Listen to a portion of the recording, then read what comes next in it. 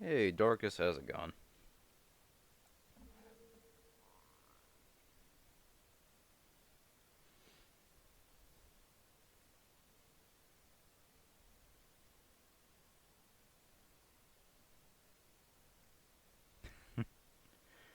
Good to hear. Alright, let me get everything set up real quick.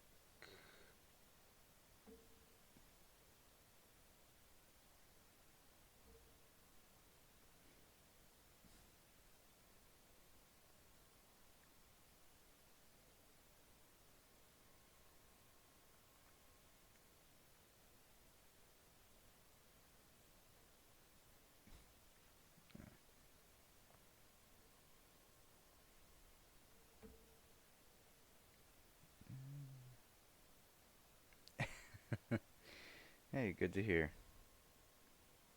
Glad 100 Lines been so good for you. I've been enjoying it a lot too. Alright. Okay, let's get this shit started up. Let's get that last ending we need. For, the one we're aiming for, at least.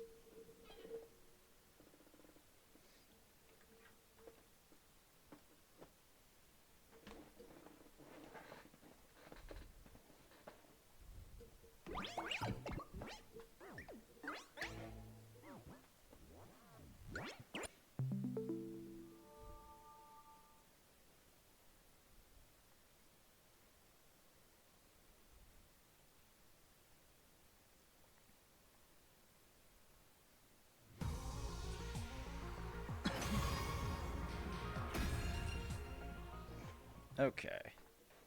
So when last we ended off on Sunday, we just hit a story lock on um we hit the story lock on study fundamentals, and I went and made a save here right before the decision on the kill Ato route for joining the killing game. So this is where we have to make another choice.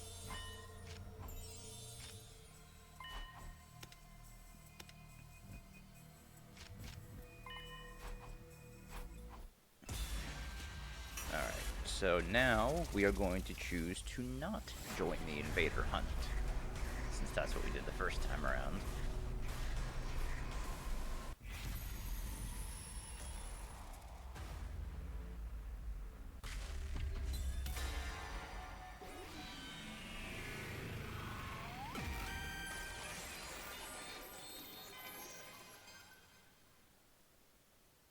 Guys, here's what I think.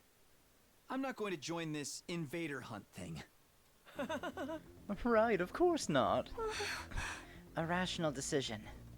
I hope you can all follow my lead in this. I know I will. There's nothing to be afraid of if we all reject it together. Hey, don't speak for everyone just yet. What, you mean you're joining? Of course. I'll never get a chance to live out my fantasies like this again. Besides, the name Invader Hunt makes the game sound like it's going to be an absolute blast. I'm with Takumi on this one. You'll find me playing that game over my dead body. This Invader Hunt is just the culprit trying to trick us into believing it'll be fun, but it's clearly stated on the blackboard that it's a killing game. The recording said as much too. I'll follow Takumi's lead as well. It's against my artistic principles to kill for entertainment. Message don't make sense anyway. Sponsor said those not in the game will be eliminated, but we'd still get eliminated sooner or later if we did join. Don't be stupid. Nobody has to die if we win, right? Right? Dotarumi, are you listening to yourself? Huh? You're taking this I love killing games persona a little too far, aren't you? I am not. I'm just saying what I really think. Dotarumi's pigtails swayed as she vigorously shook her head in denial, but there was definitely some uncertainty in her eyes. What about you, Hiroko? You haven't said anything yet. Either choice is fine with me. What do you mean? I'm not interested in this game at all. I am, however, interested in finding out the sponsor's identity. They'll make their move eventually, whether we join this silly game or not. Aha! That's when we'll swoop in and bring that sicko down, right? That's more or less what I was thinking. then we have an answer. Yes, we're not going to join the invader hunt. Darumi, you don't mind, do you? I do mind, but it's not like I can play a killing game by myself. Fine. Fine, I'll go with the majority.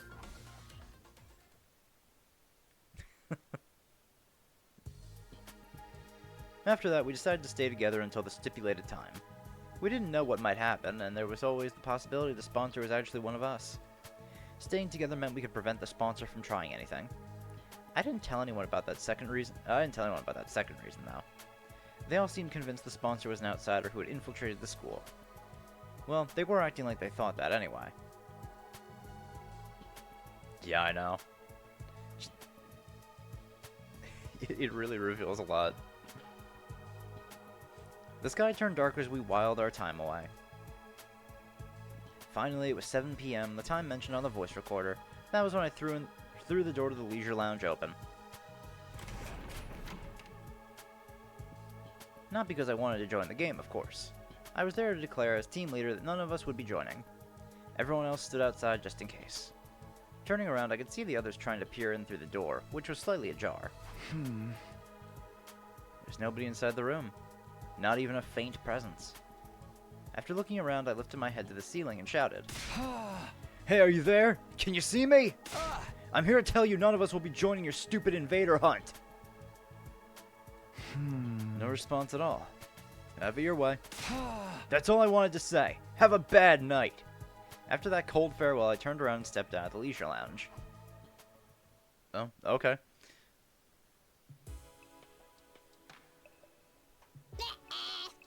Oh boy, you really said it. And after the sponsor said they'd kill us all if we refused to play the game. Don't say I didn't warn you. Will we be okay? Agaku got killed the last time we did this. That killer fled and went outside the wall of fire, right? Most likely, yeah. That's why the sponsor of this game probably isn't one of us. Kaku even said this morning that the handwriting was different this time. I can't be completely sure because they used spray paint. If the sponsor wasn't the one who killed Gaku, there's also the possibility this entire thing was just a prank. So we need not be unnecessarily shaken. That's if the sponsor wasn't the killer. The truth of the matter remains to be seen. Everybody fell momentarily silent after that. Question. What's the plan for tonight? Plan? Our sleeping arrangements. Where should we all spend the night? I'm definitely sleeping in my dear sister's room. I'll stay with Takimaru. No way. What? You don't trust Takumi, even after he saved my life. You and me are through, man. Whoa. But... The Tsukumo twins aside, why don't we sleep in our own rooms like normal? Just lock the door and you'll be fine. It's like, what a change in attitude from the killing game, route. Where after Kurara dies, Takemaru just fucking thinks the least of us. Man. I agree. There are 13 people here. Making everyone sleep in pairs would leave one person out. Alright, but why not put that person with one of the other pairs? We should avoid having 3 people in one room. It's too risky. Risky? Why? Not again. Our team's already discussed this to death, and now I have to repeat myself. Despite her complaint, Hiroko carefully explained to those from the other academy why we decided that having 3 people in a room together was a bad idea. That does make sense. We should all go back to our own rooms then. No, you've just triggered the mother of all death flags and you don't even know it. Well, anything to spice things up around here. That decided, we all returned to our own rooms to sleep after dinner. Ima insisted on sleeping in Kako's room, but nobody protested on that point.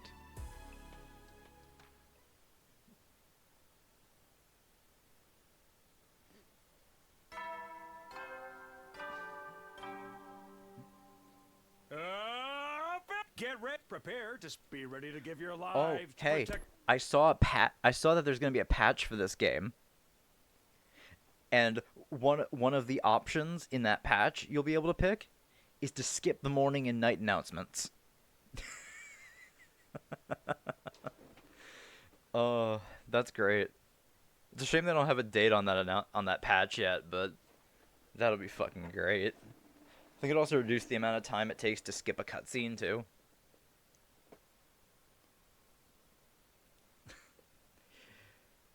Yeah, that'll be nice. In the morning, I headed to the cafeteria for breakfast, only to find that everyone else is already there.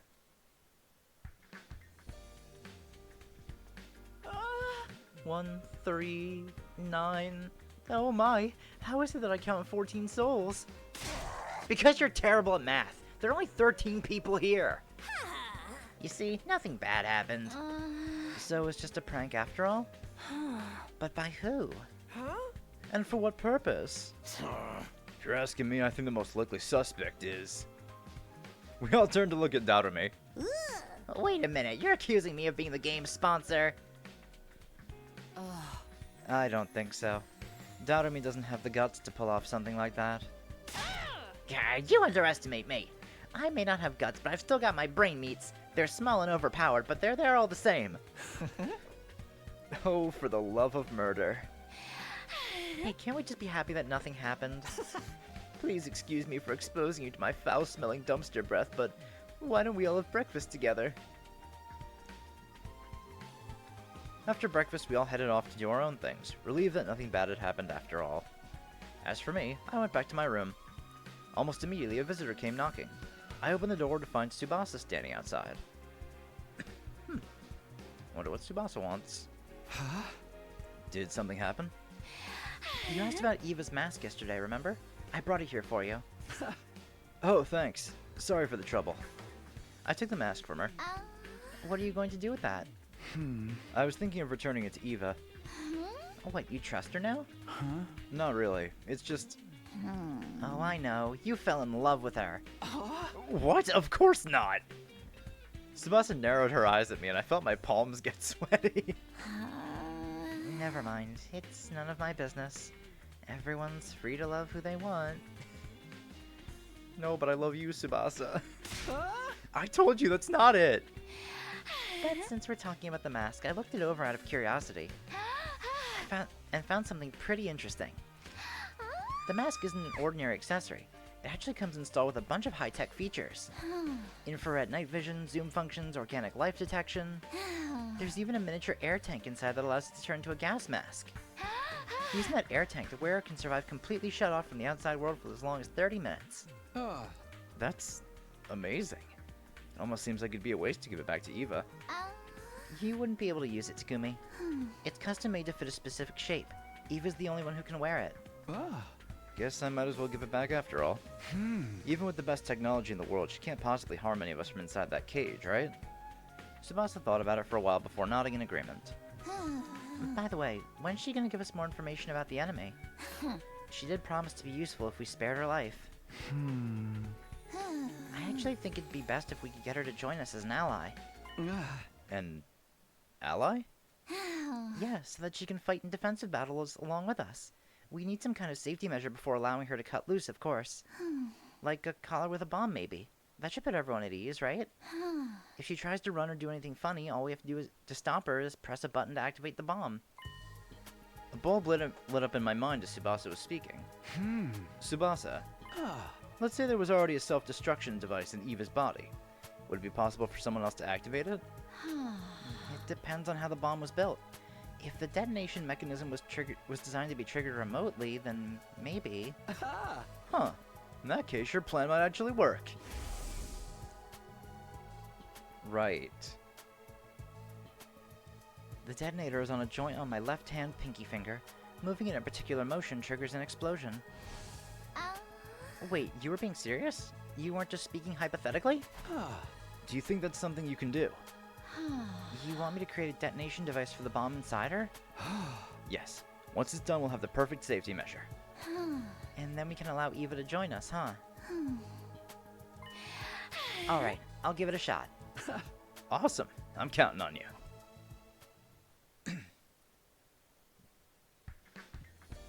After Tsubasa left, I went to look for Hiroko to get the key from her. The key that would open Eva's cage. I walked into the courtyard, her mask in hand.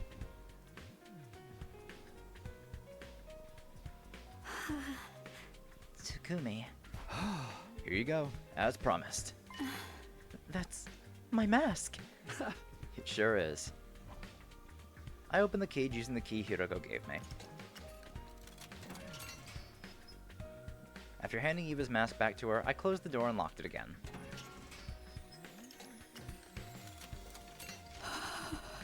Thank you, Takumi. I don't know what to say. No need. Just keeping my promise. Well, I'll be seeing you. I turned around, giving a casual wave as I walked away.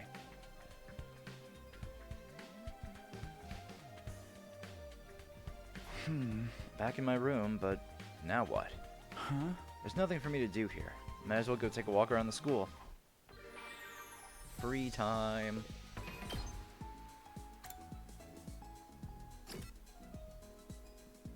Let's see.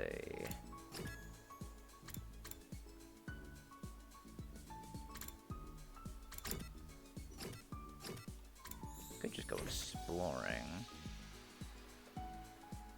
Yeah, you know what? Maybe I'll do gifts. Whose bond do I want to work on? I think I want to work on Hiroko's.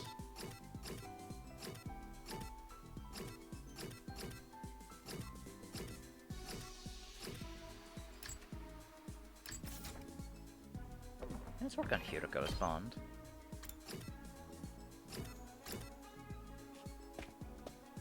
Hey, Deadpool.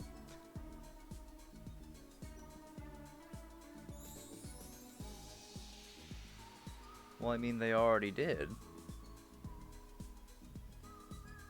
Like, they'll probably just have her use the artificial class armor.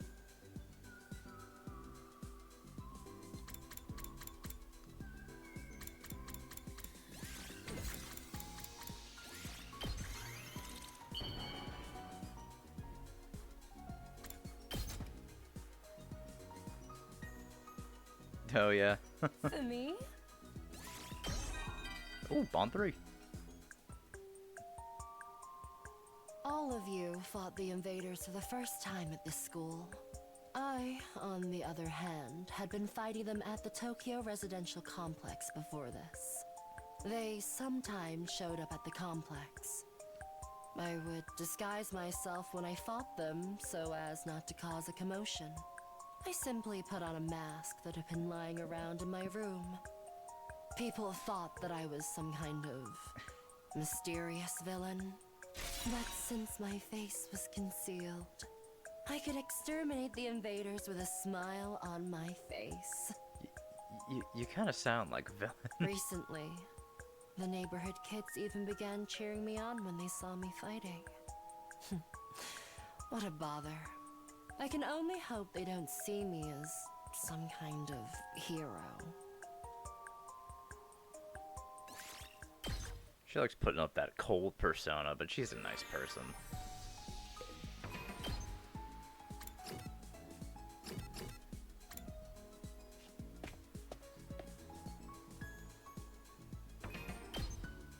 Okay, let me go to the map.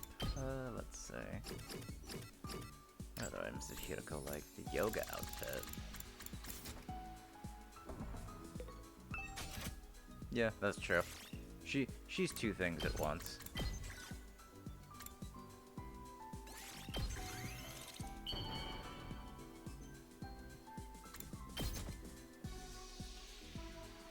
For me?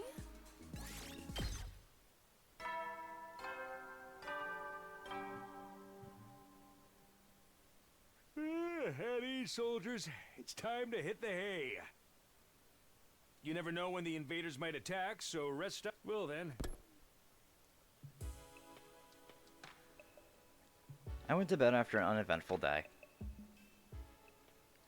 No, it only seemed uneventful. Something may have been brewing behind the scenes without me noticing. But since I had no way of ascertaining that, I decided to simply go to bed and embrace sleep for the night. Well, that's ominous.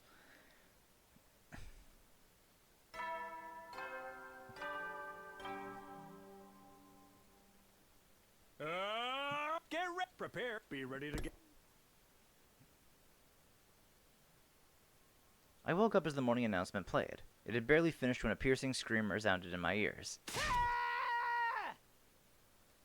I jumped out of bed and dashed out of my room. Oh boy. Hiroko, Tsubasa, and Takemaru were out on the roof already. Was that Shoma just now? Yeah, I came running out when I heard it. Huh? It's hard to hear when she came out. The scream came from the back of the building. Are you sure? Trust me, I got a dog's hearing. Okay, let's go. We made our way down the stairs as quickly as we could and headed for the back of the school. It didn't take long for us to reach our destination, where we saw... Oh. Shit.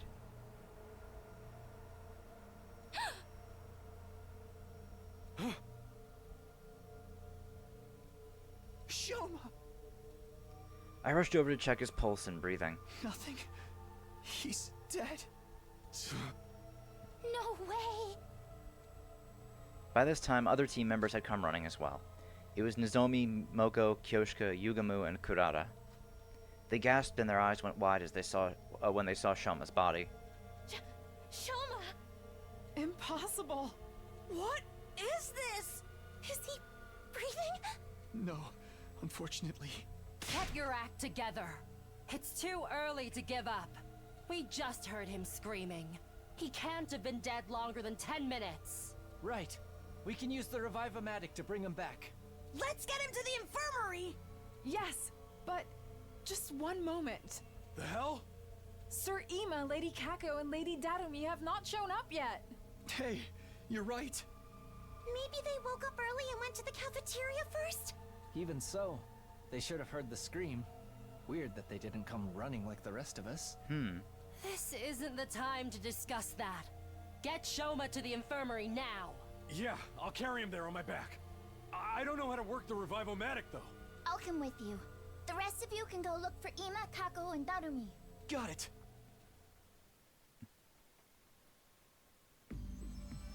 Takemaru put Shoma on his back and immediately ran off to the infirmary with Tsubasa. The rest of us then split up to look for Ima, Kako, and Darumi. Since the person who attacked Shoma could still be lurking nearby, we split into teams for safety. I partnered up with Hiroko. We decided to start with the cafeteria.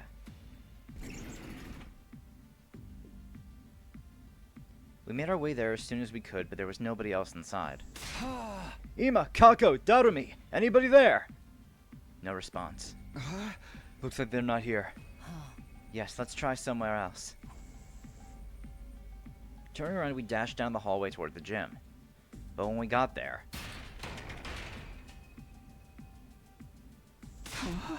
Hey, I can't open the door! Is it locked? I peered through the small opening in the slightly ajar door. There's a latch. Someone latched the door from the inside. Hiroko and I looked at each other nervously, neither daring to breathe. We're going to have to break the door down. You're right. On 3. 1, 2, 3! One more time. 1, 2, 3! The door refused to budge even after we threw ourselves against it numerous times. Soon the noises we were making started attracting the others to the gym as well. We need some help here, guys! What we were trying to do was obvious enough that we didn't have to explain. Everyone nodded, took a couple of steps back, then prepared to charge the door. Ready? Go! The latch broke apart with a cracking sound. We all tumbled into the gym together. And lying on the floor in front of us. Oh. This is... What the hell? Unbelievable. I ran to Kako and put a finger on her neck. There was no pulse. She was deathly cold. Hiroko came from behind me and started examining Kako's body. Once she had finished, she turned to look at the others and silently shook her head. But it's okay. She couldn't have been dead for too long, like Shoma. Then we should take her to the infirmary now! Yeah. Nozomi ran over to Kako and lifted her up. As she did, something fell out from Kako's right hand. What is this? A medicine bottle?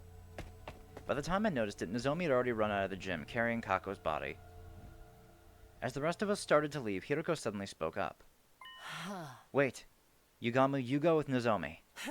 Moko, Kyoshika, Kurata, continue looking for Ima and Darumi.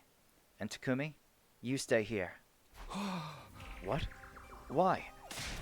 Just do as I say for now. I'll explain later. Alright. Let us be off at once. The others nodded at each other and then ran toward the hallway, leaving only Hiroko and myself at the scene of the crime. Why only me? There's only one exit here, and it was latched shut. I turned to look at the exit. Lying on the floor nearby was a mop that had broken into 3 pieces. A mop handle had been used as a makeshift latch. It would be impossible for someone to latch the door like that from the outside, which means this incident happened in a locked room. Assuming this is true, there are 2 possibilities I can think of. Can you guess what they are? I answered hesitatingly. The first possibility is that, as much as I hate to say it, Kako killed herself, right? Oh. Yes. Look at the bottle that dropped from her hand. What does the label say? TTX. It's an abbreviation for tetrodotoxin. It's extremely poisonous. Swallowing just 1 or 2 milligrams is fatal. Are you saying Kako drank this? I don't know, but we'll have time to think about that later. The other possibility is the more pressing one. Because if Kako didn't take the poison herself. It didn't take me long to make the connection. The killer is still hiding somewhere in the gym. Yes. If there is a killer, that is. That's why I told you to stay behind.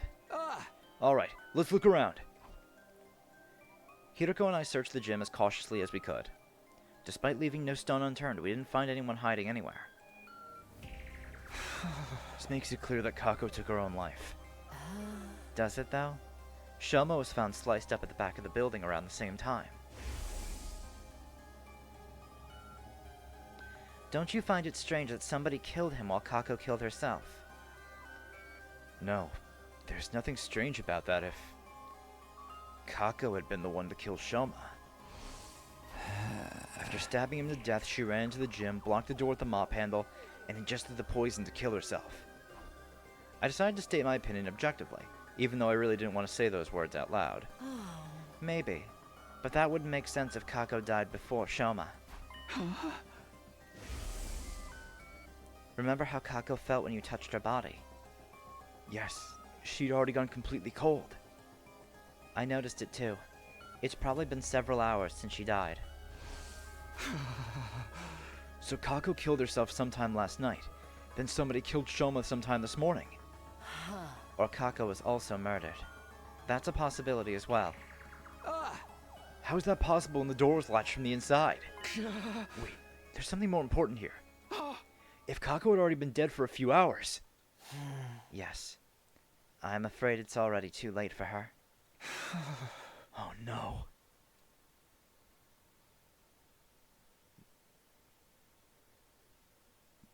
Tsubasa, Nozomi, and Yugumu were in the infirmary when Hiroko and I arrived.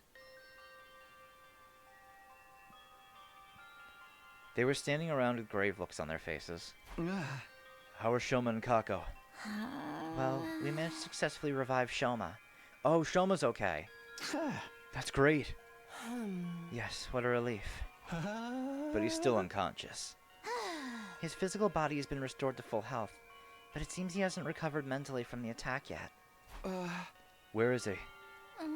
Sleeping in his room. Takemaru's taking care of him.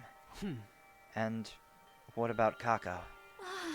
We did put her body in the Revive-O-Matic, but alas. Hiroko and I went behind the Revive-O-Matic to look at the monitor. What was written on the screen made our hearts sink. Cause of death, respiratory paralysis-induced asphyxiation. Estimated time of death, day 27 between 1 and 4 a.m. Traces of TTX poison detected in body. Oral intake of TTX presumed to have led to respiratory paralysis-induced asphyxiation. No external injuries found on body. Too much time has passed since death. Impossible to revive. The silence of the room was broken by the door being thrown open and 3 people running in. Doremi, you're safe. Where were you all this time? In the rec room playing slots. You were doing what? You can't blame me. I overslept this morning and didn't see anyone in the cafeteria. I just assumed everyone was off doing their own thing. Kyoshka and I found her in the rec room and dragged her here. We've already told her about Shoma and Kako. Still, we didn't yet know if they'd been successfully revived, so here we are. Did it go well? Just then, 2 other people barged into the room noisily. Miss Suzuki told me what happened. I fell asleep in my dear sister's room last night, but when I woke up, she was nowhere to be found. I've been looking around for her ever since. I saw him running around the hallways like a headless chicken and brought him here. Where is my dear sister? What has happened to her? I explained the situation to everyone who had just arrived. The news that Kako could no longer be revived hit everyone like a ton of bricks. Tears started welling up in Moko and Kyoshika's eyes, while Kurata was sniffling away under her mask. Doremi alone shed no tears. She had a vacant look on her face as she stared absently into space. And as for Ima... No! No! No! Dear sister! My dear sister! No!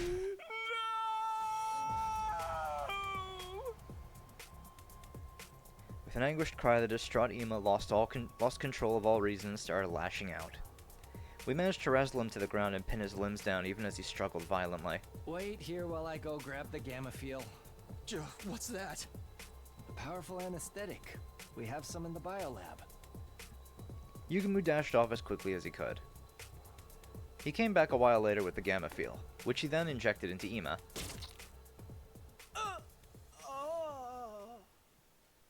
The drug caused Ima to weaken and slump over.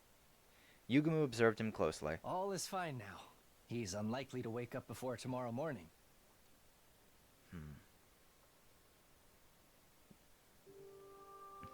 We moved the unconscious Ima to his room and assigned Moko to watch over him.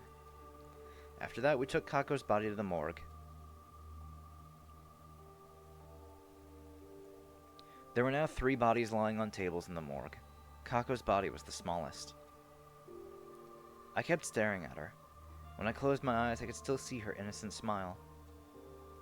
I couldn't believe the girl I had thought of like my own little sister was now gone. An indescribable ache spread through my chest at that thought. Unable to stand the pain, I forced myself to look away.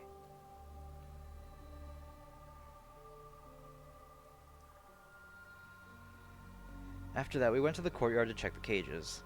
Eva was still inside hers, the door securely locked. Hiroko and I went on to tell the others what we learned from investigating the gym. The improvised latch, the bottle of poison, and how there had been no one else inside.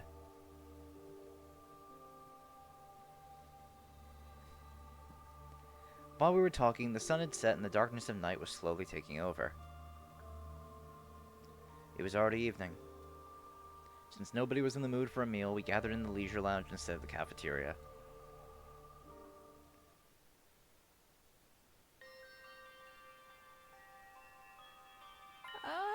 Sir Takemaru?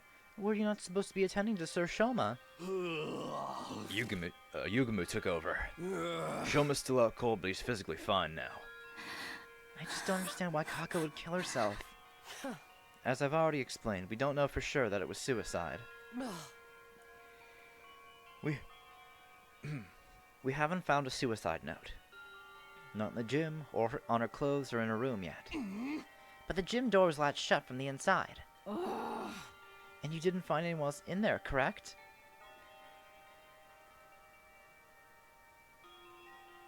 Hold on a second.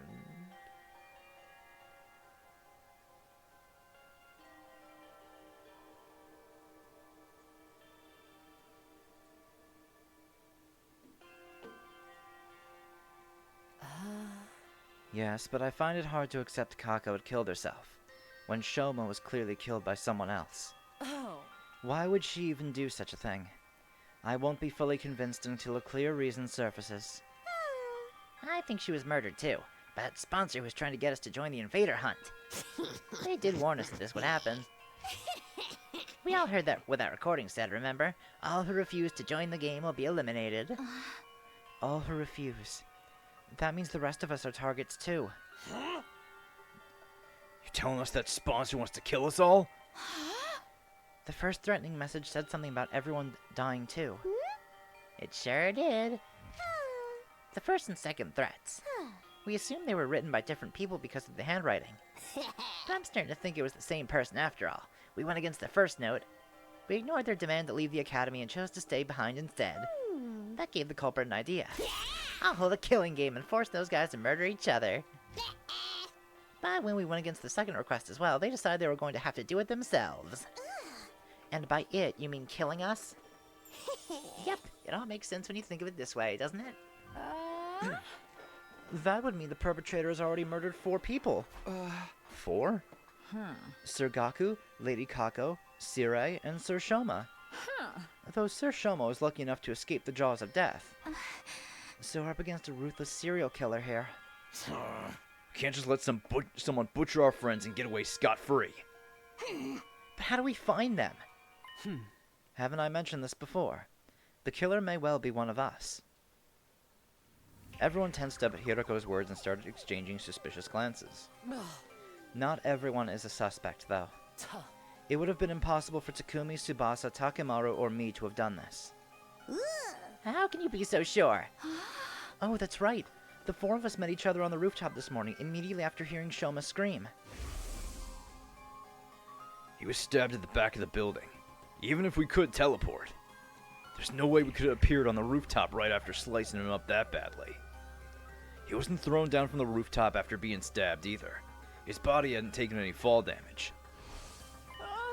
Just a moment. What if all 4 of you were working together? Yes, it would definitely seem possible from your point of view. That would also mean 1 in 3 of our team are killers. I don't think the SDU would be worth much then. That line of reasoning isn't strong enough to prove your innocence. Anyway, what were the rest of you doing at that time? I remember those who came after us were Nozomi, Kyoshika, and Kurata. Moko and Yugamu too, though they aren't here right now. Where did you guys come from? I ran from the entrance hall. I simply found myself in a group as I was heading to the back of the building. How did you know to go there? Well, I heard Shoma's scream, but I chose to wait in my room first before making a move. Then I overheard you guys talking outside. You said something about the scream coming from the back of the building, remember? So I followed you to the scene of the crime. Nozomi and Darumi said the same thing, but I couldn't tell if they were telling the truth. Whatever the case, there was no denying the perpetrator could have joined up with the group halfway through without anyone realizing. Your suspicions are misplaced, especially when there was a much likelier suspect to cast aspersions on. Yes, someone who didn't even show up at the crime scene. Huh? Wait, you mean me? You were totally trying to get us all to join that stupid killing game. So when we refused to cave after the second threat, you decided to... It wasn't me! I had nothing to do with that threat. I overslept, that's all. We all shot Darumi deeply suspicious looks. Her dismay and bewilderment were palpable. Beads of sweat rolled down her face, making her makeup run. Hey, can I say something? I think it's counterproductive for us to be doubting each other like this. How are we going to handle future battles if we can't even stay united? Let's calm down and think about things rationally. Under normal circumstances, the probability of the killer being an outsider is a lot higher than the alternative. But would an outsider be able to slip in without triggering the alarm? Well, that's... Maybe it was Eva. Impossible. We checked the cage just now, remember? She was still inside and the gate was properly locked. Not only that, I have the key right here. This is the only key and it can't be duplicated, as Hiroko said. Also, I locked my door last night so nobody could have stolen the key from me while I was asleep. What if you were working with her? I can debunk that theory. Takumi's been with me since morning. Even if he had let Eva out of her cage last night to stab Shoma, he couldn't have locked it back up this morning without my knowledge. You need the key to lock the cage just as much as you need to unlock it. That means it's one of us. No, it can't be. There has to be a way for someone to come in without triggering the alarm. There's always the possibility that nobody slipped in at all. What are you saying? I'm saying the killer could have already been hiding in the academy before the first team was dispatched here. That's true. If they were here already, they wouldn't have triggered the alarm. So that person's still hiding somewhere in the school right now? All of a sudden, Tsubasa raised her voice. I know. I can make an organic life detection device. Organic life... detection device? Put simply, it's a machine that detects the number of large living organisms on school grounds. It won't be advanced enough to pinpoint their exact locations, but having a precise number should tell us if there's really an outsider hiding here. You can make something like that. I found a similar function while investigating Eva's mask 2 days ago. I took the opportunity to study it thoroughly. So yes, I can make something like that. In 7 days, maybe? 7 days. Until then, let's stop being suspicious of each other like Nozomi suggested. We'll assume that the killer is an outsider until proven wrong. What do you guys say? Everyone nodded in agreement. The moment I saw that, the world around me started to spin. What is this? That was the last thought on my mind before it shut down completely.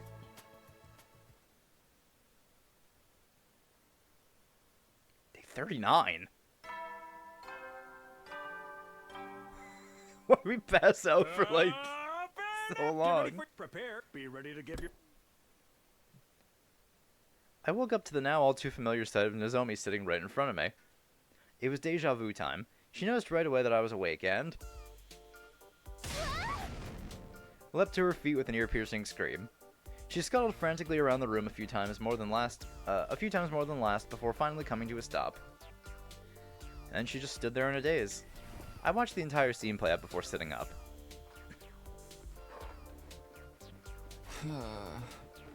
What day is it today? Day 39. I fainted on the night of day 27, so I've been out for 11 days? Yes, we're almost out of emergency feeding drips. Why did I lose consciousness? I didn't get stabbed on day 27, and my old wound didn't reopen. Nozomi regarded me with a somber look on her face as I mumbled to myself. Then she gave me the diagnosis. We think you have the fainting disease. Fainting disease? Also known as psychogenic pseudosyncope. A disease that causes you to suddenly lose consciousness after being exposed to strong psychological shock or stress. Like your mind just blows out. I have a disease like that? Yes. After what happened to Shoma and Kako on day 27, your mind suffered a heavy blow. And even though you somehow made it to nighttime okay, the moment you felt like you could relax, your mind completely shut down, just like that. How could you tell I had this disease? This is the third time you fainted out of the blue, right? And it always takes you a long time to regain consciousness. This didn't seem like normal behavior, so we decided to scan your brain, using the Revivomatics diagnosis function. I don't remember contracting any disease like that. This is what the machine's analysis said. Traces of treatment found on damaged parts of the brain. Fainting disease likely developed as after effect. Traces of treatment, huh? So... maybe the removal of the GI data. Somehow this Takumi has had the GI data removed. But as an after effect of the, of that treatment, he seems to just faint now. Apparently.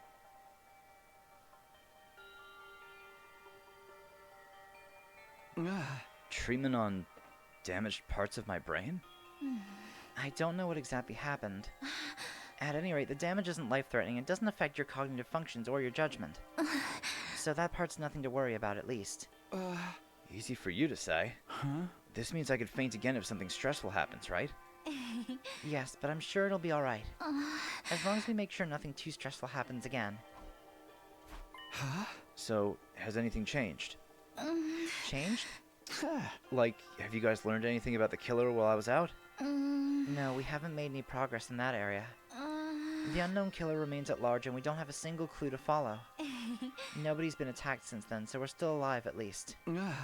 What about Shoma and Ima? Shoma's regained consciousness already, but he said he doesn't know who stabbed him. You can ask him about it for yourself later. And Ima? He's barricaded himself in his room and hasn't said much to us. Just a word or two when we deliver food to him. Needless to say, he didn't fight in the defensive battle that happened on day 33. Ima, Shoma, and Darumi sat out the battle as usual. Are those three still suspicious of me? Yes, they seem to think you're the most likely suspect. But even if you weren't the one, it had to be someone from the SDU. That's what those three believe. Nozomi and I headed to the cafeteria together, where everyone except Ima, Shoma, and Darumi were gathered. That'd be something. When they saw me, they said things like, "You're awake," or "Thank goodness." Everyone was quietly rejoicing about seeing me on my feet again. Their reactions were a lot more subdued than before. I could hardly blame them. This was the third time I'd woken up after losing consciousness for several days. At least, that was what I thought. Turned out they had another reason to be despondent. The dark, gloomy aura that hung over the group indicated there was something more at play here. I finished breakfast and returned to my room. Soon after, Tsubasa came knocking.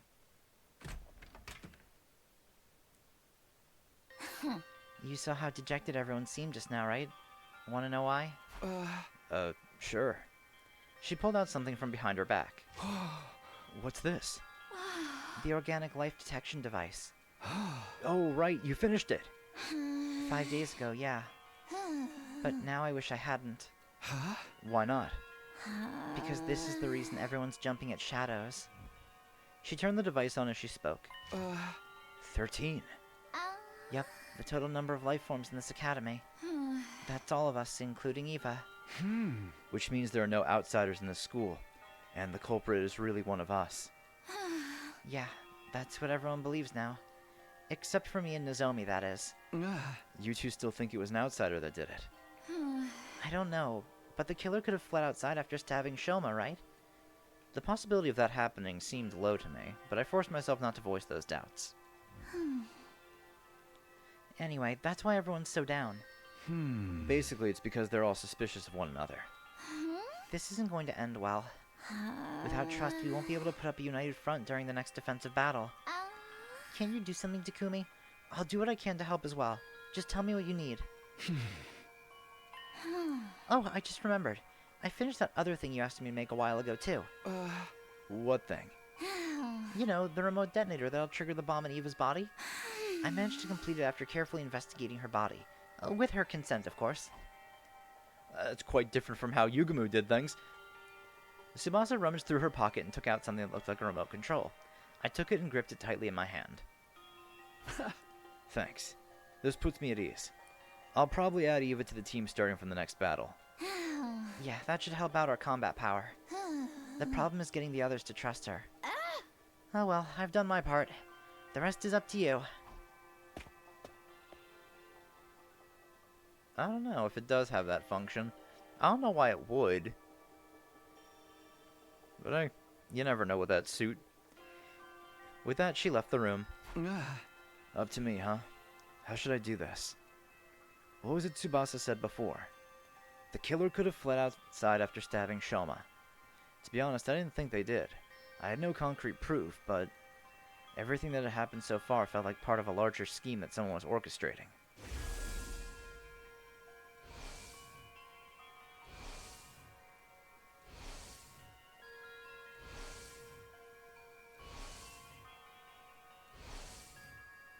At the very least, I was convinced the culprit wasn't going to stop at Shoma's stabbing. In that case, excluding myself, the killer must be one of the other 12 students at this academy. No, wait. Shoma was a victim. If Hiroko, Tsubasa, Takimaru, and Eva were also innocent, that leaves just 7 suspects. Darumi, Nozomi, Kyoshika, Yugumu, Moko, Ima, and Kurara. I'd never willingly choose to treat any of my friends as suspects, but as it turns out, I don't have a choice right now. I won't gain everyone's trust until I identify the real culprit. And if I don't have their trust, the SDU would fall apart and everyone would be annihilated by the invaders. The only way to prevent that from happening is to reveal the identity of the killer. You must solve this future case yourself, Takumi. That was what the boy with the undying flame said. He must have known something like this would happen. At any rate, this is the only way of resolving all this that I could think of. I have to find the culprit no matter what. I clench my fists and resolve to devote myself to the investigation.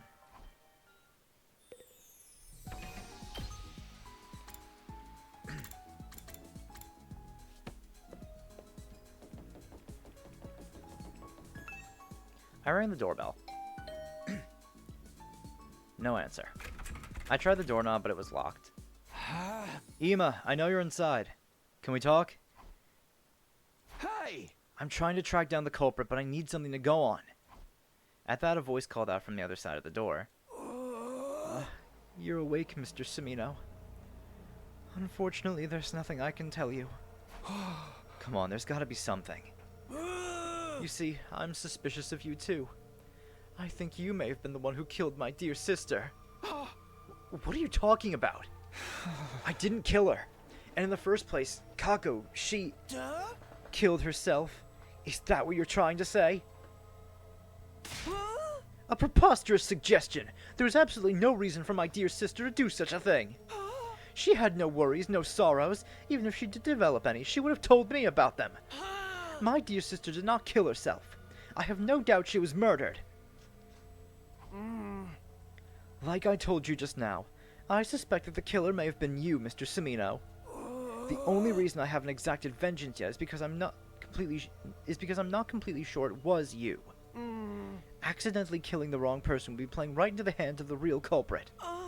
But I might lose my sense of reason if we continue to speak much longer. Can you please leave now while I'm still in my right mind? I could sense that prolonging the conversation would lead nowhere. Ema refused to respond to any further attempts to talk.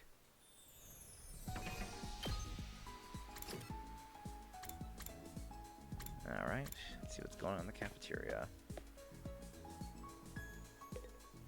Huh? Oh, you're still in the cafeteria? Don't talk to us now! We are in the midst of a very serious discussion. Nozomi just refuses to listen to reason. What's the discussion about? I still don't believe the culprit is one of us. I'm trying to tell everyone to stop being so suspicious of each other. You saw that device's total for the number of life forms in the school. Yes, but that doesn't prove the crimes were inside jobs. The culprit must have fled outside the wall of fire after stabbing Shoma. And we're trying to tell you that it's not possible. Yeah, this doesn't seem like a killer who'd stop at 1 or 2 victims. They clearly said they wanted to kill everyone, both in the tape recording and that first message. But I just can't...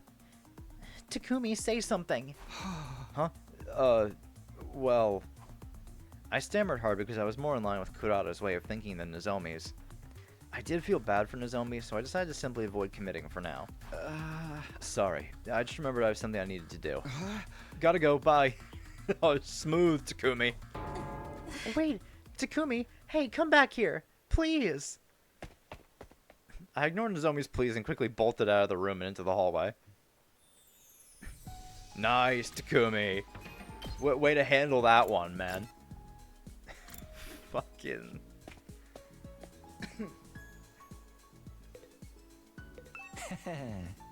Medicine. One of mankind's most eminent inventions for sustaining life. And dealing death. Oh. How can I help you today, Takumi? I told Yugumi that I was investigating the case. Does that include Kako's death, too? Yes, the suspicious circumstances of her death bother me as well. My main objective was to solve the attempted murder of Shoma, but that didn't mean it was my only concern. Any information that might help solve Kako's case would be more than welcome. There were other cases to think about as well, like Sirei's destruction and Gaku's murder. Well, we know for a fact that Sirei was killed by Takumi here. From, that was the Slasher timeline, right? Yeah, that was from Slasher.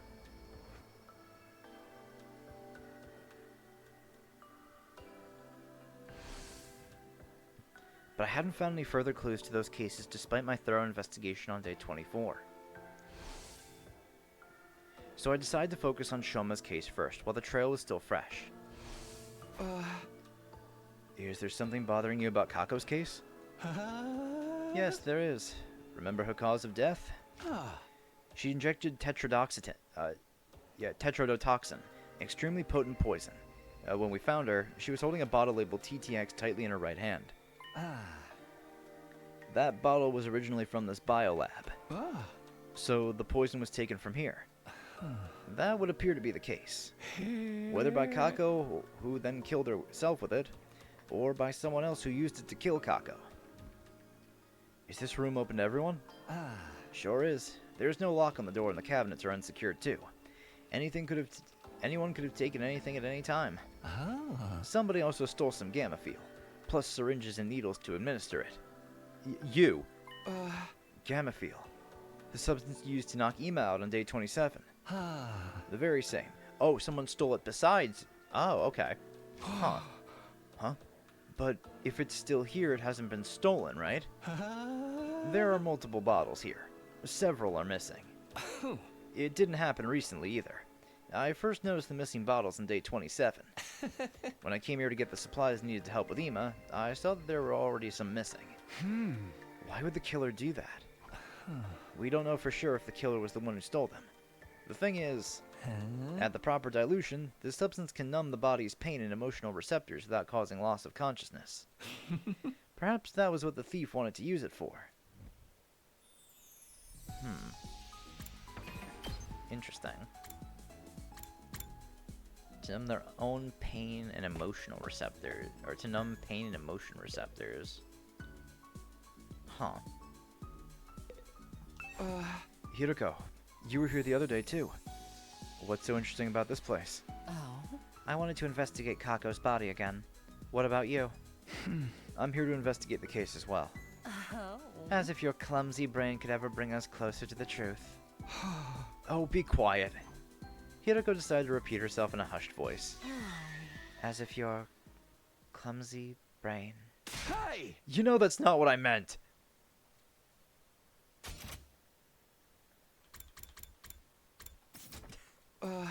Anyway, have you already looked at Kako's body?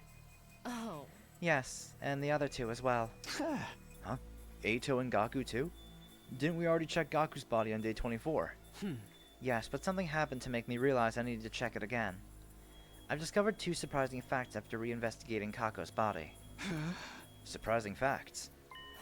The first concerns her cryptoglobin. Her body's been almost completely drained of it. What? There's a cut on her ankle. Oh. Her body was likely moved somewhere and hung up for an extended time. It was returned here after being almost completely drained of cryptoglobin. Huh. When? I'll get to that later. Let me tell you about my other discovery first. Hiroko walked to Kako's body and removed the sheet that was covering it. Then she flipped the body over and... what I saw flabbergasted me. What the hell? Marks of a stolen heart. What the fuck? What? Somebody cut a hole in her back, smashed her ribs, and dug her heart out. Why would anybody do that? Before we talk about that, check the other bodies as well. I did as I was told and flipped Eito and Gaku's bodies over, only to see the exact same marks on them. A large empty cavity on their backs. Wait a minute. What's going on here? What indeed? Why are you so calm about this? Their hearts have been removed from their bodies. I know. That's what I've been trying to tell you. When did this happen? When we investigated Gaku's body on day 24, his back was still intact. It still was on day 27, too. I checked Eito and Gaku's bodies when we moved Kako's body here. Nobody had holes in their backs at that point in time. That means it must have happened sometime after the night of day 27. The perpetrator likely did the deed to all three at the same time. That may have been when they extracted Kako's cryptoglobin as well. Who? Simple logic dictates that the culprit behind this series of events did it. But why? How should I know what the culprit is up to? Perhaps they're simply a lunatic who collects hearts as a hobby, or a gourmet who enjoys a spot of grilled myocardium with a lemon on top. Both examples are crazy. There's just one thing I can't seem to figure out. Why were the hearts extracted from the back? Making an opening in the chest would make removing them so much easier. Why go about it this way?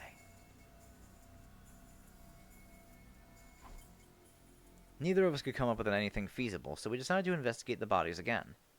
But there was not a single further clue to be found. Huh. That's definitely an interesting revelation on the bodies. Who the fuck's stealing hearts?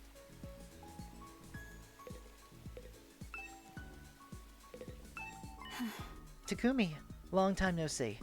I heard you were out cold for a while. I woke up all of a sudden for some reason. I'm glad you did. Is there something I can help you with today? There was no point asking Eva about the case, so I decided to talk about something else. Do you remember what you told me before?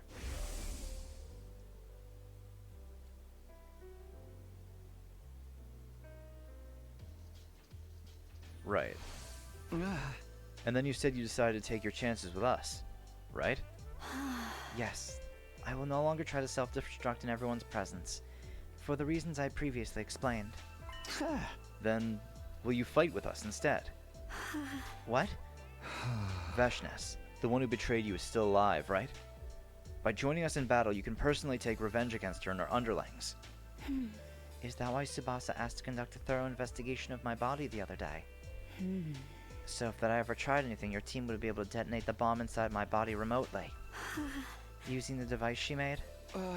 Yes, but I just want to make one thing clear. I didn't ask for this device because I'm suspicious of you. It's just something that's needed to put the others at ease. Eva thought for a while about what I said. Alright. You saved my life, so if there's anything I can do to help you, I'll do it. Thank you. Unfortunately, you'll still have to wait for a while before I can let you out of here. I need to clear it with the others first. Understood. I will wait. Man, getting to fight alongside non-brainwashed Eva. That'll be nice.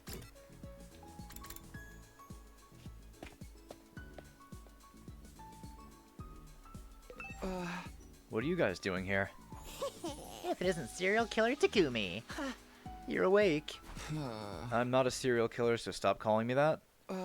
Anyway, I'm investigating the identity of the culprit right now. Do you mind if I ask a few questions? Whoa, can you be any more shameless? The criminal's role-playing as a detective now? I'm not talking to you, I'm asking Shoma. Oh, you want to know about the person who stabbed me? I've told the others a bunch of times already. I didn't get a good look at them. Wait, I thought you were sure Takumi did it. Yes, but it's not like I have any proof, so... Does that mean you didn't see the culprit when you were stabbed? No, I did see someone, but they were wearing a mask. How about the person's height or body structure? I can't be sure. They were dressed in a long black poncho thing. Oh. You must have seen some identifiable features. I was attacked the moment I turned around, so I'm afraid not. I screamed immediately before I realized that I'd been shoved to the ground. I don't remember anything after that. I fainted after the first 2 or 3 stabs. So you don't even know if it was a man or a woman? No. Did they say anything? Actually, I did hear something as I was being stabbed. The person kept saying, "Die, die." Then you should have been able to recognize the voice. The thing is, I didn't. Why not? Their voice had been changed to the voice changer. The voice changer, huh? So yeah, it was definitely someone wearing the jumpsuit. Or the leap suit. I went to the gym last. When I stepped inside, I saw that Tsubasa and Takemaru were already there. Tsubasa, Takemaru. Perfect timing.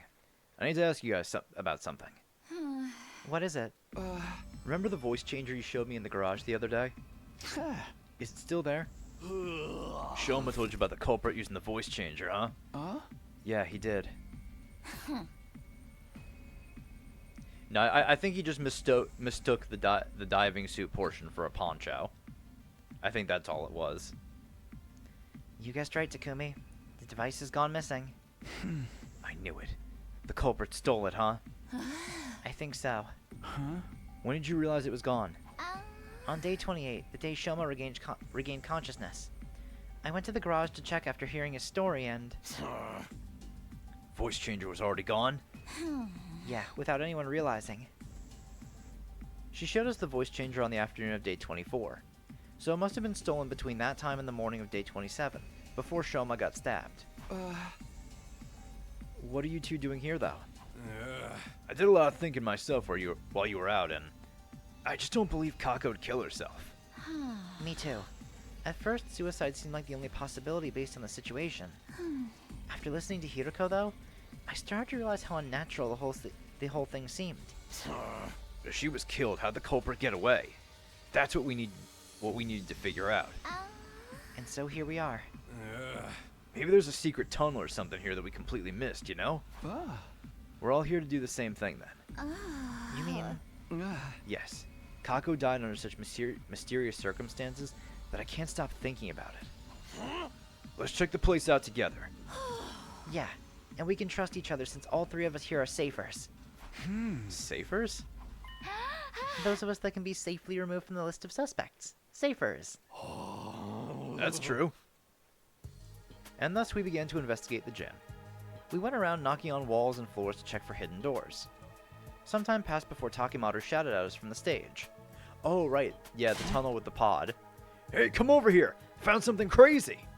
He was standing at a corner of the stage. Tsubasa and I hurried over. What in the world? No way. There really was a hidden tunnel. Or should I say, a hidden ladder. I checked this place before, but I found nothing. What did you do? Told you I got a dog's hearing. I knocked on the floor and knew right away there was an empty space underneath. Then I groped around the surface, and what do you know? A rotatable handle came flipping out. Grabbed the handle, pulled it, and there you have it. Let's go see what's down there. Yeah.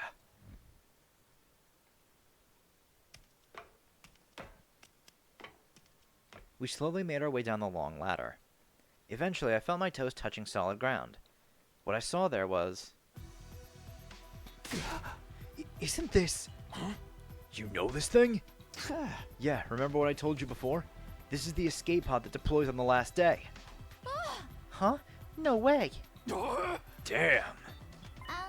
Does that mean if we can get inside? We can go the artificial satellite. We ran to the entrance of the pod and checked the door. There was a note pinned to it. The door to this pod is automatically opens on day 100. No manual override available. Despite this note, we kept looking for a way to open it manually. However, we were unable to find anything. Nope, this thing can't be opened from the outside. How about we use a crowbar to pry it open? Then the pod becomes useless because outer space is a vacuum. So we have no choice but to wait until day 100. We'll have to give up on the idea of boarding the pod before then. Shit! By the way, have you guys forgotten why we came down here in the first place? Of course not. We're trying to solve the locked room case, weren't we? Yeah, Hiroko and I thoroughly investigated the gym after discovering Kako's body. But if the killer had been hiding in the storeroom or the ladder shaft at that time, You couldn't possibly have found them. then after you and Hiroko left the gym, the killer got out and walked through the exit like nothing ever happened. Which means Kako really was killed. We don't have concrete proof of that yet. However, this does disprove the previous notion that it couldn't possibly have been murder. We don't actually know where that trap door in the second cage leads to. We have gotten no information on where that leads. Because this ladder in the gym is the only way in and out of this room. So we don't know where that other ladder leads to. Because that's on the second floor of the courtyard. So no idea where that goes.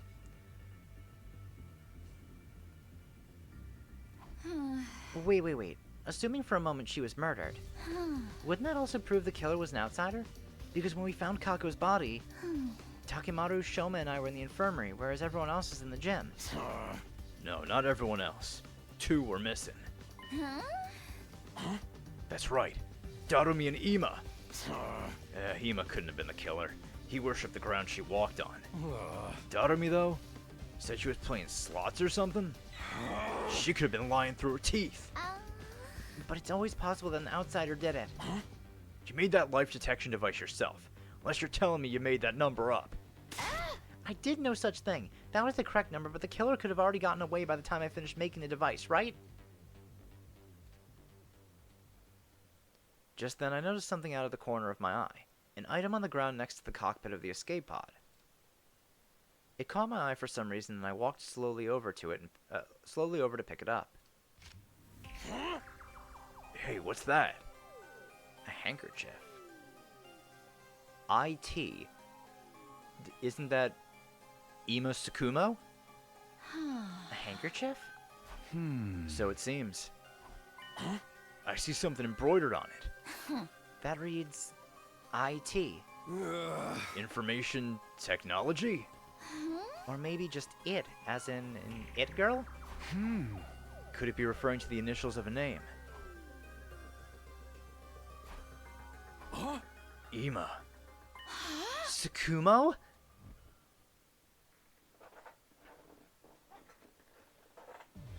Glad we finally got there, guys. When we exited the gym, we saw it was already nighttime. I asked Takemaru and Tsubasa to gather the others before heading to Ima's room myself. Come out, Ima. I need to ask you about something. Somehow it felt like he would keep hiding if I told him about the handkerchief, so I decided not to say anything for now. We found a clue that may lead us to Kako's killer. I made that assertion even though I had no solid proof she had been killed because I wanted to get him out of the room. A short while later, I heard the door being unlocked. And then Ima appeared from behind it. You believed me about my dear sister being murdered? Yes. Can you come with me? Slowly but surely, Ima nodded in assent. Yeah, that's a very strange thing for Takemaru's first thought to be. Takemaru, Tsubasa, and I took everyone to the storeroom where the escape pod was being kept. We told them how we found the place and how the pod could only be used on day 100. After climbing back out, we all headed to the cafeteria. Huh? So what was the clue that you found? Before that, I need to check something with Darumi. On day 27, we found Kako's body. Were you really playing slots at that time? Huh? You're still suspicious of me? Then check the machine's play log. They know for sure I was playing around that time. And how could I have possibly stabbed Shoma if I'd been hiding in that storeroom the whole time? The only way out of that place is through that tunnel, right? I wouldn't have been able to get out of the gym until the coast was clear. Mayhaps you clambered out of the escape pod's elevator shaft. I'm no Spider-Woman. That shaft has no footholds. It's impossible to climb. The ceiling of the shaft is covered by a thick wall. It's not something that can be opened by human hands. How about this? You were the one to kill Kako, but not the one to stab Shoma? You're suggesting there were two culprits. Indeed I am. And does the number 2 ring any bells with regard to this situation? When we found Shoma's body, there were 2 people missing from the scene. You're suspicious of me as well? Ima's face twisted into a grimace. I hesitated for a moment when I saw his expression, but decided to show everyone the handkerchief we had found. This is the clue I was talking about. We found it in the escape pod storeroom. The letters IT have been embroidered on it. Are these initials? Wouldn't that refer to Ima Tsukumo? I thought so. This is your handkerchief, right, Ima? And the fact that it was in the storeroom means... Sir Ima killed Lady Kako? Are you out of your mind? Me? Kill my very own dear sister? I didn't think that was possible either. Unless Ima was the one that stabbed Shoma and Darumi was the one to kill Kako. Ima dropped the handkerchief in the storeroom when he was cased in the joint. I told you it wasn't me. You think Miss Amamiya and I were accomplices? And that I tacitly approved of my dear sister's murder? That's no different from accusing me of killing my dear sister myself. You're all crazy. I can't believe that thought even crossed your minds. So you deny the charge? Of course I do. Then explain yourself. Why was your handkerchief in the storeroom? That's because... You see, you are feeling guilty. No. No. No! Ima dashed out of the cafeteria screaming. Wait, Ema! We all dashed after him. Ema grabbed the fire extinguisher in the entrance hall before running outside. We followed him as he ran out of the building. He was running at full speed through the schoolyard. None of us could catch up. Finally, he tore through the wall of fire and ran to the other side. We followed behind. When we got to the city ruins, something unexpected happened. All of a sudden, a large object shaped like an onion appeared out of nowhere and captured Ema, who'd been running ahead of us. What the fuck? Ema! What the fuck? The onion object then flew high up into the air with Ema and vanished out of sight. What just happened? And what was that thing? I'd seen that onion-shaped thing before in the previous timeline. Wait, was that... That was probably... a commander. Oh, Quenzel!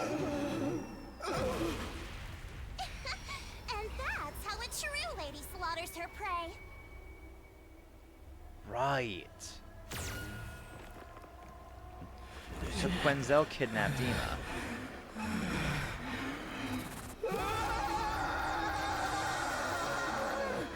Perhaps. Are you serious? Ema's been captured by the enemy? No way. That can't be true. It's alright, we can probably figure out where they went. What? You know how Ema's been rather emotionally unstable lately, right? So much so that I thought he might just end up go missing one day, so I secretly planted a transmitter in his body when bringing food to him. Did you make him eat a transmitter? We should be able to see where they took him from the war room. You clever girl, you. Okay, let's all head back for now. Man, Tsubasa, making... She's the best. We traced the transmitter and quickly figured out where Ema had been taken. It was the enemy relay station we had visited in the previous timeline. We immediately started making a plan to get Ema back. After some discussion, we decided to split into two teams. The rescue team, me, Hiroko, Takemaru, Tsubasa, and Kurara. The defense team, Nozomi, Moko, Kyoshika, Yugumu, Shoma, and Darumi.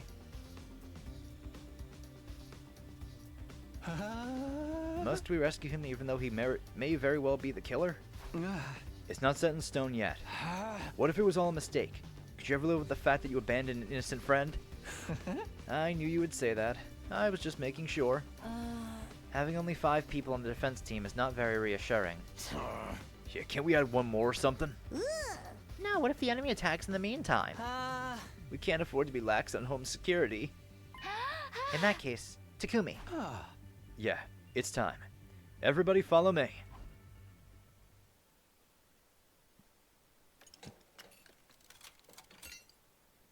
Yep, time to let Eve out.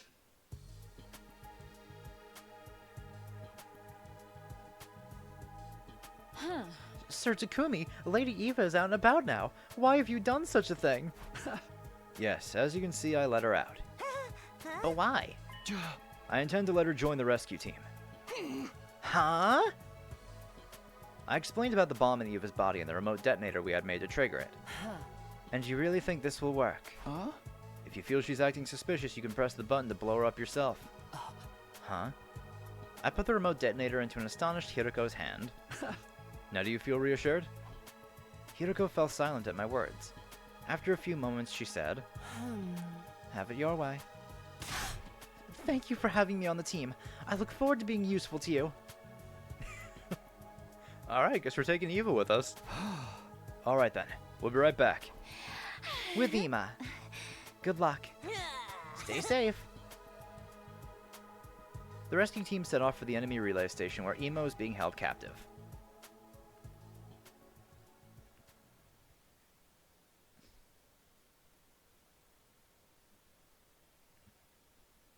Yeah, I think I would have felt it if it, like, stabbed into his stomach, you know? By the time we got close to the relay station, the sun was just starting to rise. We got off the bus and climbed a small hill to survey the relay station.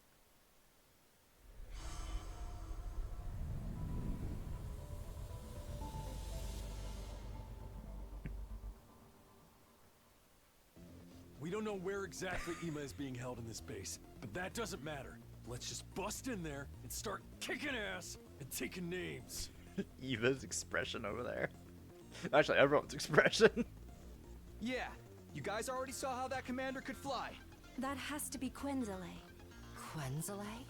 Is that his name? Yes, and he's an absolute creep. Feel free to make mincemeat out of him. Eva seems pretty okay with this. A flying enemy? Sounds like a headache already. How do we even get to him? That's Kurato's job. We'll be fine with my specialist skill on our side. I'll whip up some surface-to-air artillery and knock him down in one shot. Well, I think it was on one ending. Eva said that she wasn't particularly close to any of the other commanders. So, I mean, I guess that makes sense. The thing is, I'll have to start crafting it after he actually appears. Why? Can't you just make it now? This particular weapon can only hold its shape for 5 minutes. After that, its internal pressure will cause it to explode. Got it. Guess there's no helping it then. Okay, guys, let's do this. Special Defense Unit, move out.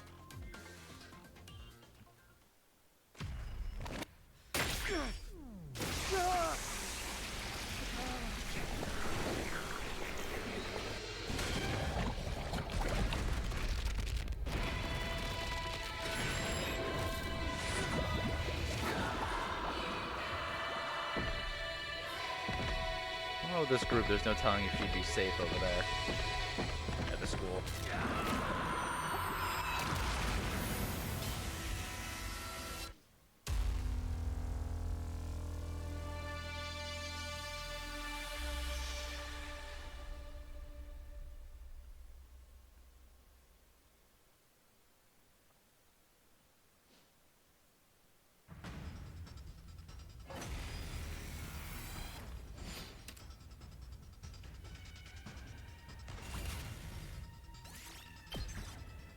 Let's skip this one.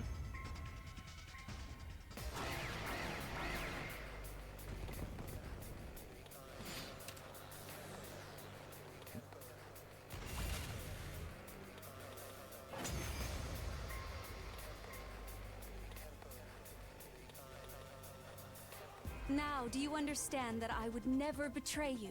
I shall reserve judgment until this entire battle is over.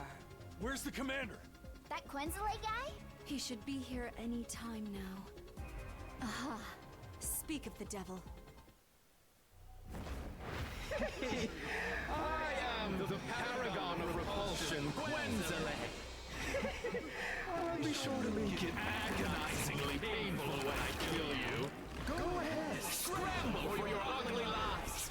You won't escape from me.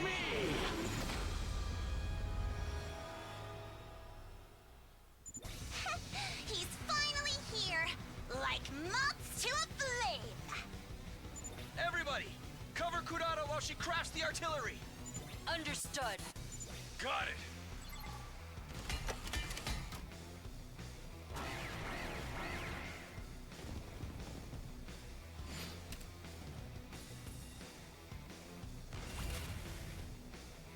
It's set. Told you it wouldn't take long.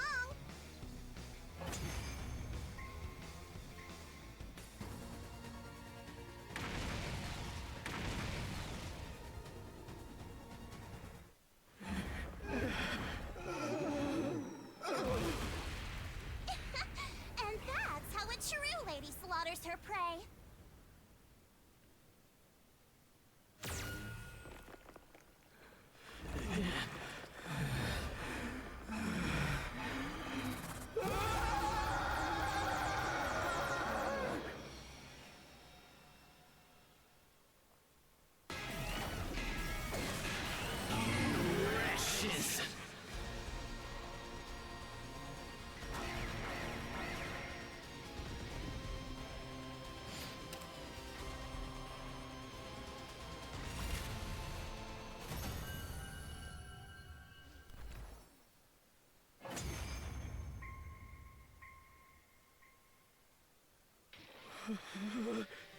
The pain. It hurts. Why do this? What has prompted this cruelty? Serves you right, Quenzele. You're... Ava. I noticed you were here a while back, but does this mean you've switched allegiances? Yes. It's not as if I had any future in the Sovereign Army anyway.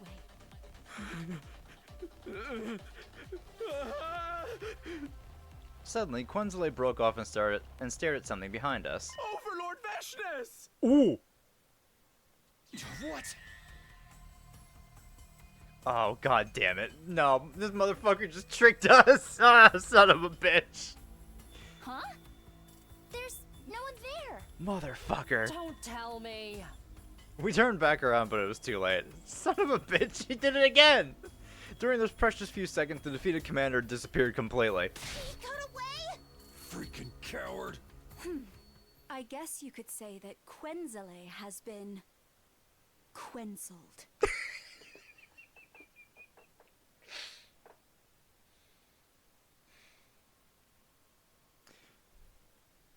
Eva, I fucking love you. Oh my god.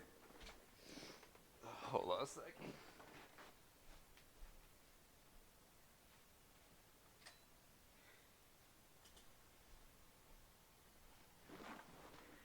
Can we please just keep her as she is on previous loops? Or on future loops? I would really like that. She's fun.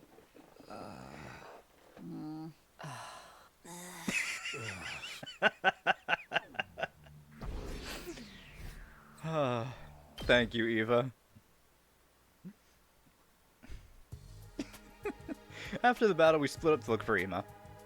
It took a while, but I eventually found him locked up in a cage. Ema, are you alright? Hold on. I'll get you out now. Mr. Samino! I swung my sword down the lock and broke it apart with a loud noise. I opened the door and quickly guided Ema outside. But then, I saw something flashing out of the corner of my eye, right next to the cage. A bomb? Oh, uh-oh. The next moment...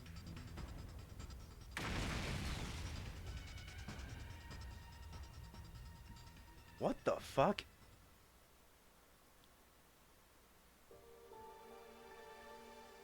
I instinctively grabbed Ema from behind.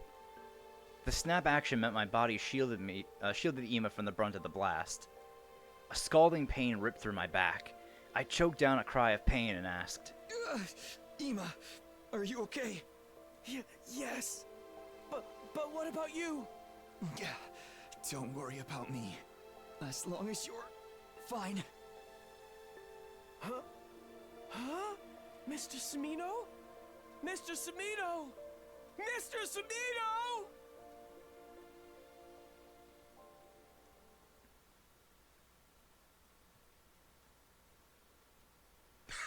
Day 50 now! Jesus Christ, we're already halfway through this route! Up and out of troops! Time! Get ready! You're stepped in. In honor of... If you're... So... Jesus Christ, Takumi.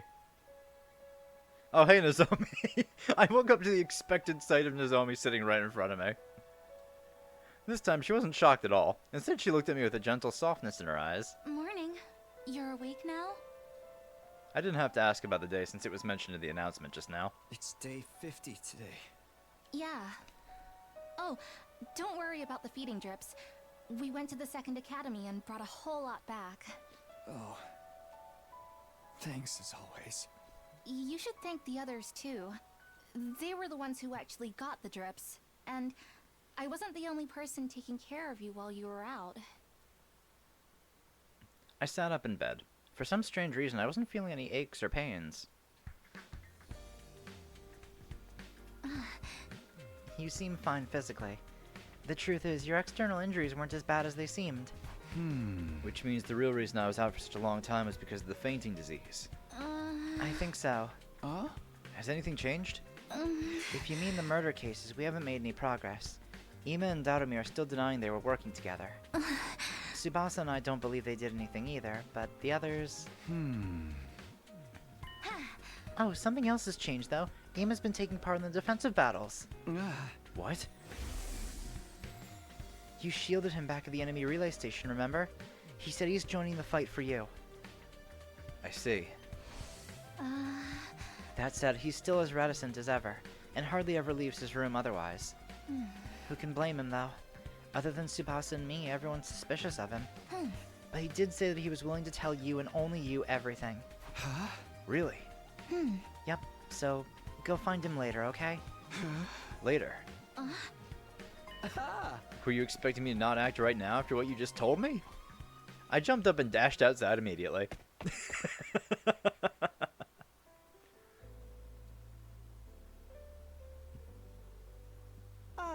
Mr. Semino, first of all, thank you for saving me that day. From the bottom of my heart, I thank you. Don't mention it, really. What I really want to hear from you is some answers.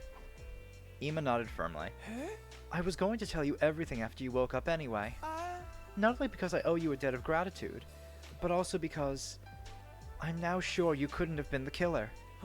Because the real killer would never risk his own life to save me like that. It is my deepest desire to find the person who killed my dear sister, and then smash their face in with a hammer over and over again until there's nothing left of it. Yet I am but a detective's assistant. I do not deal well with deductions. So I have decided to entrust this earnest wish of mine to you. I have the utmost confidence that you have what it takes to bring the truth to light. I intend to do just that, as soon as I get some answers from you. Now, first of all, why didn't you kill Darumi? What? You think the killer is one of us, don't you? Yeah. Yes. When Kako's body was found, you and Darumi were the only ones not in the gym. Unless you were the killer. But that can't be, right? Of course not! If so, from your perspective, only one other person could have been hiding in the storeroom at that point in time. None other than Darumi. Yet you didn't go smash her head in with a hammer until there was nothing left. Why not? Mr. Semino, I see what you're getting at, and you are right. It was because I knew it was possible for someone else to have been my dear sister's killer. Because there's a hidden exit in that storeroom, right? He nodded slowly in response to my question. So there is another exit to the storeroom. Opposite the cockpit section of the escape pod lay a heap of metal containers. When we moved the heap away, we found a large ventilation shaft. Is this it? Yes. It's big enough for even Takemaru and Moko to pass through. You are quite right. Have you ever gone inside before? No, sir. I stuck my head into the shaft but couldn't see anything in the pitch black darkness. When did you realize there was a storeroom here?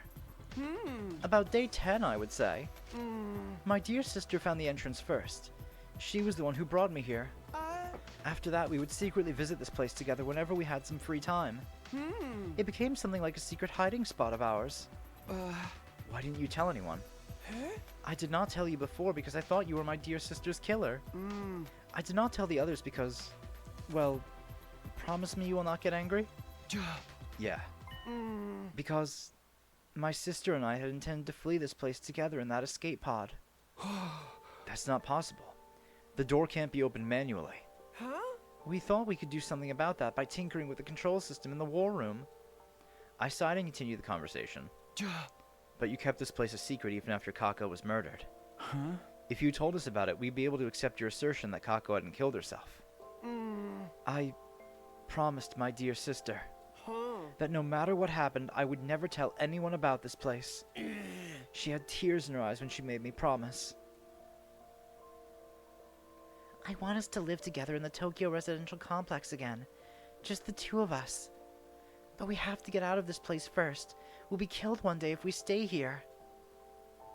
That doesn't seem like Kako. Yeah. I believe I may have dropped the handkerchief at that time. Like that doesn't seem like something Kako would say. Dude, his whole room is decked out in Kako merch. When I was putting it back into my pocket after wiping my dear sister's tears away. This place was our sanctuary. We didn't want anyone else invading our space. Even after my dear sister lost her life, it felt like I would be desecrating her memory by allowing someone else in. That is why I told nobody. Large tears started rolling down Ima's cheeks, and I wordlessly held his handkerchief out to him. Ima accepted the handkerchief and clenched it tightly in his hand. He squeezed his eyes shut, and for a long time after that, his shoulders trembled nonstop. After Ima had calmed down, we climbed back up to the surface. Tsubasa was in the garage as usual when we stepped inside.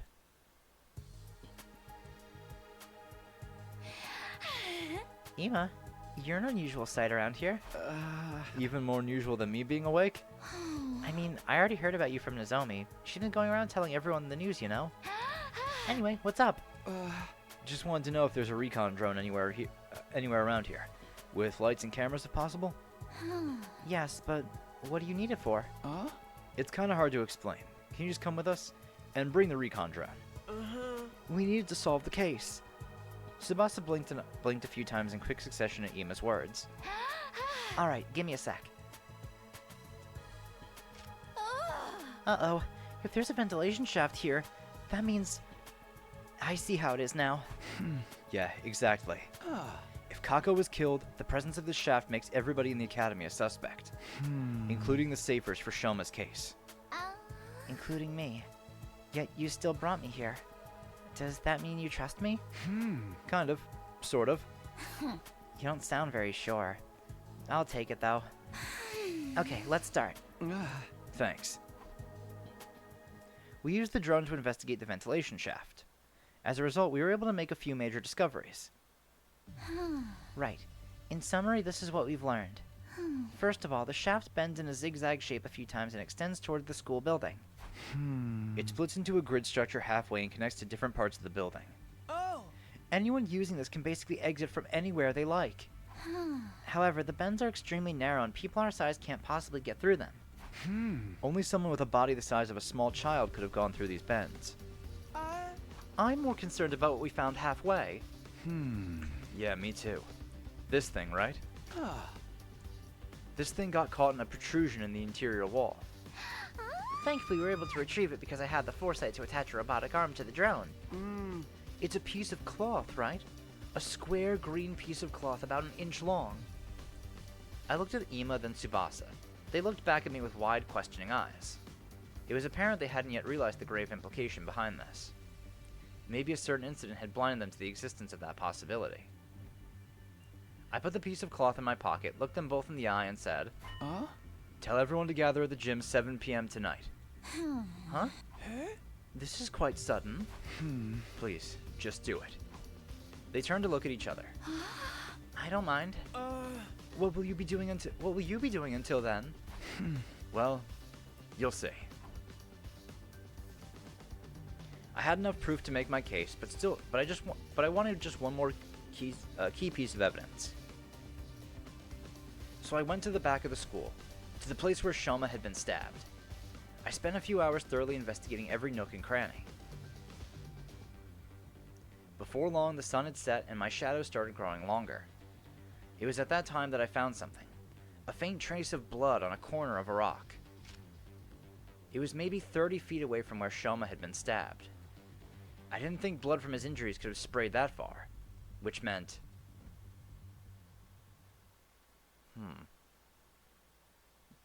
I entered the gym at 7 p.m. to find everybody already gathered there.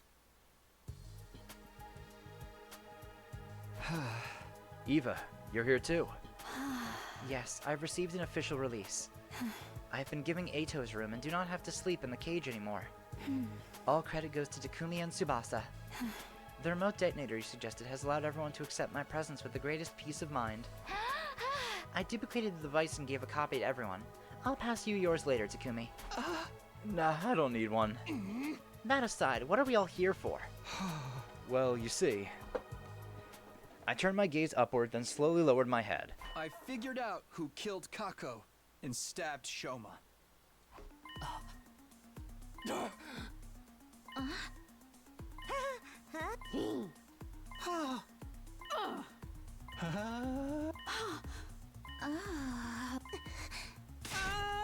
Mr. Sumino, wait a minute, please. You just said with absolute certainty that my dear sister was indeed killed. Yes, the situation points to that fact.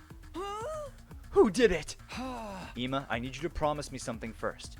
Promise you won't lay a finger on the killer when you realize who they are. I won't tell you the truth unless you promise me that. I saw him gritting his teeth with a scowl on his face. Still, he nodded firmly and said, Fine. I promise that. I won't lay a finger. on that accursed scum. Good. Alright. Much as I wish I didn't have to do this. Here goes. The person who killed Kako and stabbed Shoma. It was. The name of that person is...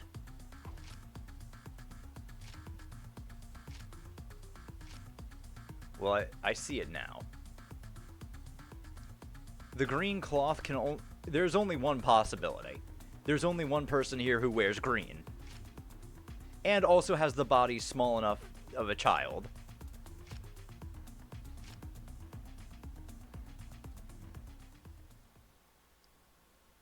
The person who killed Kako and stabbed Shoma is... It had to have been Shoma. He's the only person who it could have been possible.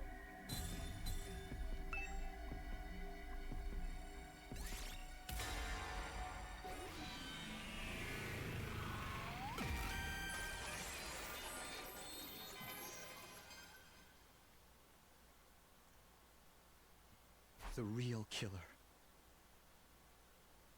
You! Shoma Genzaki! What are you talking about, Takumi? Have you forgotten that I was a victim too? I was stabbed! Stop running your mouth, and just watch as I expose every last detail of your criminal wrongdoings from start to finish.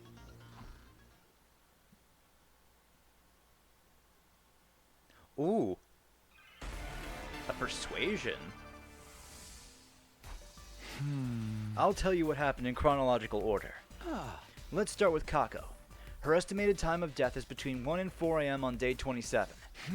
You met up with her before that on day 26 to tell her to come to the gym during that period of time. So she showed up at the gym as asked, where you made up some reason for her to swallow that thing. That thing?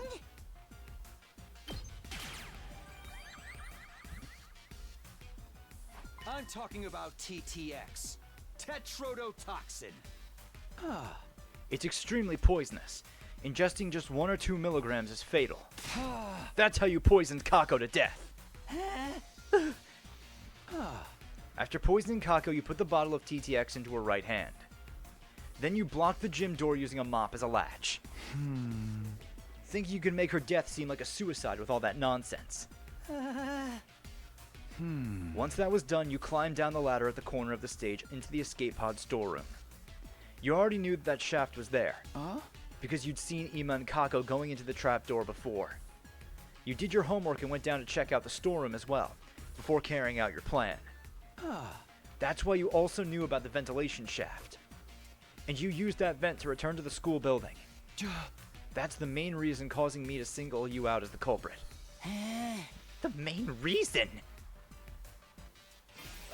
Anyone could have used the ventilation shaft to get back into the school. Nope. He's the only one who fits. I can. Because of how the shaft bends in a zigzag shape and extends towards the school building. The bends are extremely narrow. Only someone with a body the size of a small child could have gone through those bends. In other words, the only one who could have gone through those narrow bends is you, Shoma. You can't say that for sure. A girl who is flexible enough could have passed through as well, right? No, it's physically impossible. Anyway, there was something left behind in the ventilation shaft. That's what's going to serve as irrefutable proof of your guilt. Irrefutable proof?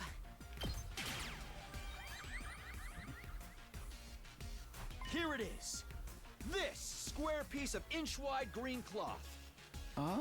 Out of all of us, only Kurata, Takemaru, and Shoma wear something green on them. But Kurata's tomato mask isn't made of cloth, so this scrap can't be hers. The shade of green on Takemaru's jacket is less vibrant than this scrap too. Shoma, turn around. Why? Just do it! I just checked. Part of Shoma's backpack has been torn. The torn part perfectly matches this cloth scrap. Indeed. I too witnessed it and have concluded they are a perfect match. You couldn't have passed through the narrow bends of that shaft while still wearing your backpack. But you couldn't leave it in the shaft either. So you tied the shoulder straps to your feet and pulled it along as you climbed up. That's how the backpack got caught on a sharp edge protruding out of the inner wall of the shaft. This cloth scrap got torn off because of that. No, no, no! This is fake evidence planted by the real culprit. Someone's trying to frame me. If that was the case, why would that someone stab you? That one act would completely divert all suspicion away from you.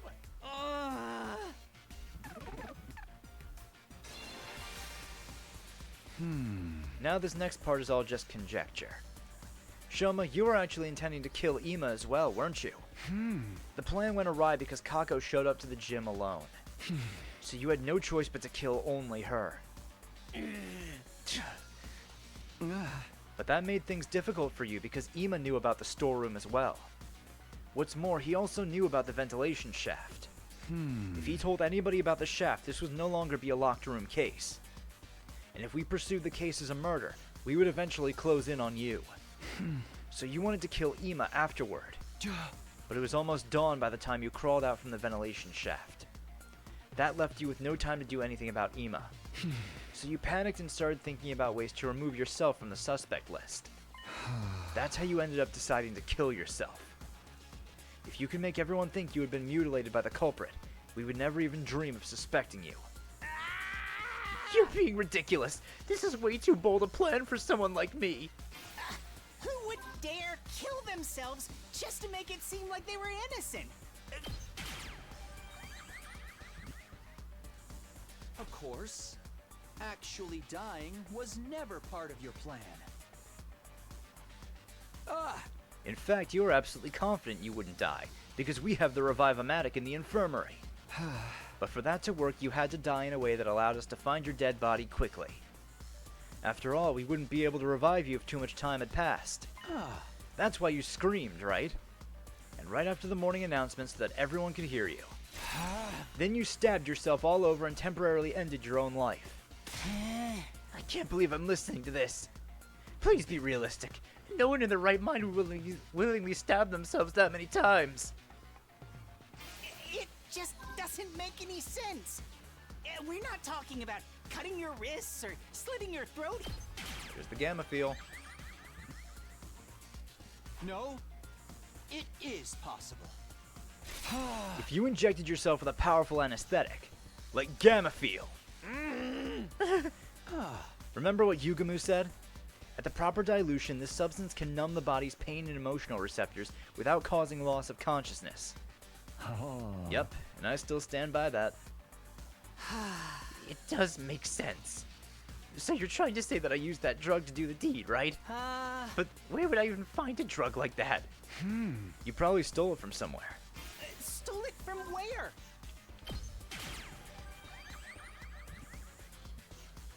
From the biolab. That room isn't locked and everyone has access to the shelves. Getting the drug from there wouldn't have been a problem for you.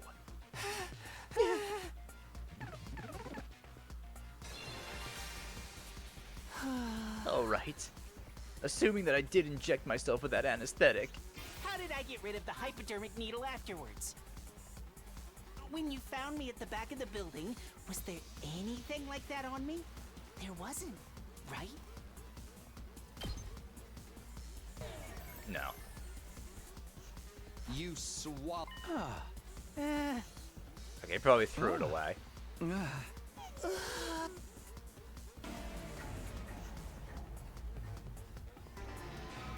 How did I get rid of the hypodermic needle afterwards?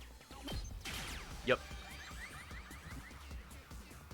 You must have tossed it somewhere far away when you were done with it. What about the knife? Where did the knife I used to stab myself disappear to? You tossed that far away as well, just like you did with the syringe. Did anyone find any of those things at the scene?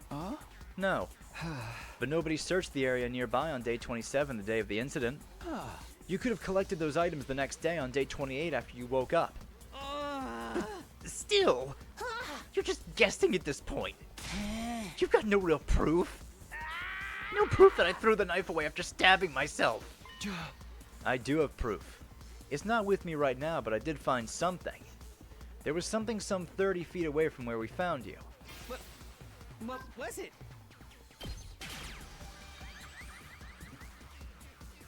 I saw bloodstains. Just a little patch on the corner of a rock. In a place where blood from your injuries couldn't have reached. Those stains proved that the bloody knife had been thrown over there. That's enough already! Doesn't matter what you're trying to say because you have no solid proof. The green cloth was the only piece of substantial evidence you managed to produce. Anyone could have left that behind to frame me.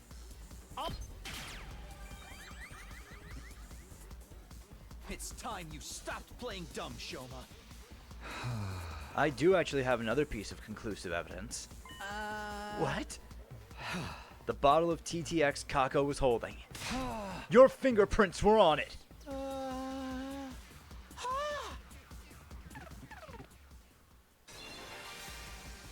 That can't be.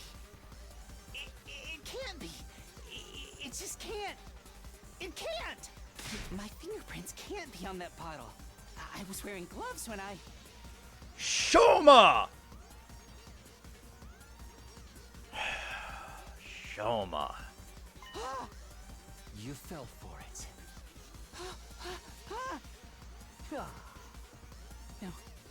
No. That was just a slip of the tongue. I mean, it was just... Anyway, I'm not... Give it up, Shoma. I'll say it again. The person who killed Kako by making her drink TTX, it was none other than you! Shoma Genzake!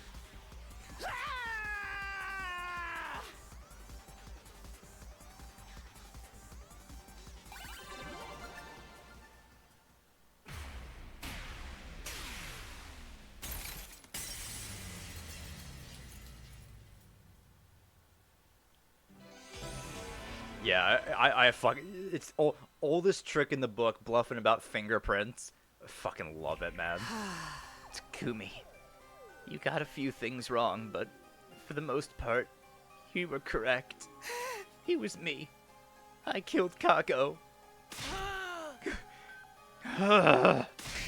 Back off, Ima, you promised. So, which parts did I get wrong? The entire premise to begin with. I did not kill her of my own volition. I was ordered to do so by a certain someone. Let's call this person X for now. Stop trying to make excuses for yourself! I'm telling the truth. Please believe me. Tell us more about this order you received. Just before dawn on day 26, I woke up to someone tapping on my cheek. When I opened my eyes, X was there right in front of me. You didn't lock the door? I did. I think X was already hiding inside before I came in. Under the bed or something. What did X say? X said... I killed Gaku and intend to make you my next target. So, the sponsor. But I'll let you off if you follow my instructions. If you go against me or tell the others about my existence, I'll blow up the bomb inside your body immediately. Yes, the bomb planted in all of your bodies by that robot known as Searay. Just who is this X person? I don't know. They were wearing a long black poncho. They wore a mask over their face and used a voice changer to hide their real voice. That sounds like the fake stabber you made up to fool us. I mean, it's true I wasn't stabbed by a person of that description, but that person definitely exists. What happened after that? I followed X's instructions. I didn't want to be killed the way Gaku had been. X came up with the entire plan. They told me about the ladder shaft, escape pod hanger, and ventilation shaft. The tetrodotoxin. It was X who obtained a bottle of TTX-2. After that, I simply asked Kako to meet using the script X had prepared. What did the script say? To speak to her on the afternoon of day 26. Kako, I know about the storeroom of the escape pod too. I did some research in the library and found a way to open the cockpit and launch the pod into space. So, would you like to escape from this academy together with me and Ima? If so, come with Ima to the gym tonight at 2 a.m. The plan was to kill not just Kako, but Ima as well. Because they were the only other people who knew about the storeroom. Killing them both at the same time in a locked room would make their death seem like suicide. But only Kako showed up at the gym at the specified time, 2 a.m. Why? Kako said this. I haven't told my dear brother what you told me yet. First, I need to verify whether your information is authentic or not. If it's true, then we set off tomorrow. But keep it a secret from my dear brother, alright? I want to surprise him. I hesitated to execute the plan because she had showed up alone. But X also told me. If you chicken out and do nothing, I'll still blow you up. So, I passed Kako a water bottle mixed with TTX. Takumi more or less covered what happened after that until I returned to the school building. Except, I had not foreseen that my backpack would get torn along the way. After returning to the first floor of the school building, I was at a loss because I didn't know what I was supposed to do about Ima. It was going to be difficult to kill him because the sun had already risen by then. Suddenly X appeared again. Ima probably knows about the ventilation shaft. If he spills the beans, they'll all know Kako didn't die in a locked room. They'll start investigating the case as a murder instead of assuming it was a suicide. The morning announcement will be playing soon. You won't make it back to the roof in time. Somebody will realize you were out and about before dawn. But rest assured, for if you do as I say, you'll never even make it to the suspect list. That's why you went to the back of the building and... Yes, I had been left with no other choice. But I was hesitant right up until the moment I injected myself with the gamma feel. Once I did that, it was as if my sense of fear completely evaporated. Oh, X gave me the gamma feel as well, along with a knife and syringe. I'm pretty sure X must have been the one to collect the knife and syringe that I dropped after I did the deed. Because I know I definitely didn't retrieve them. His story thus told, Shoma slumped his shoulders and bowed his head deeply.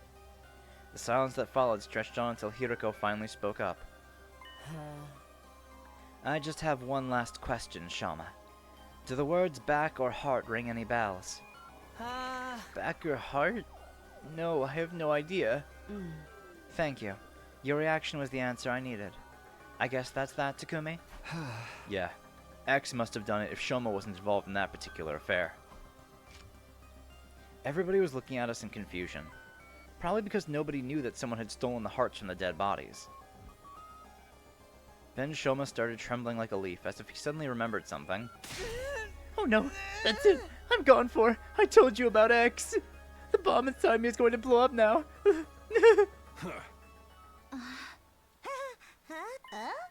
Nothing's happening. Did this X person lie to you? I think they must have. An amateur can't possibly make a detonator for the bomb in our bodies. Only someone with my level of skill and experience. So Mr. Ginzaki won't be executed? Then I'll do it myself! I'll kill you! I'll tear you limb from limb!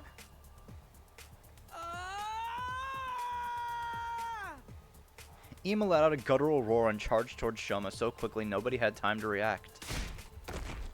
He shoved Shoma to the ground, clambered on top of him, and started strangling him so hard it seemed like he almost might rip his head off. Go to hell!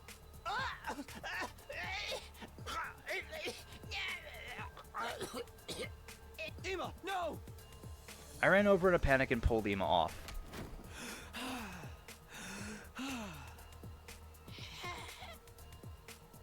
Shoma had fainted and was frothing at his mouth. Yugumu darted over and conducted a quick check. He's fine. Just passed out. Damn it! Damn it! Dear sister! My dear sister! My dear sister! After that heartbreaking outburst, Ima simply collapsed on the spot. Nozomi and Tsubasa rushed over and started comforting him. Everybody else was at a loss, simply staring quietly at Ima as they stood rooted to the spot. The sound of Ima's pained wails echoed coldly and endlessly through the walls of the building.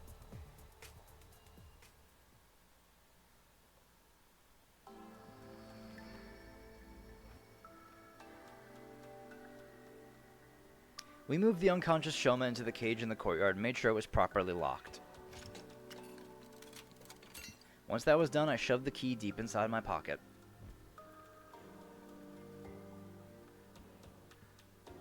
Everyone returned to their rooms without saying another word. I soon found myself completely alone. Looking up in the night sky, I thought about what had happened.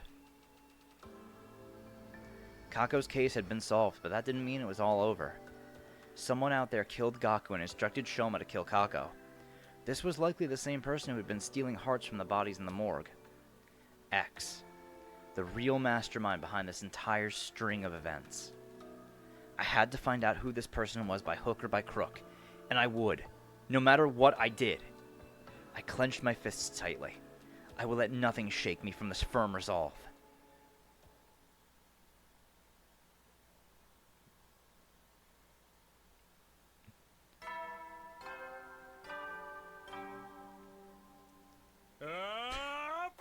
Get ready. Prepare to be ready to give your life. Guys! Wake up!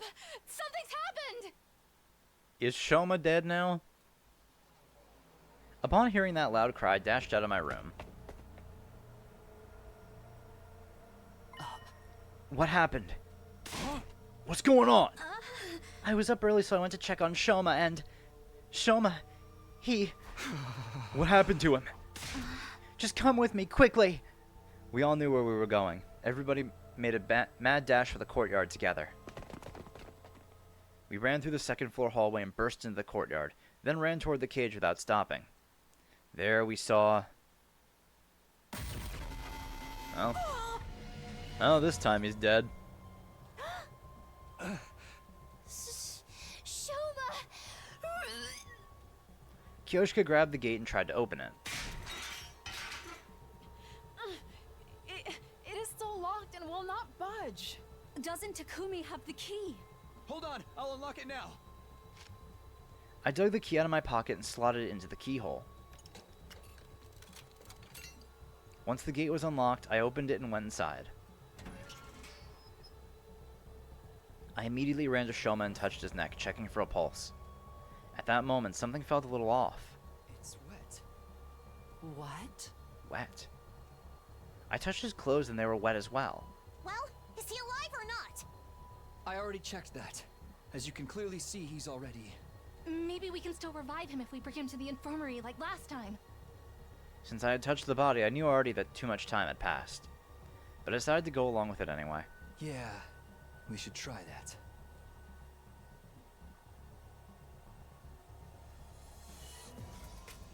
Cause of death, hemorrhagic shock. Estimated time of death, day 51 between 2 and 5 a.m. Yeah, I'm thinking this might relate to what Eito did in that other path we were on. How he was able to get out of his cage. This is how someone was able to get into the cage. Multiple stab wounds on the chest and abdomen. The murder weapon is likely a sharp blade about 8 inches long. Too much time has passed since death, insufficient cryptoglobin present in body, impossible to revive. After everyone had a chance to view the monitor, the mood in the room became heavier. The hell's going on? How'd the killer get to Shoma when the cage was locked? Takumi, did you lock your door last night? Yes, I did. So nobody could have stolen the key from me while I was sleeping. And I know I'm repeating myself, but that key is unique. It cannot be copied. Well, that narrows down the list of possible suspects to just Takumi, right? Don't you ever get tired of mindlessly repeating the same thing? Are we overlooking the other possibility? That he stabbed himself like before? This time in a way that would be impossible for us to revive him. I can't think of any other reason why he wind up dead in a locked cage in the middle of the night. Well then, who supplied him with the knife? It had to be X, right? If it was X, they would have passed him some Gamma-Feel in a syringe. Yeah, ain't no one strong enough to keep mutilating yourself like that without being drugged the hell out of their mind.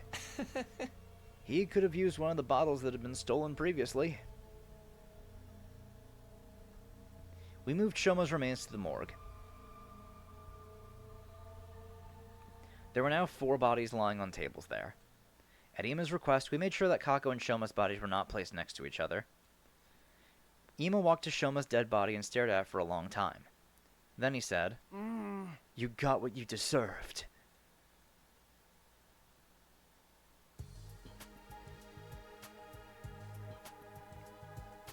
After that, we investigated the courtyard together.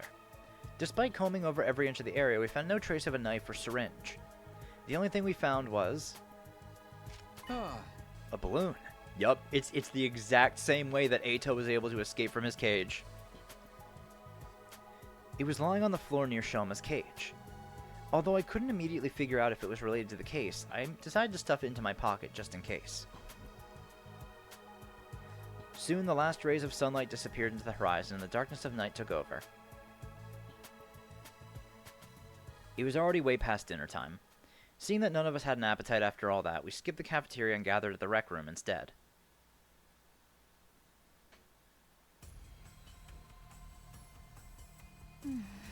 This makes it 3 people who've lost their lives because of X. We don't know for sure if X had anything to do with Shoma's case yet. Of course they did. We'd all be in serious trouble if it wasn't X. Because that would mean there are 2 killers of X's caliber running around free. So, who do you think X might be? Everyone fell silent. This was the question I was dreading the most. And it seemed like the others felt the same.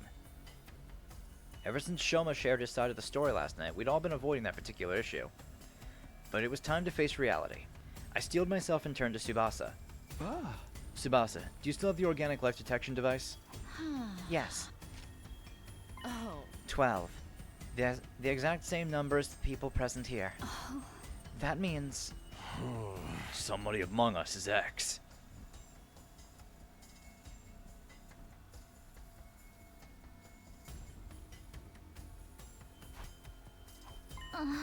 No, wait.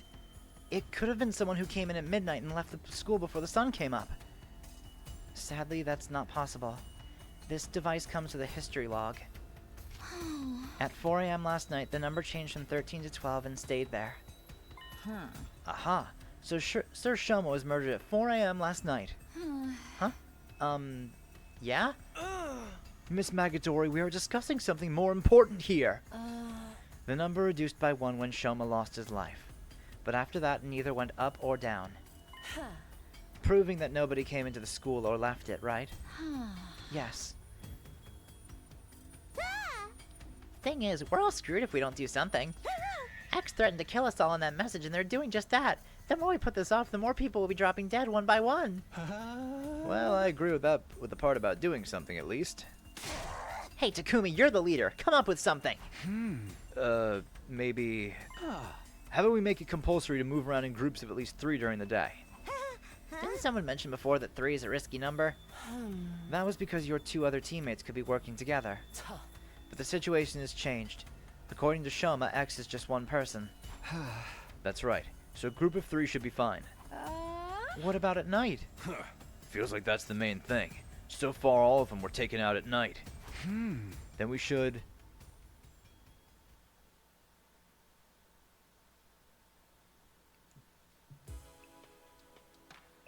sleeping in the gym. Done and done. Are we all going to be sleeping here from now on? How bland and boring. Getting evacuation center vibes here. Would you prefer bland and boring or dead in a ditch? We've used curtains to divide the areas up into rooms, so everybody will have some semblance of privacy. Is this really going to work? What if the killer strikes while we're all sleeping? In fact, that's why we've avoided sleeping in one spot until now, right? Yes, and that's why I'm thinking of having a sentry system. 3 people will be on watch at all times. We'll also rotate one person out every hour. And if anything happens, just shout. That's reassuring. Now I can get a good night's rest. My skin will thank me. Looks like we're agreed then. This arrangement should stop X from causing further harm. We should be safe for a while. Now we just had to continue our investigation and expose X's identity before they tried anything else. There was just one other thing that was bothering me. Shoma was killed today. I saw his body with my own eyes. Which meant...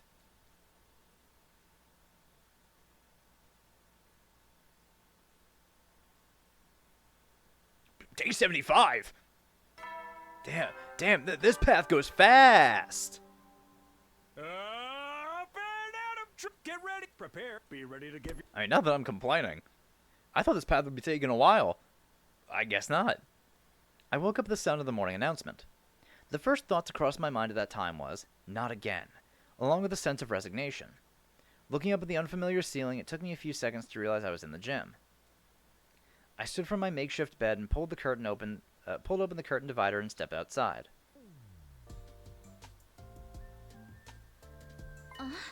Takumi! He awakens! I ain't one to sweat the small stuff, but you gave us a real scare this time. You were out for 23 whole days! Is that a new record? Oh, for the love of murder. I turned slowly to look at everyone, and then said, everyone's safe. Thanks to your last words. My last words? For us to move in groups during the day and sleep together at night. Remember, those were the instructions you gave us on day 51? We've been able to survive all this time because of them. X hasn't had an opportunity to strike. That also means X is still... Yes, we still don't know who they are. If we did, we would have thrown them in the cage and tossed away the key already. Now that I got a better look at them, I saw signs of fatigue on everyone's faces. X is among us. I'll be killed if I walk around with only one other person. They've all had to spend the last 23 days under the crushing weight of such thoughts. It's no wonder their mental fatigue was starting to show physically. Oh, right, there's something you need to know. What is it? About 10 days ago, we met the boy with the undying flames. He showed himself. Yeah. Well, he was feeling very unwell, but he just said he just had to tell us something. And what was that? I recently found out there's something called a distress signal transmitter somewhere in the school. It was put here in the event of all but one team member of Team 1 dying. Only Team 1 though, because the two teams joining together had not been anticipated. The people on the satellite did not think Team 2 would ever come here. At any rate, no matter how strong they were, a single fighter wouldn't be able to win this war on their own. Instead, the survivor would be extracted and put on standby while the people in charge put together a fresh team for a new attempt. Once the correct series of codes had been entered into the transmitter, it would, well, transmit a distress signal. Once the artificial satellite received it, they'd send a rescue craft to the school. The survivor would get on board and be taken back to the satellite. That's supposed to be the sequence of events. Also, the rescue craft does not have capacity restriction. That means people from both teams 1 and 2 can board with no issues. The second to last Defense Academy does not have a transmitter of its own, so bringing the team over here was definitely the right move. Unfortunately, I do not know where that transmitter is located. Still, it seemed to me like this information could be of some use to you. That is why I came here to tell you about it. Okay. A distress signal transmitter. I've never seen or heard of such a thing before. Same here. After hearing that, we split up into groups to search for the transmitter, but... We still haven't found it. Doesn't matter. We have to put the transmitter on the back burner for now. Finding the identity of X is our top priority. X was most likely the one to kill Shoma. Or they could have ordered someone else to do it, like they did for Kako. At any rate, X was absolutely involved in Shoma's murder. As long as we could figure out who killed Shoma, we'd find out who X is. Alright. I clenched my fists tightly. Hiroko, Tsubasa, come with me. Oh? What? Where? To the courtyard. I'm going to reinvestigate the scene of Shoma's murder. Very well. I don't mind, but... What's that? Can we have breakfast first? I'm starving.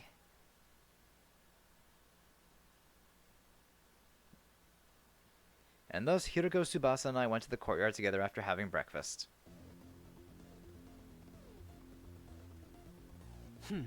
Why did you ask us to come along? I can't go against my own last words now, can I? Part about moving together in groups during the day. Oh. But why choose us? No reason in particular. I just felt like it. Felt like it. One of us could very well be X. Then it'll be a 2-on-1 fight. What if X tries to destroy evidence during this investigation? I'm not worried. They would have already done that while I was unconscious if it was that important.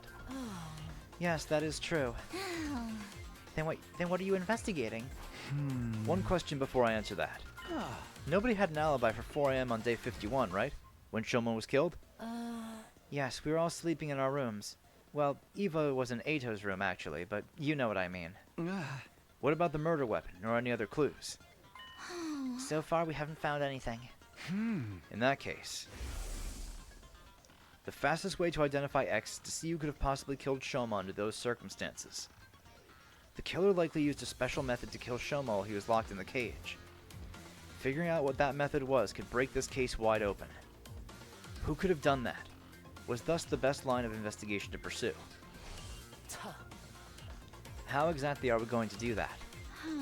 This place is so big that I have no idea where to even start. We need some sort of clue first. There is a clue.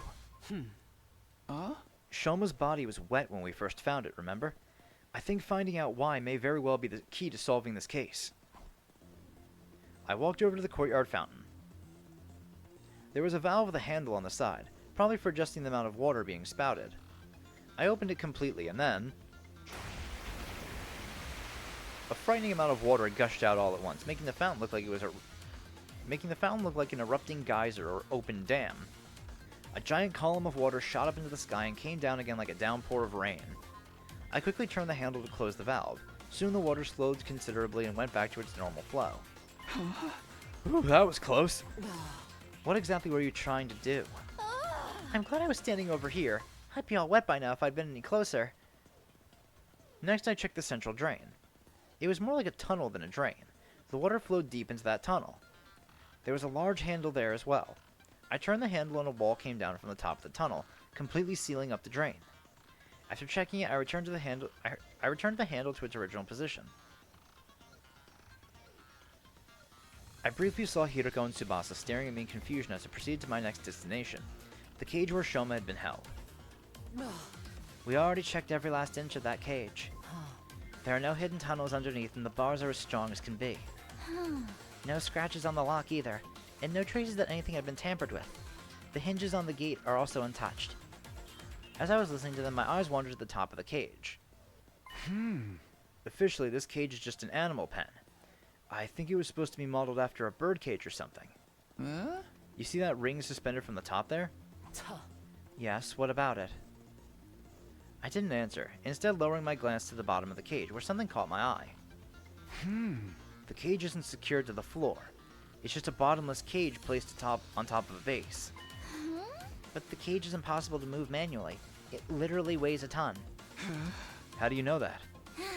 There was a blueprint of the courtyard on the war room's computer that had some information about it. I see. So it weighs 1 ton. Hey, that reminds me. Did you know this courtyard was originally created as a biotape for space development research? A biotope for space development research? Biotope? I'll try to keep the explanation as brief as possible. It's said that before world death, Earth was full of different kinds of terrain, like arid regions and rainforests. And each of these regions were inhabited by living things unique to that area, including plants, microorganisms, and vertebrates. For research purposes, this place had originally been created as a perfect replica of the ecosystems those creatures had been living in. That's why there are blasts of hot air to simulate a desert environment. It can also withstand atmospheric pressures many times Earth's range. But wouldn't that amount of pressure cause the windows to break? What are you talking about? Those things over there aren't windows. They're all display screens, including the ceiling. Look carefully and you'll see the light flickering every once in a while. There's no way the sky could be visible from here. We are inside the school after all.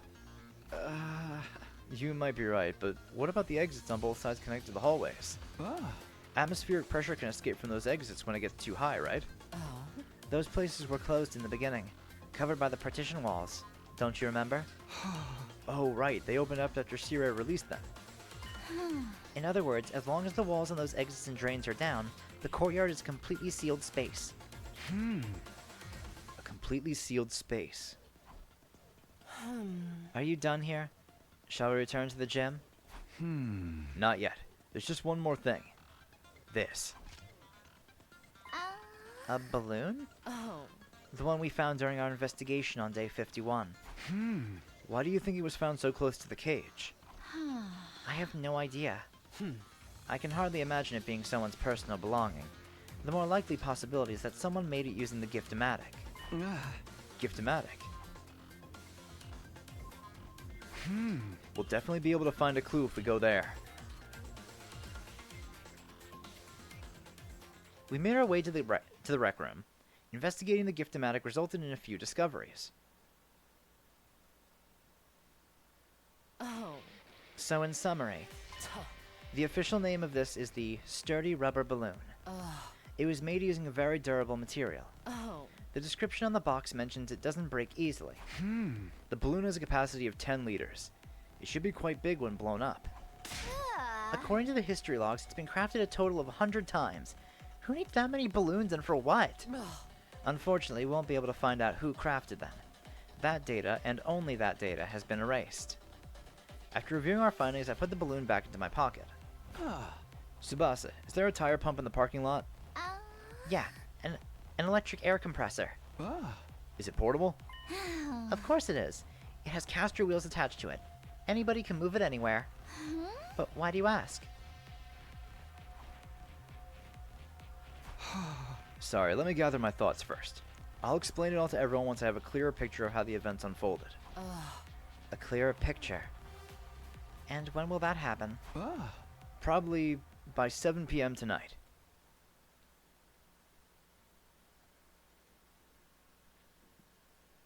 We returned to the gym together, where I immediately started sorting out my thoughts. The day flew by as I did, and it was soon night.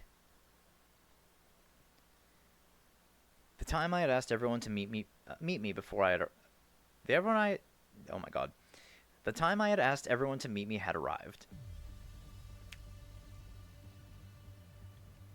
It was exactly 7 p.m. when I quietly said to everyone, "Hey guys, can we all move to the courtyard? I have something important to discuss."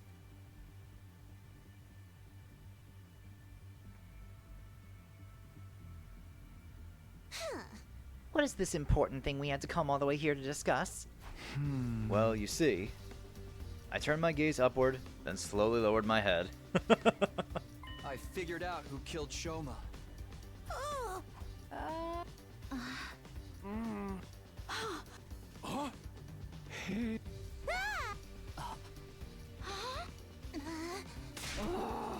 Who did it? First, we must answer the how. How did the killer stab Shoma while he was inside a locked cage? Once we can figure that out, the identity of the killer becomes apparent. Because only that person could have done all that under those circumstances. Just cut to the chase and tell us who the killer is already. All right. I'll tell you. The person who killed Shoma, it was. The name of that person is... I actually don't know. The person who killed Shoma is...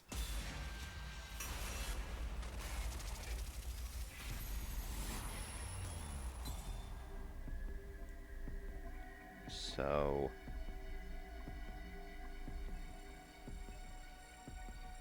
I'm actually going to look at the guide, because I don't know where this is going. Oh.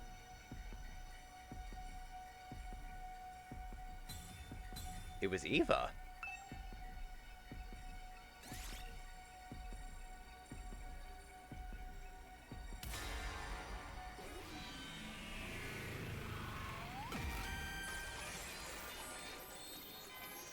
Huh.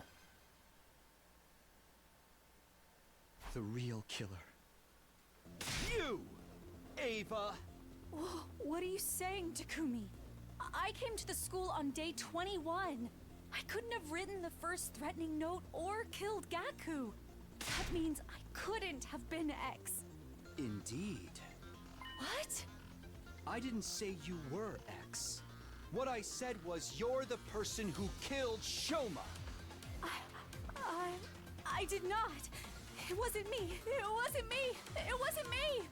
Shut your mouth and just watch. I'll be exposing every last detail of your criminal wrongdoings from start to finish. I do have to wonder why Eva did this.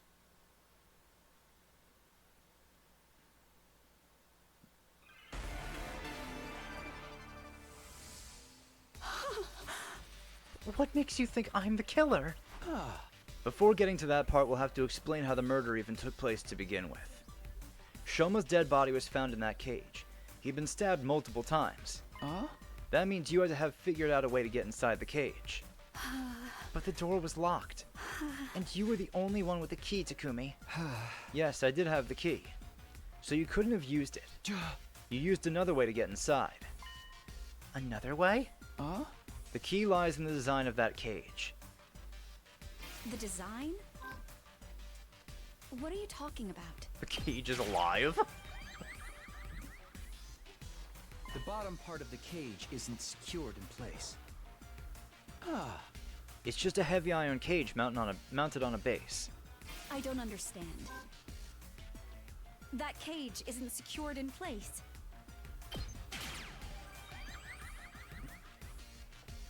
You went inside from the bottom.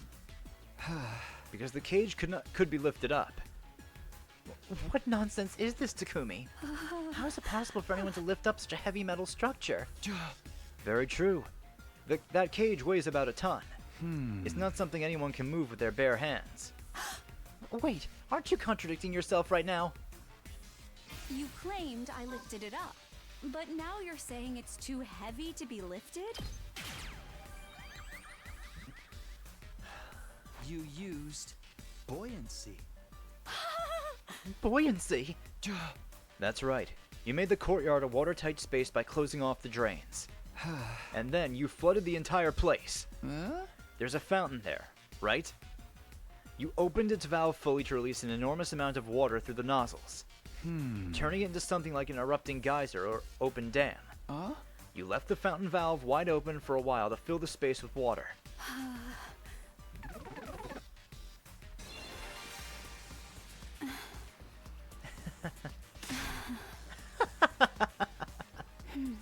Oh, I'm sorry.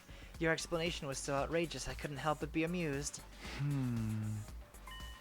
Takumi, do you not know how powerful water pressure can be? Even if we assume water was released into the environment after covering up any openings, some would still leak out because those walls would be under constant pressure from the forces of the water. No, that wouldn't happen. That's how this place was designed. Because the courtyard was originally constructed for a certain special purpose. Special purpose? What special purpose? This place was a biotope to be used for space development research. It was designed to be able to withstand atmospheric pressures many times Earth's range. That's what Tsubasa said. Yeah, that's right. And that's why it's impossible for water pressure to cause any leaks. After a while, the place became filled with water. Considering the water flow of that fountain, it probably took about 3 hours for water to rise to the top of the cage. Shoma was killed at 4 a.m. Counting back from that time brings us to 1 a.m. for the approximate time the water started accumulating. Even if you were right, that entire cage is made of iron. It literally weighs a ton. You said so yourself. It wouldn't shift around simply from being submerged in water. By using sturdy rubber balloons. Rubber balloons? Ones that can be filled with air up to a capacity of about 10 liters. You inflated 100 of these balloons and put them into the cage. To To be more precise, you put deflated balloons into the cage first before inflating them. Archimedes' principle states that upward buoyant force is equal to the weight of displaced water. This is how you know this is an Uchikoshi route. 100 balloons that hold 10 liters each equals 1,000 kilograms. In other words, the effect is 1 ton of upward force. That cancels out the weight of the cage and reduces it to near zero. You'd barely need to use a single finger to lift it then. You were easily able to lift the cage with just the slightest effort. 110-liter rubber balloons? That's just not... It would be impossible for me to inflate so many balloons in such a short time. How could anyone have done that? More than likely, you used a certain tool. A certain tool? Yeast. The bicycle tire pump in the parking lot. It's an electric air compressor. It's mounted on wheels and can be easily moved here. Using that would make it a literal breeze to fill up all those balloons.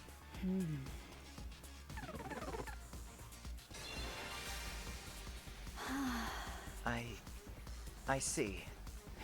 That method does make it possible for the cage to be lifted up while it was submerged in water. But don't you find it strange?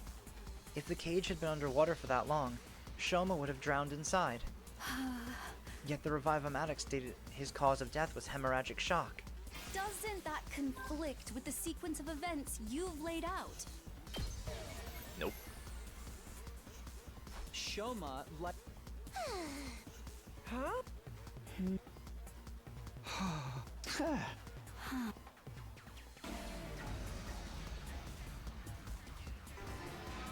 Doesn't that conflict with the sequence of events you've laid out? If your deduction holds true, Shoma would have drowned to death before he was Ah, yes. The cage wasn't completely submerged. The water only had to stop just below the topmost part of the cage for it to work. Discharging water equal to the volume of the cage itself created the buoyant force needed.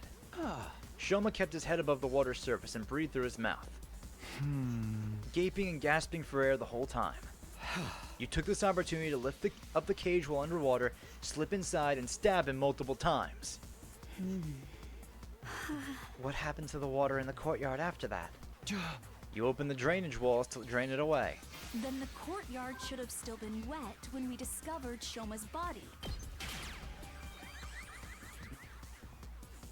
You used blasts of hot air to dry the place up. What? I mentioned just now that this courtyard was originally created as a biotope for space development research. Because of that, it's perfectly capable of reproducing a desert environment, which means it has the ability to blast hot wind around the area.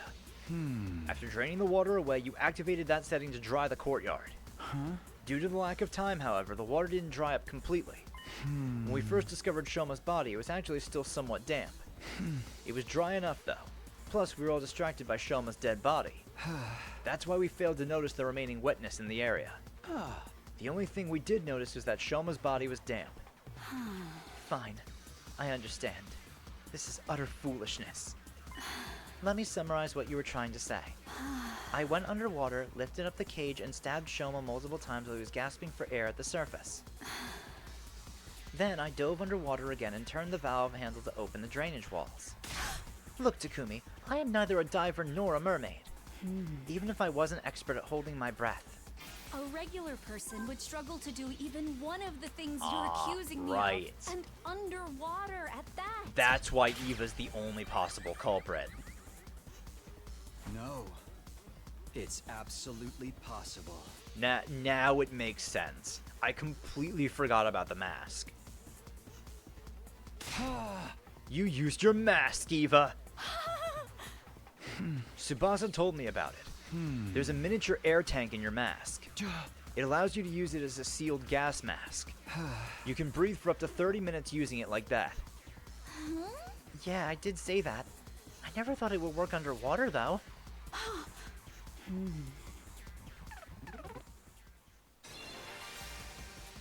Yes, I remember now. My mask did have a function like that. But someone stole it from me. Nope. That person must be the real killer. Yes, That has to be it! I know I am right! You've been cornered and you know it, Ava. Just admit that you're the one behind this. Your mask was unique. It's custom made to fit a specific shape. According to Tsubasa, you're the only one who can wear it. You were right, Ava. This isn't a crime that a regular person could have committed. Only a diver, mermaid, or someone with that particular mask could have done it. Ergo, the person who could wear that particular mask is the culprit. And only one person in this world can put on that mask. That person is standing right in front of me. It's none other than you, Ava! You're the only one who could have killed Shoma! No! No! No! No!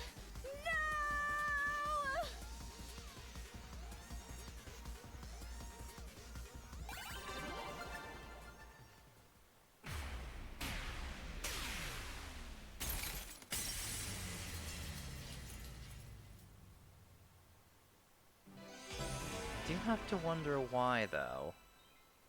What was the motive in this?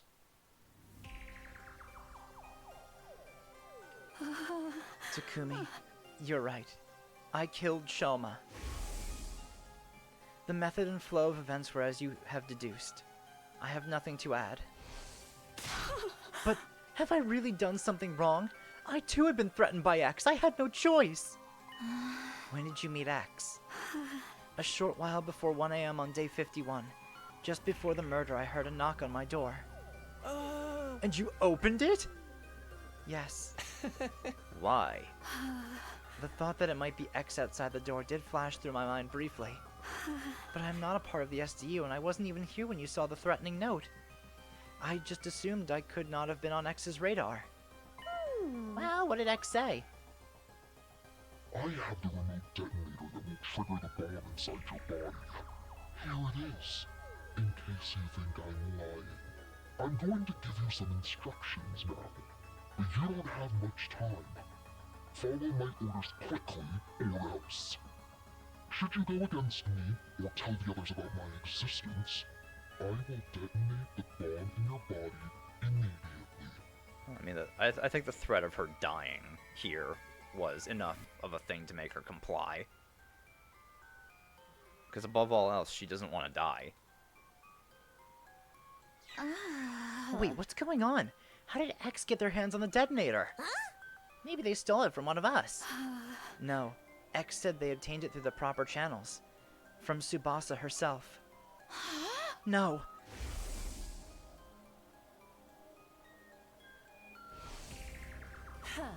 Now we are 100% sure that X is one of us.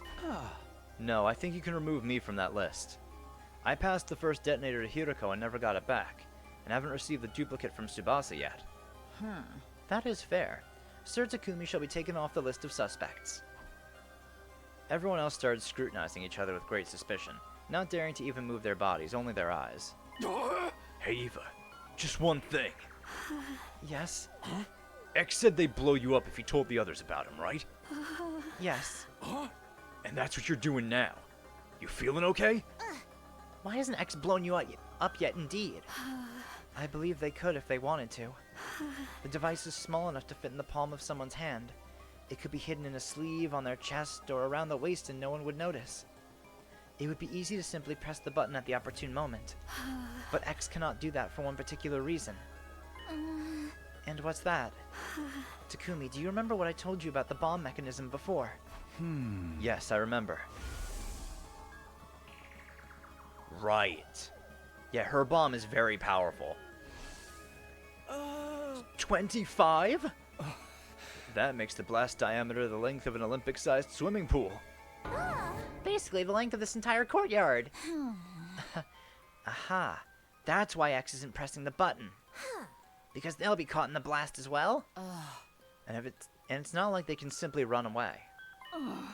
Taking such action is as good as admitting you are X.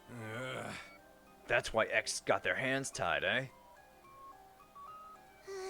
This is the perfect opportunity. For what? For us to get more information about X from Eva, since they can't blow her up, we can ask her anything we want. Great idea. Eva, do you know anything else about X? Their height, body shape? They were dressed in the same outfit Shoma previously described and using a voice changer as well. So it was not possible to discern who they were by their looks and voice, but... But? Eva looked down. A short, hesitant silence later, she spoke up again. Actually, I figured out who X is. Oh.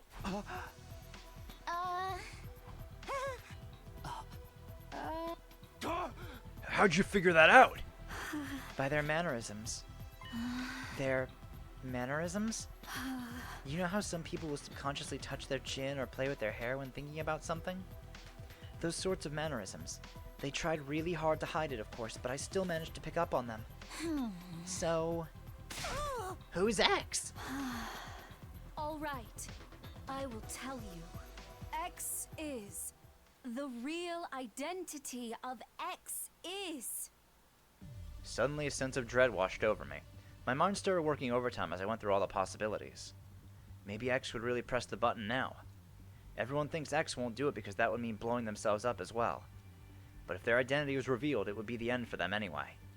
They might even prefer to die with everyone in the blast over being caught and imprisoned. But in that case, why weren't they pressing the button now before Eva could reveal their identity? Were they banking on the possibility that Eva might say the wrong name? If she did, X could just sit back and watch the show without doing anything. And if she really said X's real name, they could always press the button at that time. Surely that's why X was adopting a wait-and-see attitude right now. It might be dangerous for Eva to say that name out loud. Even if she got it right, everyone would die anyway.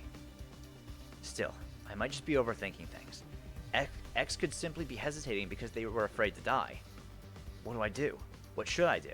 There's literally no time to hesitate any longer. My final decision was...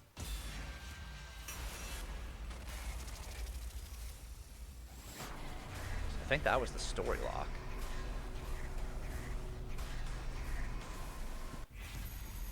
Shut Eva up.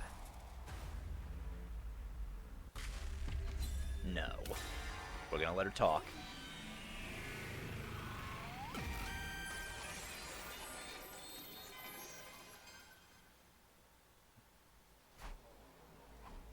I decided to let Eva finish her sentence without interruption.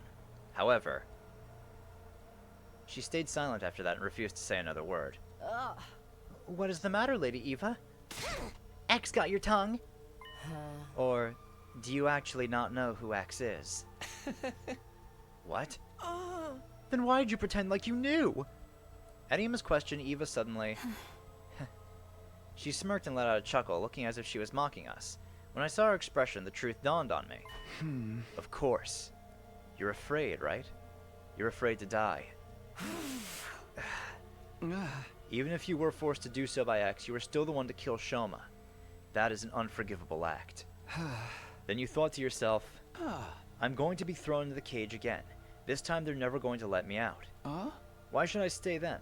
I'll blow myself up and take everyone in the SDU with me. But you were afraid to face death. You never had that courage to begin with. So you decided to leave it in the hands of X, right? The act of pressing the button to activate the bomb. Oh, that's why you lied about knowing X's identity. Wait, that means you going along with us all this time was just an act? When you said you hated Veshnes, was that a lie too? Also, you could gain our trust and gather intel while hiding in plain sight? Eva said nothing in response. Her lips didn't move for a second. But something else did. Her hands. Uh-oh. My body moved before my mind did. I exploded into action and dashed over to Eva at breakneck speed. I grabbed her left wrist and shouted loudly. Get away, everyone! At that, everyone made a mad scramble for the exit. Right after that, Eva grabbed my shoulder and forced me to face her. As I did, I saw a raised foot and... I found myself being kicked away. I landed near the exit where there were 5 other people. They had just reached the gate and were not yet outside. The other 5 had rushed to the exit on the other side and were about at the same distance away as well. I quickly stood up and looked in Eva's direction. She pinched her little finger and said, Is this the courage you said I didn't have? She pulled on her little finger without a trace of hesitation.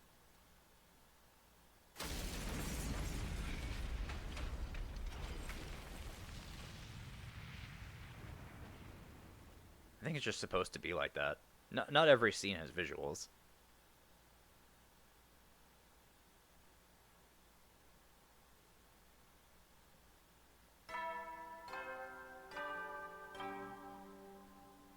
Adam Troop! Wow! We have just a bit. Day 80. Fell asleep another 5 days, huh? I was already so used to waking up and finding out that I had missed a bunch of days that I was more surprised by the fact that I was somehow still alive. Come to think about it, I seem to recall someone pulling me back with great force just before the explosion. That could be why I survived. I wonder who saved me. I didn't see who it was, but I remembered a lavender fragrance. Hiroko. I can think about that later.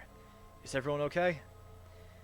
I stood up from the makeshift bed, pulled open the curtain divider, and stepped outside. And then... What do you mean Tsubasa and Moko are gone? Exactly what I meant. They were both missing when I woke up. You were the last three on watch last night, right? Yes, but halfway through my shift I felt a pain on my neck, like something had pricked me. Somebody must have jabbed me with that stolen anesthetic because I blacked out immediately. And when you woke up, they were both gone? That's what I've been trying to say. It was at this point everybody finally noticed I was awake. Sir Takumi, I see you've decided to rejoin us in the land of the living. 5 days, no see. Oh! Pretty fast, all things considered. Yeah, hey, shouldn't we be looking for Tsubasa and Moko? Yes, the 9 of us here were split into groups of 3. After some discussion, we decided on the following groups. Group 1, me, Nozomi, and Darumi. Group 2, Takemaru, Kurata, and Kyoshika. Group 3, Hiroko, Yugumu, Ima. Let's go find them!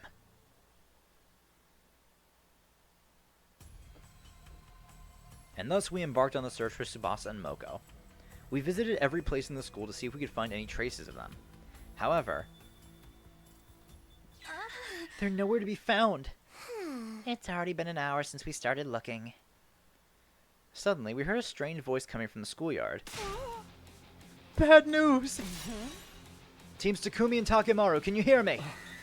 If so, come to the parking lot right now. We gave each other knowing glances before rushing toward the stairwell together. Oh, that's not good. Takemaru's team was already at the parking lot by the time we arrived.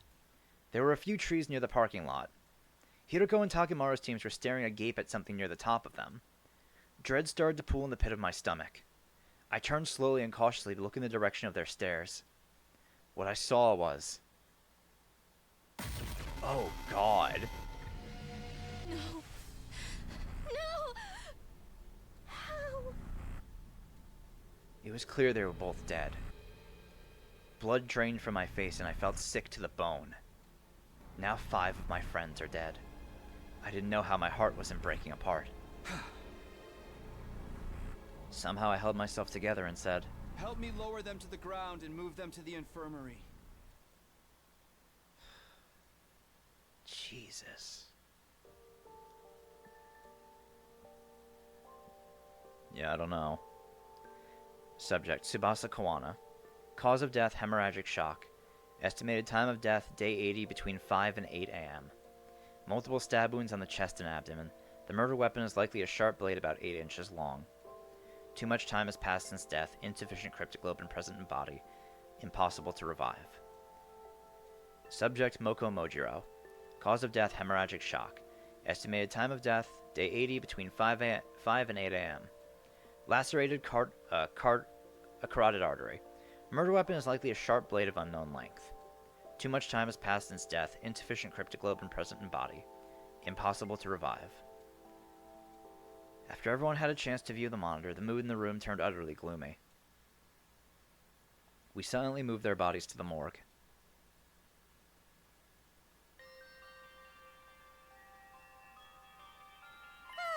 Hey, do you mind if I mention something? Huh? Go on.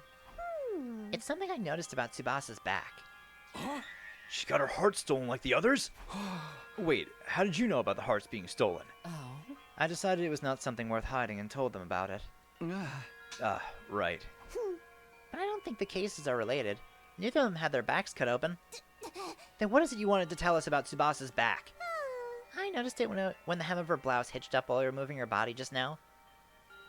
Doremi walked over to Tsubasa's body and removed the sheet that was covering it. She turned over the body and pulled the blouse up so that we could all see the strange thing on her back. Huh. 2? Think so. Could be a Z or an N as well. I don't know. Huh? The mark is small enough to be completely covered by a hand. Huh. Not located in the center, but more toward the left side of the spine. Huh? This is indeed curious. The purplish color even makes it look like a bruise. Oh! What could this number mean? Nobody had an answer to that. We checked Moko's back as well, but there were no markings at all, let alone one that looked like a number. Huh. After that, we turned them both back around, closed our eyes, and put our hands together to pay our respects. Moko. Moko. Moko. Nozomi clung onto Moko's body and wept bitterly. Her anguished chokes and sobs reverberated throughout the hushed morgue.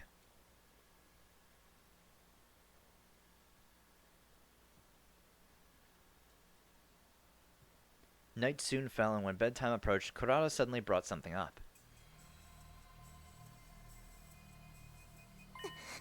I found this in Tsubasa's space. Can you guys take a look at it? The organic life detection device. 9. Same as the number of people here. Ain't it about time you just showed your hand, X? You're one of us here, ain't you? No criminal in their wrong mind would happily come forward to identify themselves when asked. How about this, X? Fess up and we promise not to throw your sick little ass into jail. So come on, help us out here. Are we only talking to X right now? Say what? X instructed someone to kill Kako and Shoma. What if it was the same this time? Hey, don't you go putting weird ideas in my head. You're basically saying there are 2 killers among us. Whatever the case, we should probably be sleeping together. I agree. X should still have some of that anesthesia left. Another option is to increase the number of people on watch, but it's probably safer for everyone to just sleep in their own rooms. What do you think, Takumi? I folded my arms across my chest and thought long and hard about it before saying, yes. Going back to sleeping in our own rooms may be the better option at this point. On the condition that nobody opens their door until the morning announcement. Are we clear on that?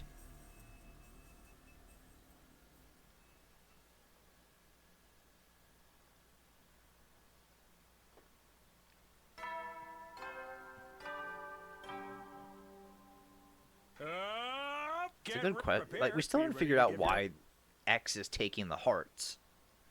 I didn't black out despite having gone through so many stressful events yesterday. I didn't know why. It was like I'd been cured of the fainting disease. During the day, we split up into groups to investigate the deaths of Tsubasa and Moko, but we didn't find a single clue. Soon the sun started setting. Darkness took over. X is draining the bodies of the Cryptoglobin, but they're not. X isn't taking it for themselves because the bodies aren't becoming the blackened mummies. So X isn't stealing the Cryptoglobin. They're just draining the blood so that the person can't be revived. I think, probably. It happened right after the bedtime announcement had played. The sound of the doorbell sent a chill up my spine. Was it X? Were they here to get me? Those thoughts raced through my mind as I gingerly made my way over the door, where I was greeted by a familiar voice from the other side. I know what you're thinking, Takumi. Maybe Hirako is X, right? But you would be wrong. I am not X. Yeah, you say that, but... Just listen to me. I need to tell you something. You are likely innocent because you did not have the detonator for Eva's bomb. For that reason, I trust you and want to tell you something I remembered. What is it? I'm going to the morgue now. If you trust me, meet me there. I'll be waiting for you. I heard the sound of her clacking heels getting softer and softer until it went completely silent. What should I do? I don't believe Hirako is X, but... Damn it. I hid my infuser under my clothes as a precaution and ran directly to the morgue.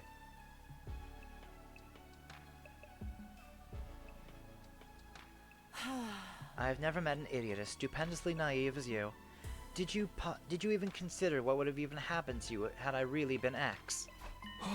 But you said you weren't. Oh. Only a gullible idiot would believe a potential suspect is not a bloodthirsty serial killer simply because they said so. I gritted my teeth in frustration, then said, Anyway, what was this thing you remembered? Hiroko walked over to Tsubasa's dead body without a word. She stopped in front of the body and removed the sheet. She turned the body over before lifting the blouse up. It's that strange number we saw yesterday. What about it? This is her livor mortis code. Livor mortis code? Oh! You mean the code you're supposed to put into the transmitter? I guess you punch in the numbers of the other because there are 10 people. So that's 1 digit for every member of the team. I mean, you know, counting aside the second to last Defense Academy people. That's why Moko didn't have a number on her. So each Special Defense Unit member has a number on them. I'm assuming a digit from 0 to 9. And whoever the last survivor is, punches in the digits on the bodies of the other members. That's how they know who is sending the code when they send the shuttle down. I see. It's a unique number that appears on the back of all STU members when they lose most of their cryptoglobin. Okay. Only those from Team 1 have this. Where did you hear about this? That is a 3-day-long story I can tell you another time. All I can tell you now is that this is a very reliable piece of information. She moved to Shoma's body next, removing the sheet covering him. She flipped his body around so that his back was facing up. There was a large gaping hole there. Right. So the numbers were cut out. And, Shoma too? Yes, I believe X must have done this. But when? We've been moving in groups ever since he died. Well, there was just one sliver of opportunity X could have taken advantage of. What's that? When Eva self-destructed. Everyone got caught in the blast and were knocked out. It was the next morning by the time we regained consciousness. X must have woken up sooner than the rest of us, and... Hiroko showed me Eito and Gaku's back cavities next. Finally, she turned Kako's body over. Now we have 4 cases on hand. Every wound is the same shape. X used the same method to remove their hearts from their bodies. Sure seems that way. What do you see when you look at this wound? Well, the outline is rather clearly defined, like they were cut open with a scalpel or something. Oh, I get it now. It's in the exact location. That has to be it. The part of their backs with the livor mortis code has been cut out. Well done. Is it the same for Moko? Haven't you been listening? The livor mortis code only shows up on those from Team 1.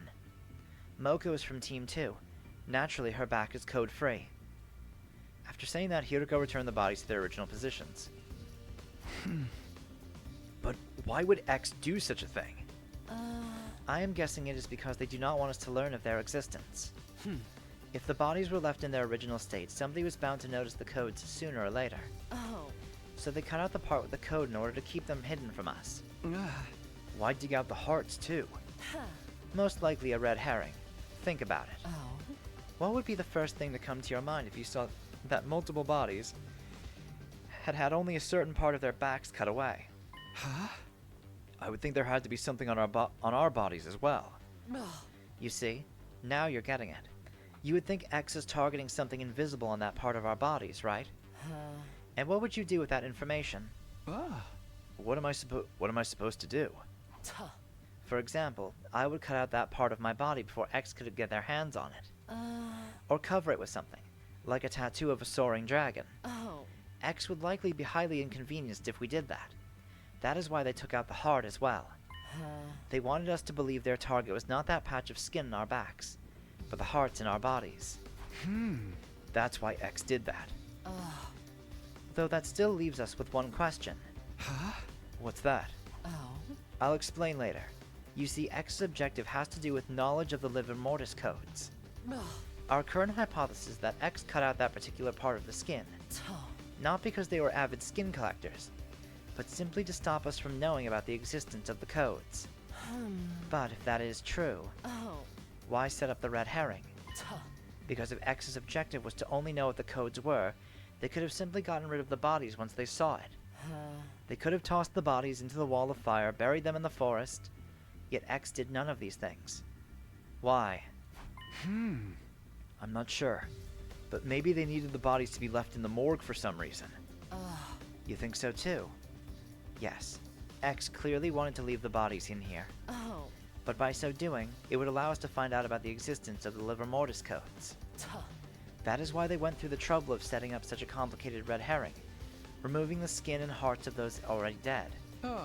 So the question is, why does X want the bodies preserved? That is what I am trying to find out. Let's put that aside for now and talk about something else. Why does X want to know what the Livor Mortis codes are? It has to do with the distress signal transmitter. The transmitter the boy with the undying flames told us about. Right. Oh, I know. The correct series of codes he mentioned. He must be referring to the Livor Mortis codes. Yes, there are 10 people on Team 1. Entering 9 of our codes will summon the rescue craft. Because knowing the Livor Mortis codes of 9 people indicates that 9 people have entered total death. Total death? Oh? It means the complete cessation of life. In this state, a person is impossible to revive. Okay, but how did you come across all this information? The same way I came across the previous information. By remembering them. Oh, the 3-day-long story you were talking about. Yes, I will explain further when time is more on our side. For now, our priority is to identify X. Do you understand now? Do you understand why I said X's objective is to find out the Livor Mortis codes? Does that mean X is trying to summon the rescue craft? It is very likely. So that they can leave the school. Quite so. Which also means X already knows where the distress signal transmitter is located. Because the Livor Mortis codes would be useless otherwise. That is a logical line of reasoning. Keep going. If we find the distress signal transmitter ourselves, we may find a clue to X's identity. Hiroko nodded deeply at my words. That is why I'm going to start looking for the distress signal transmitter now. Care to join me? But it's almost midnight. What are you, 5? Oh, all right.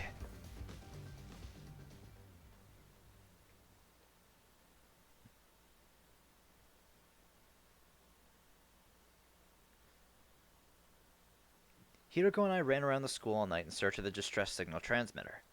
We found nothing in the end. It's almost 6. If we're not in our rooms for the morning announcement, the others may suspect us of being X. Yes, we should call it a day for now, and just as Hiroko was about to finish her sentence... Kurara? Kurara! Shh, hide yourself. What in the world? You made the rule that we should never go anywhere alone, remember? So why is Kurara wandering around by herself then? Now that you mention it. We peered out from around the corner of the hallway to see where Kurara was going. She quickly vanished in the direction of the staircase. The sound of footsteps on the floor above us slowly became softer and softer until we heard the roof door closing. Then there was silence.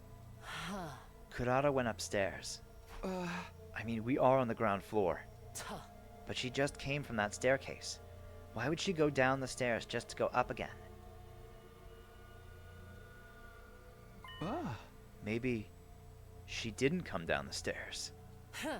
Are you saying... We started investigating the area around the staircase, groping around wall surfaces to see if we could find anything. And then...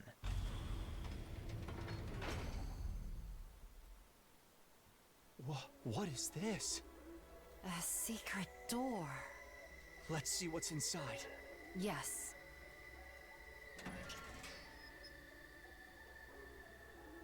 Behind the door was a staircase leading down into pitch darkness. Kurata didn't come downstairs. She came up from here. So, at the end of this staircase... Yes. There's something to be discovered for sure. Let's go see.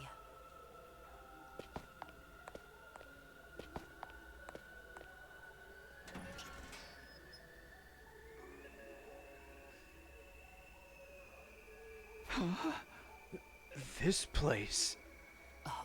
I cannot believe we are still discovering new places in the school on day 82. Huh? It's freezing in here. Your unfunny jokes made the heat in my room shrivel up and die. I don't recall making any jokes. There's a device of some sort in the middle of the room.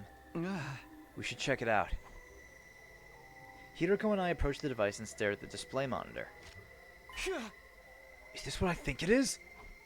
There was a user manual of sorts in the bottom left part of the screen, which read, Distress Signal Transmitter.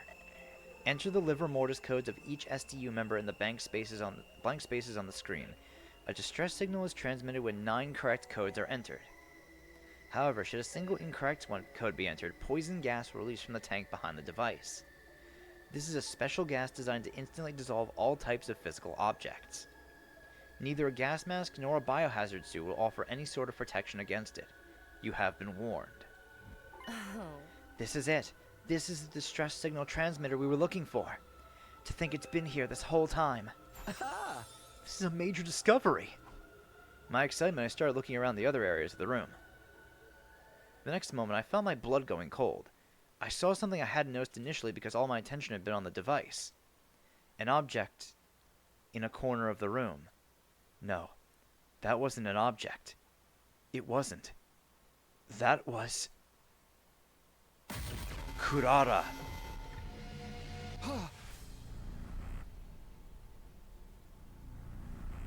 Oh, fuck.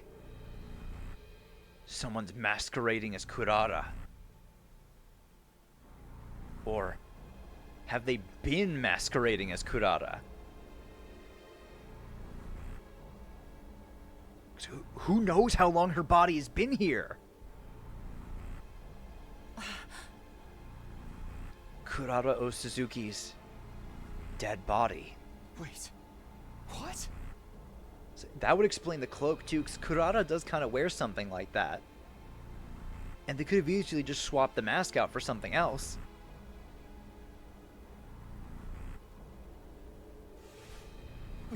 We have to take her to the infirmary. Don't bother. A dead body doesn't freeze up that badly within an hour or so. Yeah, she's been here for a long time. So, she's been dead for a long time? You have eyes? Can you not see? This is definitely Kurata Osuzuki.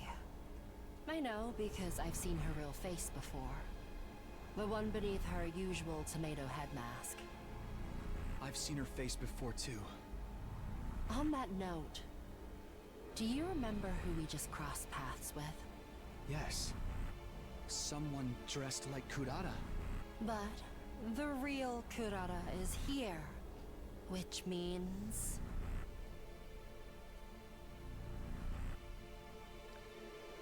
So I'm guessing whoever that person is that is masquerading as Kurata probably drugged Tsubasa and Moko while they were on guard duty.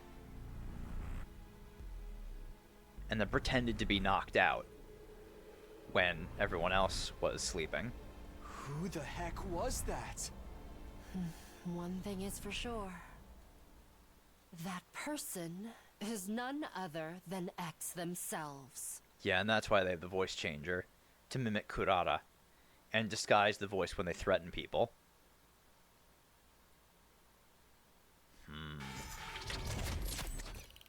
That's the lock? Okay, I've arrived at story lock 3. Reached story lock 2. Okay, conditions to unlock... Oh, that was story lock 1 I was at. Okay, so real quick we have to jump back here. And then we can hit story lock 3. Okay, you know what? Let's do that then. Let's go back to the blocked scenario here. I might try to rush through this and finish today. What are we doing out here? Oh. I wanted us to see the satellite. Okay, so we've seen this before, but I'll read through it again. Hiroko looked up into the night sky where the pale, shimmering artificial satellite hung in the void of space. It's so far away from us. Almost impossibly far. It looks so big. So close. Like we could reach out and touch it. But we'll never actually get there. Or more accurately, It is kind of weird how it works. we've never got there. Even after everything we've tried, it's always just out of reach. Everything we've tried? Oh. You've probably figured this out already, but I'm a time traveler. Just like you. I hesitated for a moment, then nodded. Oh.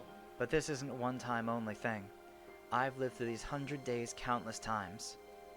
Every time things play out a little differently, and create all kinds of new problems.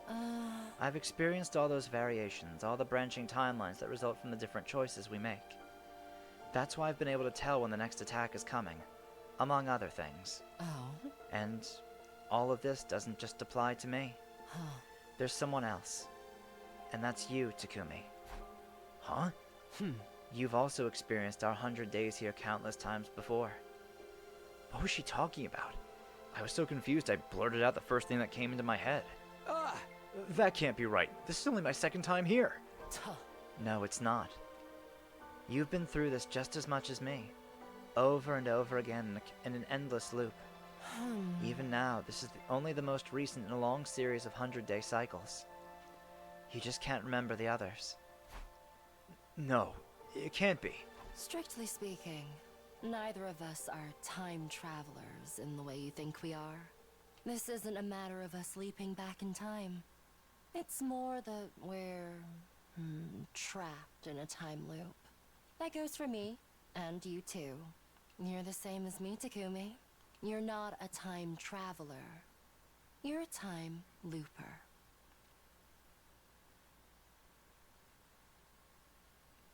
And that's where the lock was.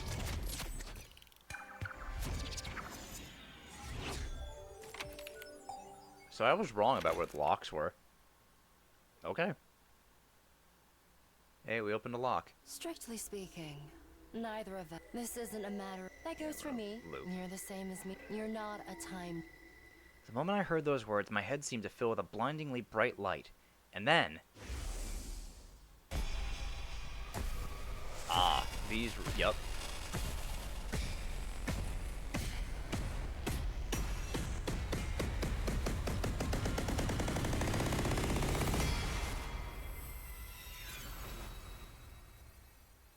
Ooh. Yo, that Kako one with the scythe, though? The next thing I knew, I was back in my room, lying on my bed.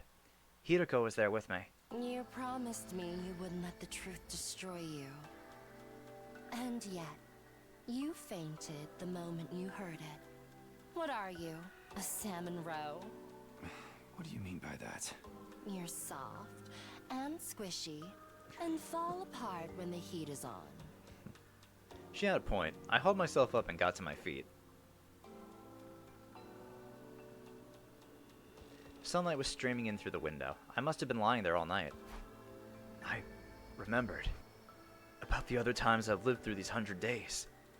And about what happened in those other, I guess we should call them timelines? Oh? But not all of them, right? Yeah, it's all a little fragmented. Oh. How many did you remember? 10? 20? More than that? No, not even that many. You're still just a beginner. A beginner? Come with me. Hey, where are we going this time? You wanted to hear the whole truth, didn't you? It's not something I can talk about here. Hiroko left the room. Still feeling a little clueless, I followed her.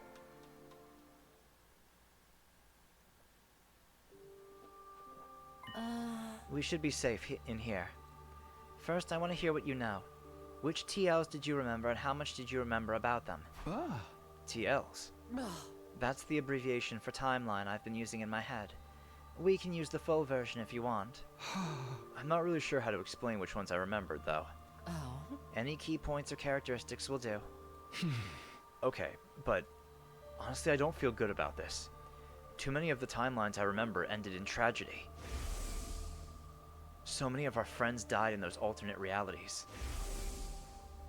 They were murdered. Killed in ways so gruesome and cruel that I didn't even want to say them out loud. It hurt just to think about them. I started to think I'd have been better off never remembering it at all. On the other hand, I warned you. Once you know the truth, there's no going back. But you said you could handle it. You promised not to let it destroy you. I did say that. Now I had to stand by it, in spite of the pain it caused me. I began to speak. Okay, here goes. Slowly, hesitantly, I told Hiroko what I remembered about the other timelines. The Gi parasites. The series of murders caused by them. The exorcism rituals I held with Gaku. Getting into the escape pod with Hiroko and Tsubasa and setting off for the satellite. There was another timeline with a serial killer in it too. Except that time it turned out to be Yugamu. Wait, Yugamu? Yugamu was the killer?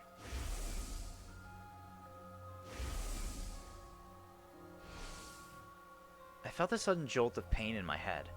My memories must have been getting mixed up. Are you alright? Yeah, I think so. I squeezed Hiroko's hand to reassure her, and carried on. I told her about another timeline when zombies started appearing. We tried using Yugamu as bait at first. But even after that, our friends kept dying and coming back as zombies. In the end, I got caught by them too, and...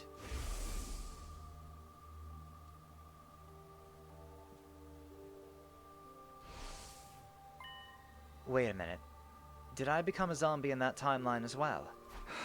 Yeah, you were killed on day 58. I think I remember that. The zombie Ato attacked me from behind. But after that, there's nothing.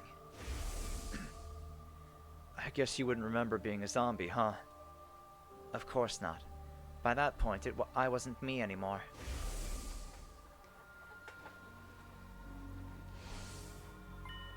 We'll talk more about that timeline later. Tell me about the others. I nodded. There's not much to tell. There's just one more I can remember. That one all started with Gaku being killed. Then Kako's body was found. She'd been poisoned. After some investigation, we figured out that it was Shoma who killed Kako. But then he was found dead too, killed by Eva. You know about Eva, right? You don't have to check in with me like that. Assume I know everything besides what happened while I was zombified. Okay, well, Eva activated her self-destruct device and died too. But that still wasn't the end of it. The killings continued. Next to go was Tsubasa, then Moko. And then Kurara was found strangled in the secret room in the school's basement. That's all I know.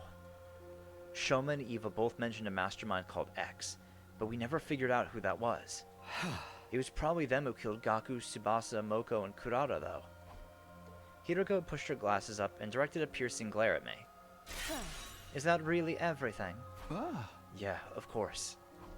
She stared into space for a while, her expression unreadable. She was clearly thinking hard, but about what I had no idea. Finally she spoke. I take back what I said before. You're not a salmon roe. Your mind is a tempered steel shell that can shrug off any attack. What does that mean? Don't worry about it. You'll understand soon enough.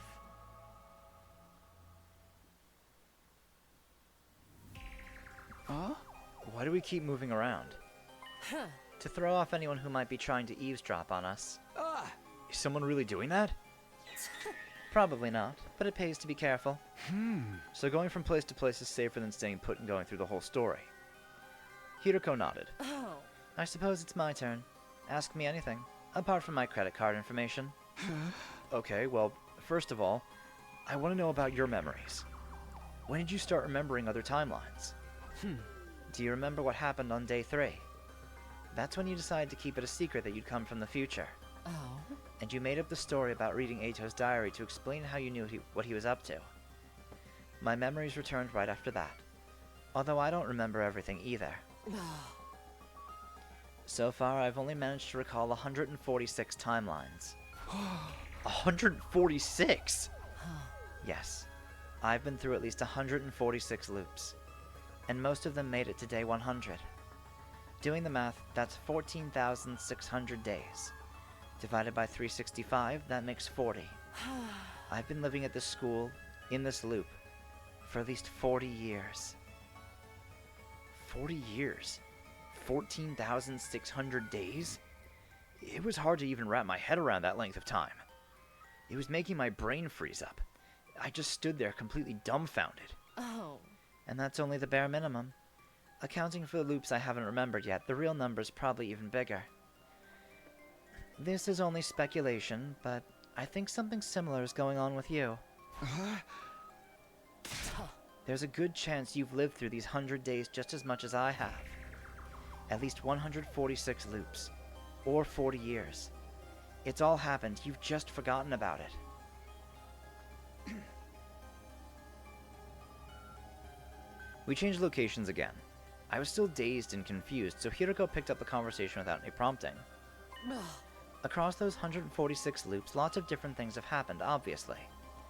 But apart from a few exceptions, the enemy attacks always occur on the same days. Oh? That's why I insisted we go to second to last Defense Academy on day 6. Day 7 would have been too late. That's when Mervrim attacked the school. Likewise, on day 8, there would have been attacks on both academies. If that had happened, somebody would be sure to die. Getting the entire Special Defense Unit together by day 6 was the only way to prevent that.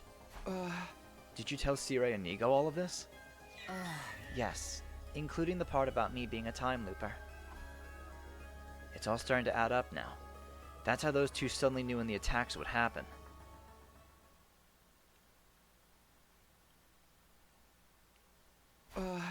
Why didn't you tell me about the loop? You told Sirei and Nigo, but not me? I did tell you. I've told you and the others so many times in so many timelines. But things always played out in the worst possible ways when I did. All of you died and I was the only one left standing. It's happened like that dozens of times. For some reason, telling people the truth only takes us down dark, chaotic paths. It's like we're cursed, never able to escape our fate or change it for the better. I don't want to watch you all die anymore. So I stayed quiet about it.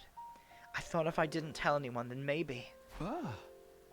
But you're telling me about it now. Is that okay? You're the one who kept asking. You just wouldn't let it go. I guess that's true. Hiroko drew in a deep breath, then exhaled. She repeated that process a couple of times until she regained her usual composure. It's alright. That's not the only reason I decided to tell you. I have a feeling that this timeline might be different. I've got no concrete grounds for thinking that, but... Hiroko reached into her pocket. She brought out the calico cat figure I'd given her yesterday and squeezed it tenderly. Never mind. Don't worry about it. She put the cat back in her pocket and said no more. She thinks it's different because Takumi remembered that promise, I guess. This explains a lot, but I still don't understand how he got stuck in this time loop in the first place. Before we get into that, let me tell you some more about the loop itself. It begins on our second day here. More specifically, the night of day 2, right before Ato destroys Sirei. When the loop resets, that's always the point in time that we return to. And when does it reset? It depends. There are 2 possibilities. Either when we die, or at 10 AM on day 100. Day 100. 10 AM. Yes, right around the time the school launches its final attack. For whatever reason, even if we make it to the end, we still can't escape this place. When it gets to 10 o'clock, we'll be forced back to day 2 to do it all again. You said you remembered a timeline where we managed to get into the escape pod, yes? But do you remember anything from after that? I remember taking off for the satellite and watching the final attack through the window.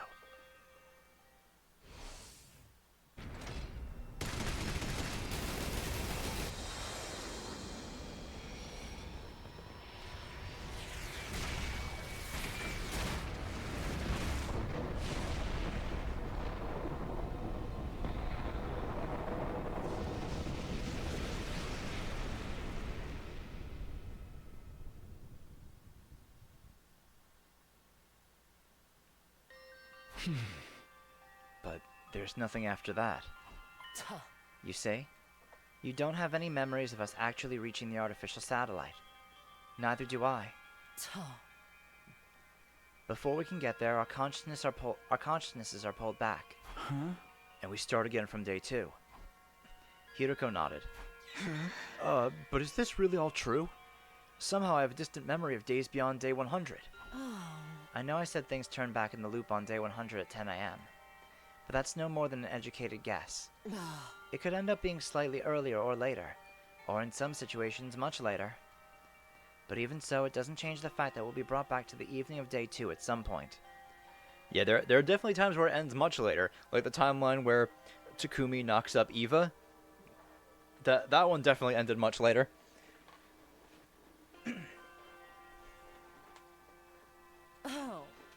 Think about it. If you continued to exist in a timeline after day 100 into old age, how could you possibly retain those memories from after day 100 in the here and now? You're right. If we weren't caught in this loop, I wouldn't be able to remember any of that time. I must have gone back to day 2 even in those longer timelines. That's why I can only vaguely remember them. But going beyond day 100 is an extremely rare anomalous event.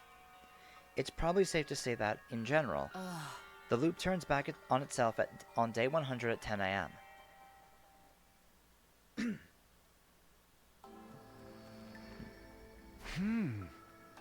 When I arrived back in the past, I didn't have any memories from other timelines.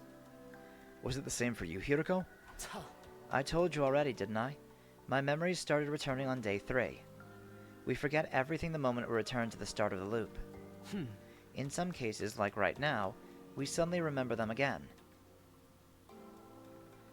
I have no idea what causes it, or if there's any kind of rule governing the process. That is weird. Especially since I remember my first timeline when I go back to day 2. That's probably because of your cryptoglobin. What do you mean? The first timeline we experienced. I'll just call it the first cycle to make things easier. During that cycle, you absorbed Ato's power, but not just his. When I was killed by Ato, all of my cryptoglobin was incorporated into him. And now, by way of Ato, that cryptoglobin resides in you.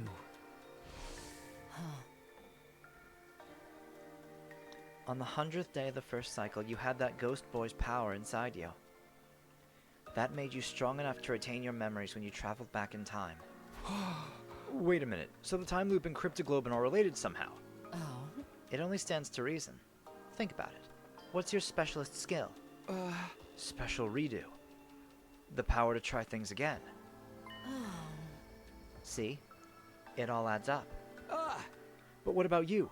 Your special discipline skill is totally different from mine. You know how some people are really good at multiple subjects? Like history and math. It's the same principle.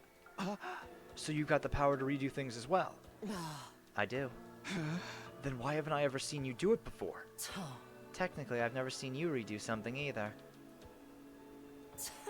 The effects of skills that alter the flow of time are only visible to their user. Neither of us can tell when the other uses the skill, or what changes when they do. Does that mean there are defensive battles we've only won thanks to you redoing stuff? I've lived through this loop 146 times. Don't underestimate what I can do.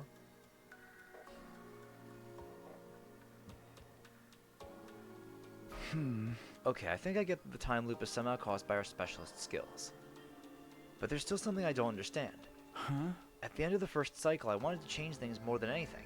That's how I was able to go back to the night of day 2. But why does it keep happening in the other timelines? Why does dying or making it to 10 a.m. on day 100 pull us back to that same point?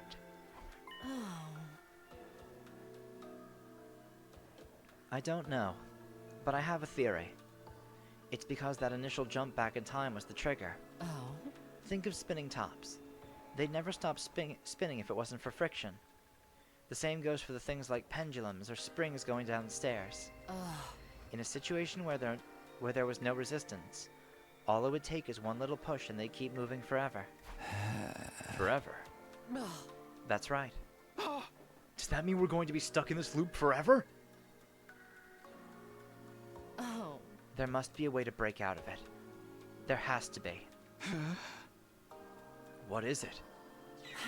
Do you think I'd have put up with that idiotic face of yours for over 14,000 days if I knew? So we don't know how to escape. Not right now, at least. But...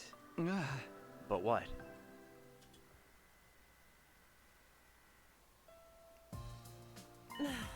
This is... a first for me. Huh? Oh. The timeline we're currently in is different from the others I remember. We've made it to day 11 without a single member of our team dying. In all 146 loops, that's never happened before. This timeline must be special somehow. Is that necessarily a good thing, though? If neither of us have experienced a timeline like this before, we won't be able to predict what's going to happen. It's true. Aside from when the enemy attacks occur, that is. But this could be our chance. Our chance to finally escape the loop. All the other timelines have ended in tragedy one way or another. But this one could be different. The fact that we don't know what's coming means there's still untapped possibilities. Hiroko's eyes were sparkling. I'd never seen her this excited. Do you remember what I told you on the night of the third day? About not killing Eito and keeping your time travel secret from others. I said they were probably the right choices. Because those choices are what created this timeline, where we finally have a chance to change things. Exactly. So then, my coming from the future and the time loop. If we want to preserve this timeline's integrity, it's best that we don't tell the others. There's a good chance things will develop the way they did in the other timelines if we do.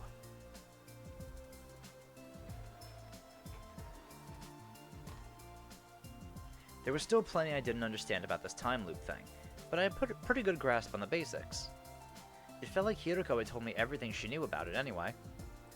But there were other questions I needed answers to. What was it that Sirei had handed Hiroko that day in the war room? What was it that old lab in the ruins? What was parallel leaping? Why was Eito still alive when I saw his dead body before? Why did Hiroko try to strangle me that time in the infirmary? Who was in the drone she put into the Revive-O-Matic? And perhaps strangest of all, why was she crying when I saw her out on the roof at the end of day 9? But just as I was about to ask her, that should do it for today. You need time to process all this information. We can pick up this conversation again tomorrow. No, I'm fine, really. But Hiroko wouldn't listen. She turned around and headed back toward the school, refusing to say any more. Oh man, why is she always like this?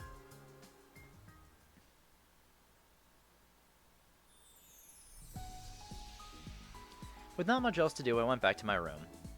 Thinking about all those mysteries wouldn't do me a lot of good now. Not to mention, we'll still have plenty of battles to fight from here on. I need to keep building up my bonds with the rest of the team, so we'll be ready for those challenges. Maybe I'll take a look around and see how everyone's doing.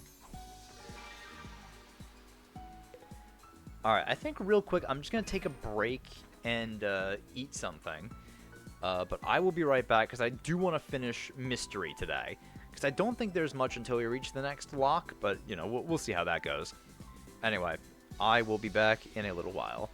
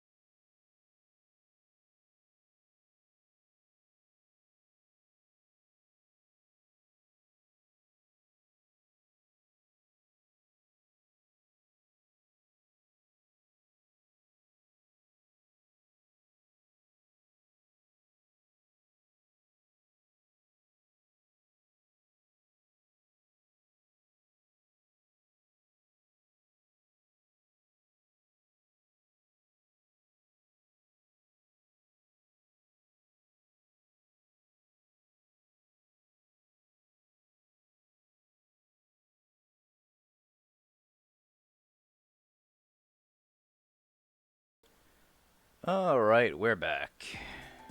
Let's get all this sorted.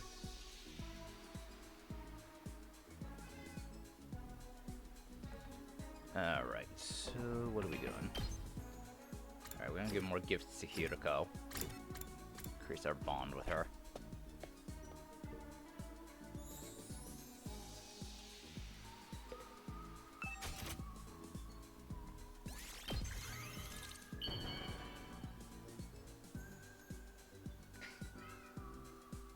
What? I'm gonna let you out of here.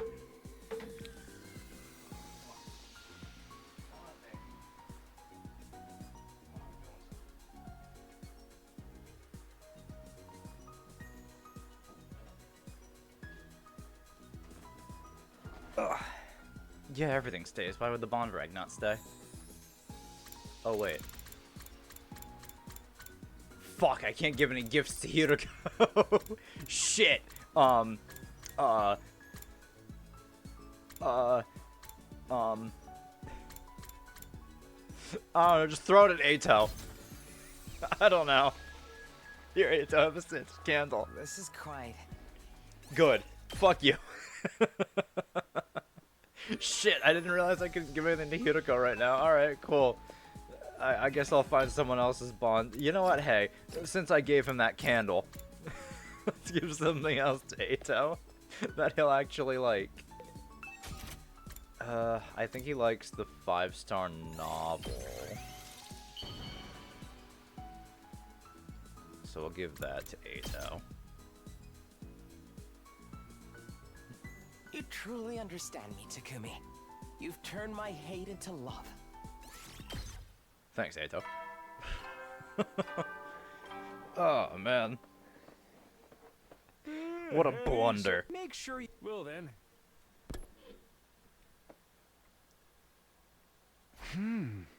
Hiroko said we talk more tomorrow. She's finally started telling me stuff, so I don't think she's about to go back on that promise now. I had no choice but to trust her. I crawled into bed and let myself drift off, wondering what revelations tomorrow would bring.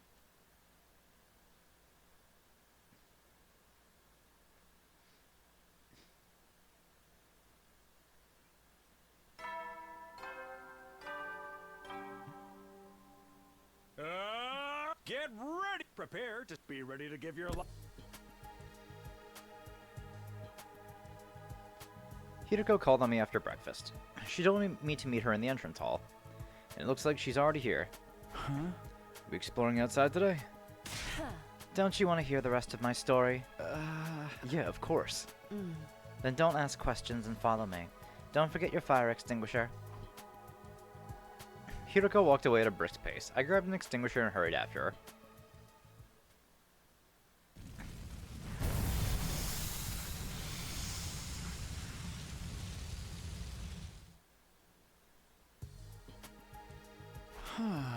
So where are we going? Oh? Why are you always so dense?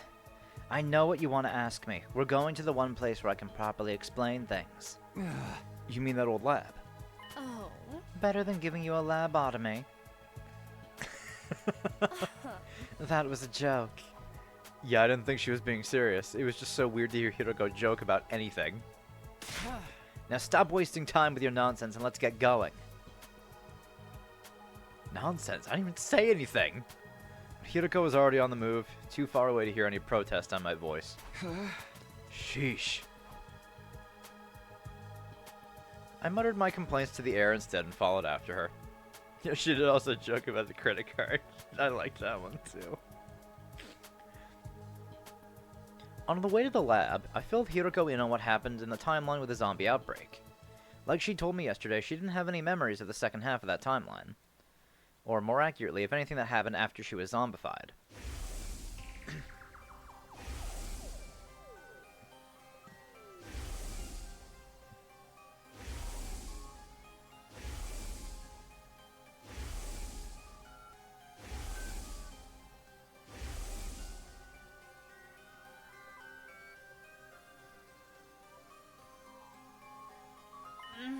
It's just like I thought. Those zombies were created by the Gi parasites. It all began with the Alpha 1 and Alpha 2 specimens Darumi and Gaku brought back. Alpha 2 was already in its male spawning phase. It laid eggs in the bodies of our dead friends, including me. Oh? Then those eggs hatched into male Gi and burrowed into the corpse's brains, temporarily reanimating them. That also explains one of the biggest mysteries around here. It does? Which one? Oh? You're better off not knowing. But I know you'll only keep pestering me about it, so I'll tell you later. She's probably talking about the Gi in the female egg-laying phase that infected Takumi. When we arrived at the lab, Hiroko dispelled her class armor. I did the same. Why did we change back into our regular clothes? You can't put on a leap suit while wearing class armor. I don't think we'll actually need the suits this time, but it's just force of habit. Huh? Why don't they work if you've got class armor on?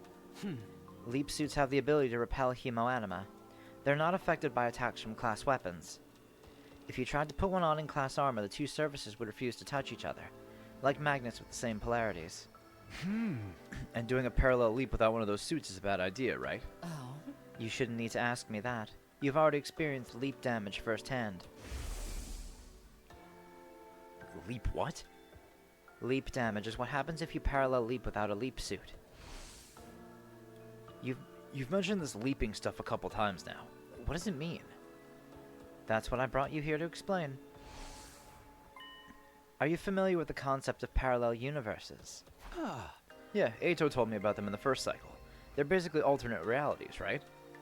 Are you saying the different timelines we've experienced are the same thing? Exactly. If it helps, you can think of parallel universes as the worlds of other timelines. So parallel leaping is... Oh? Just like the name implies, it's the process of traveling or leaping to a parallel universe. Leaping kind of implies we're going pretty far. People call trips through time leaps sometimes, right? Is it anything like that? No, the direction is completely different. A time leap means going forward or backward in time. A parallel leap is more like a horizontal movement. Or like changing trains to ride a different line. We can't use parallel leaps to get back to the past or forward to the future. Instead, we move to the same place and the same point in time, but on a different timeline. Take a look at this diagram. Let's say we leap from timeline A at 1:01 a.m. We'd arrive in timeline B at the same time, 1:01 a.m. Essentially, our coordinates and time don't change, only the world that we inhabit. There's another difference too. A time leap would be like your journey back after the first cycle, only your consciousness was affected. It's not like you got into a time machine and physically went back in time. But that's not the case with parallel leaps. When we leap, our bodies are traveling to those alternate realities. And the thing that makes that possible is this. The PLM. You've probably guessed from the PL part, but it stands for Parallel Leap Machine. Wait a minute. You mean that night, just after midnight on day 5? We leapt to another timeline? You only just figured that out? You really are slow sometimes. Where did we go, though? Which timeline was it? In answer to my question, Hiroko took out a handheld device and showed me the screen. It's the fucking... That's why it's laid out like that. That is why they have the flow chart laid out like that. There's always some fuckery with the flow charts in these goddamn games, I swear to God. It's because they're all parallel. They're all parallel universes, that makes sense.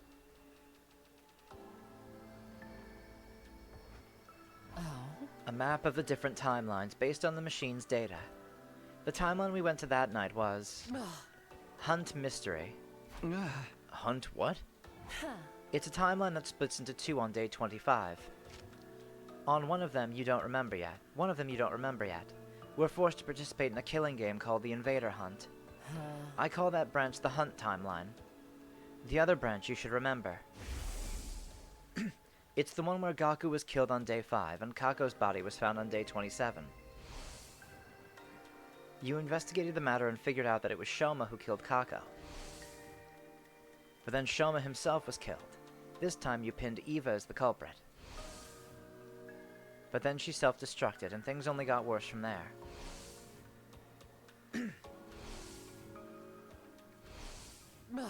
You were beset by a whole host of mysteries, but still did your best to solve them. That's why I call this branch the Mystery Timeline. The Hunt and Mystery Timelines, huh? Oh. That's right. And this is the line that both of them split off from. So I combined the names together, making this the Hunt Mystery Timeline. And that's the one we went to. Yes, on day 5 just after midnight. But why did you want to go there anyway? I had 2 objectives. One was to prevent Gaku's death. Oh. That's who was in the pod. She was trying to revive Gaku. The other was something to do about Omega. Wait, Omega? Who's that? Just for a moment, Hiroko hesitated. Omega is the one who killed Gaku. You mean X? Isn't that what the mastermind behind the murders in the timeline was called? No, X and Omega are different people. Omega had his brain infected with Gi data. Takumi. There was no physical parasite there, but it was just the same as if he'd been taken over by one. That's what drove him to murder Gaku. Even if I hadn't dealt with him, he would have tried to kill again. That's why I went to that timeline, to remove the Gi data from Omega's brain. Those were my goals that night. Honestly, I still didn't get it. I waited for her to carry on. Oh. On day 4, you saw me and Sirai talking, yes? The thing he gave me that day was a cerebral glitch repair program. Or rather, a thumb drive with a program loaded onto it. I couldn't have erased the Gi data without that. Why did Sirai even have something like that? That's a matter for another day. The important thing is that he handed it over. Once I had that program, I jumped to the Hunt Mystery Timeline at midnight on day 5, just like you saw.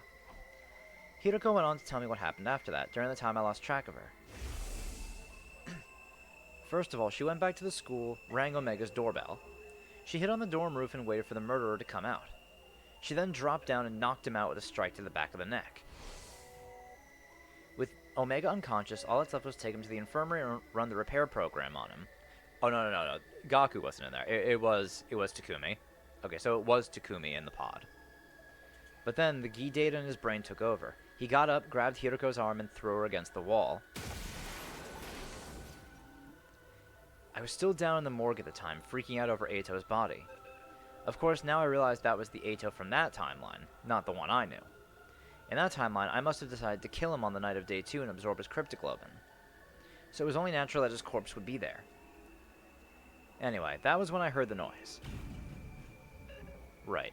Turns out it was the sound of Hiroko crashing into the wall upstairs. When I went out into the corridor, I heard another noise. It must have been the infirmary door opening. That was when Omega got away from me. He must have realized there was someone else around and ran. Of course, I didn't actually see any of this. That blow against the wall knocked me out. Yeah, that's why she attacked Takumi when she came to. And the next time you came to is when I was holding you. That's right. Then I kicked you in the stomach and tried to break that little matchstick you call a neck. Couldn't you try to sound a little more sorry about that? I already apologized. Yeah, but you never told me why you did it. What do you mean? Haven't you figured it out yet? I had a bad feeling about this. A chill ran down my spine and I broke out in goosebumps. After you blacked out and I got a proper look at you, I noticed something. There was a purple rash on your face. That's one of the symptoms of leap damage. That's when I realized I'd made a mistake. So I released you and went to look for Omega instead. I knew where he'd be, the classroom on the first floor. From the way things played out before, he was bound to show up there eventually. I got there as fast as I could, but... I was too late. When I opened the door, I saw Gaku's body, covered in blood, and standing above him was Omega, still waving around a kitchen knife. Please, don't tell me it was Omega. I'm sorry, but it's true. Omega's true identity. The person with the Gi data in their brain. The one who killed Gaku. It was you, Takumi Sumino. Yep. No, it's a lie. I won't believe it. I did it. I killed Gaku? No, it can't be. That can't be true.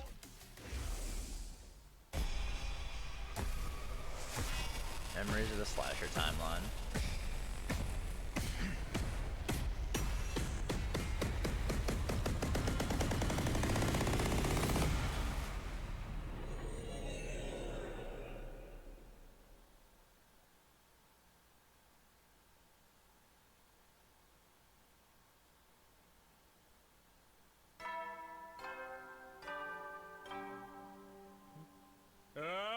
Get ready! Prepare to be ready to give your lot. This is the second time you've done this. I'm starting to get tired of it.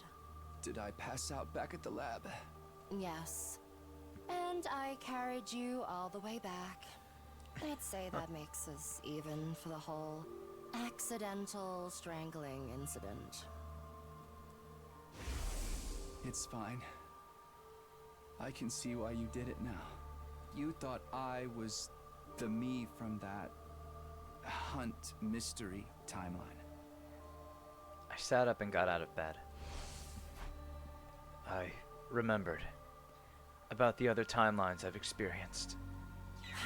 You said that already. Back on day 2, yeah.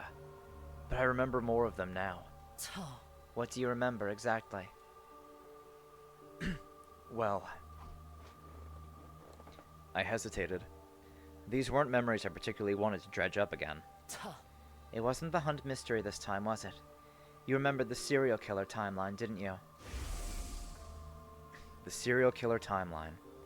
It didn't take a genius to figure out which one she meant. Except the killer wasn't Yugamo. It was me. In that timeline, I killed Eva. Then Moko. And Takemaru. And Kurata. And Shoma. And Darumi. And Ima and Kako. And all of them. Everyone. All my friends. And in the end, even Nozomi. I started shivering uncontrollably. I felt off balance, like I might collapse any minute. Are you alright? I wasn't alright. Not even a little. But I put my hand on my chest and forced myself to take some deep breaths. Oh? You were probably repressing those memories until now, as a self-defense mechanism. You sealed them away in a corner of your mind without even being aware of it. That's why I likened your mind to a steel shell before. But I guess you really are as fragile as Sam Monroe after all. I wasn't paying attention to what Hiroko was saying. The only thing I could hear clearly was my own raging heartbeat. This might sound like an empty platitude, but I assure you, I say it as someone with 40 years worth of experience. Don't beat yourself up over this. It's not your fault. You aren't the same person who did those horrible things. The one who killed Gaku on day 5 was the Hunt mystery Takumi. Likewise, the Takumi in the serial killer timeline was someone completely different from who you are now. And even with those other versions of you, it was really the Gi data in their brains that made them act that way. They weren't in control of themselves. You don't have to bear responsibility for their crimes. My breathing finally started to slow down. I wiped away the cold sweat that had formed on my forehead. What is this Gi data anyway? How did it get into my brain? I didn't know either until last night when you told me about the zombie outbreak. In that zombie timeline, you were infected on day 100. The Alpha 1 Gi Queen laid an egg inside you. That egg then hatched into another queen, which burrowed its way into your brain and fused with you on a cellular level. Okay, but right after that, the final attack began and...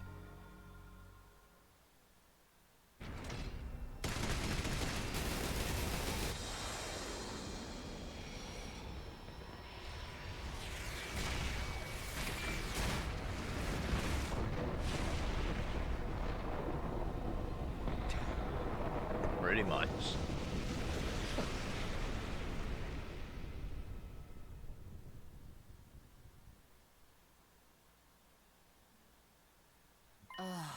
Your consciousness didn't just disappear at the end of that timeline. It was brought back to the start of the loop on day 2, along with all of your memories. Our memories persist across timelines, so they must exist in our brains as some kind of cognitive data. And in this case, that data included the presence of the Gi. The parasite itself didn't travel back in time with you, but it had merged with you so completely that it was already part of your consciousness when you came back. But isn't that going to be a problem? Doesn't that mean my brain still has that data in it, even now? Don't worry about it. I won't take you over again. The version of you that's here now has already been completely treated. Treated? This is a timeline from after you successfully had the Gi data removed. There are timelines like that? Trust me, a lot can happen over the course of 146 loops. I meant to tell you yesterday, but Alpha, the you and the Hunt mystery timeline, has been treated now too.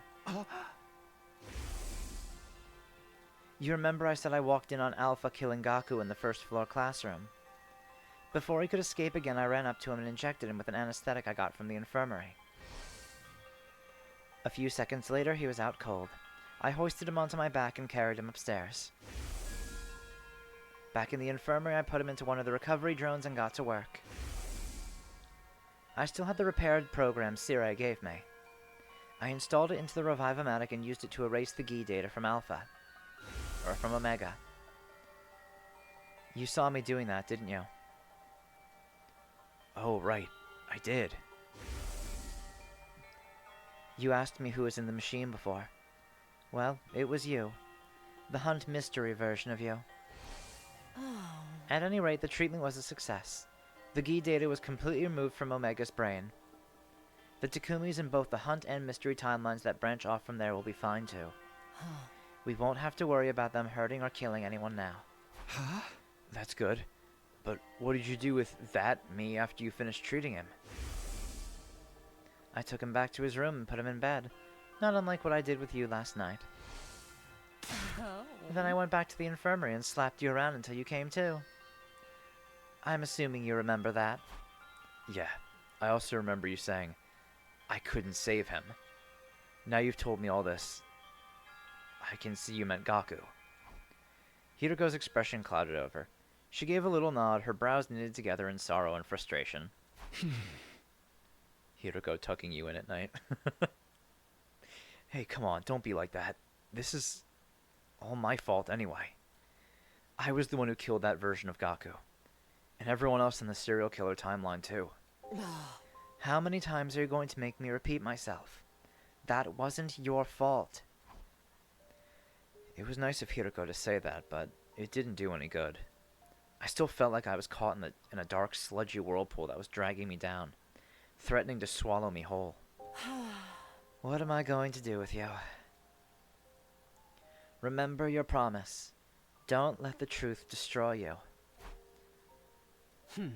I had a feeling you'd react like this. That's why I was keeping it from you. I just knew you'd end up feeling like you were responsible for the whole thing. I wanted these thoughts to go away. I wanted it all to stop. It took everything I had to croak out my next words. I'm sorry, but I'd like to be alone for a while. Hiruko sighed again, shaking her head in bewilderment, but she left all the same. A cold silence fell over the room. I could have sworn I heard a heavy rumbling gurgling up from somewhere deep beneath the ground. It sounded like the agonized groans of everyone who died because of me. I dropped to the floor, covered my ears, and closed my eyes.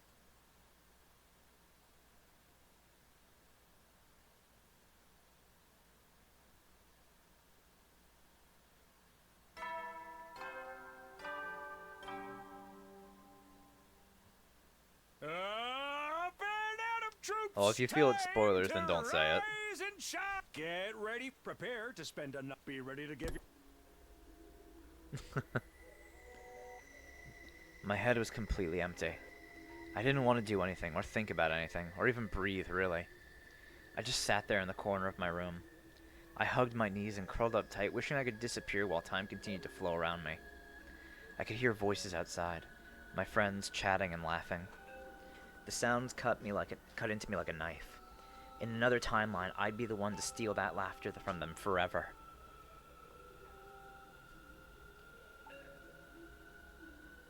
At some point, my room started to get dark. The sun must be going down outside. Darkness seemed to trickle in until it filled the space completely. Lying there in the same position for so long, I lost all sensation, all awareness of my body. Didn't even feel like my body anymore. It was like my soul had come loose and I was staring down at my physical form from above. My visitor came in a little after that. How long are you going to stay like this? Oh? Everyone's worried about you. They think you're sick. Well, I told them you were anyway. I couldn't exactly tell them you were feeling guilty about things another version of you did in an alternate reality. What do you want, Hiruko? Oh. I'm not here because I want to be. The others just sent me to ask you something. Ask me what? Tomorrow's day 15. That means there's another attack coming. They wanted to know if you'll be joining the battle. Oh. Or are you going to abandon them? Are you going to betray them? Do you just not care if they all get killed?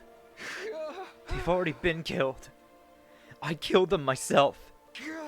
All of them, one after another. All of them dead because of me. So I just can't. I can't do this anymore. I don't care.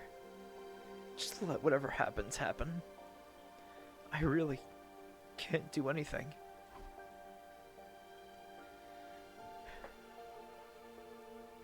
Hiruko continued to stare at me, but there was a different look in her eyes now. There was no pity there, only contempt. When she spoke, her voice sounded hoarse, like she was holding back some strong emotion. I'm disappointed in you. Did what you told me on day 10 mean nothing? You told me we could make the future we deserve together. What happened to all of us reaching day 100 with a smile? Hearing that is what convinced me to tell you everything. I felt like this timeline could be different. It was the first time in 146 loops anyone's ever said anything like that to me. I really thought there was something special about this timeline. About you. I thought you might be the one to finally break us out of this never-ending hell. Oh. And now you're giving up. Just like that. How could you? She clenched her fists. The look in her eyes had changed again. Now she was glaring at me with pure, undisguised animosity. You weakling! You sniveling coward! You think you get to give up and mope around for the rest of your life? Who do you think you are, Osamu Dazai? No, you're worse than that. You're like a mech pilot going crazy from being synced with its navigation system. Or a poser emo band fangirl bandaging her wrists just to fit in. The you that killed everyone else was a completely different person in a different timeline. And he wasn't even in control when he did it. Get a hold of yourself already. Don't you realize how much danger you're putting everyone in by wallowing like this? If anything is going to get them killed, it's your own negativity and self-loathing. You're sure as hell not going to protect anyone the way you are now. If you're going to allow others to protect you while doing nothing in return, you might as well be signing their death warrants yourself. You're going to get everyone killed, and you're doing it of your own free will this time. That's a complete betrayal of everything you believe in. What happened to all of us reaching day 100 with a smile? What happened to creating a future where we could all be happy? I've tried everything I can think of, and nothing's worked. I can't do this alone. I need your help. You, Takumi Samino. You're the only one who can save us. For a moment, neither of us said anything. Hiroko's shoulders were shaking and she was breathing heavily. Her quick, shallow panting was the only thing breaking the silence. But eventually, even that sound became quieter. I guess that's it. I can't count on you for anything. Not in this loop, or the next, or the one after that. Never again. Hiroko turned and left the room. While she was talking, something had started to well up inside me. Now a wild, raging energy was surging through me. I couldn't let it end like this. I didn't know what I was going to do, but this feeling inside me was getting stronger, and it had to go somewhere. Before I knew what I was doing, I got to my feet and rushed out the door. Ah! Hiroko, wait! She turned around. She looked so sad, so tired. But I looked her dead in the eye and let everything I was feeling come pouring out. I did mean what I said back then, and I still feel the same. I want to create a future where we can all be happy. Not just for day 100, but day 101, day 102, and all the days after. Hold up. Oh my god, I cannot scroll this fucking chat.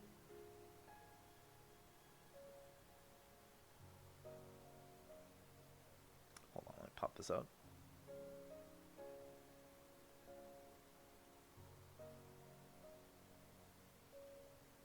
I'm too far up.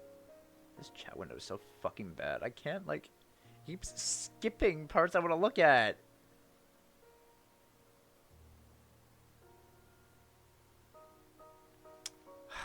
Man. Anyway, yeah. I think I agree. Takumi's again, I wish I could scroll up and at least see your fucking name. Won't even let me. It's a first time tattoo, so I feel kind of bad about it. Oh wait, I had someone. Okay, Baraka. Yeah, it is pretty rough when you realize it was even if it was another version of him, it is still him.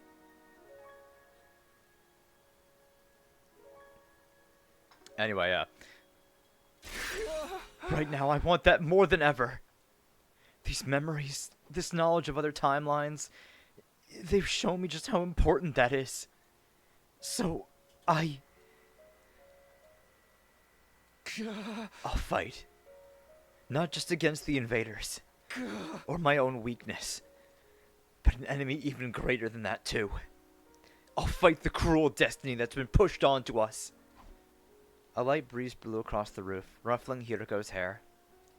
She tucked a stray lock behind her ear and spoke, looking just a little more hopeful than before. What are our chances of pulling that off? Isn't it obvious? I have absolutely no idea. What? The future is an open book. That's how it's always been. And I want to create a totally new future. There's no telling what might happen. But even so, I'll still fight. I'll fight with everything I have. I'll fight to protect you and the others and to create a future where no one has to die. You and I are getting out of this loop. Let's reach out and grab our future. I won't let it stay out of reach anymore.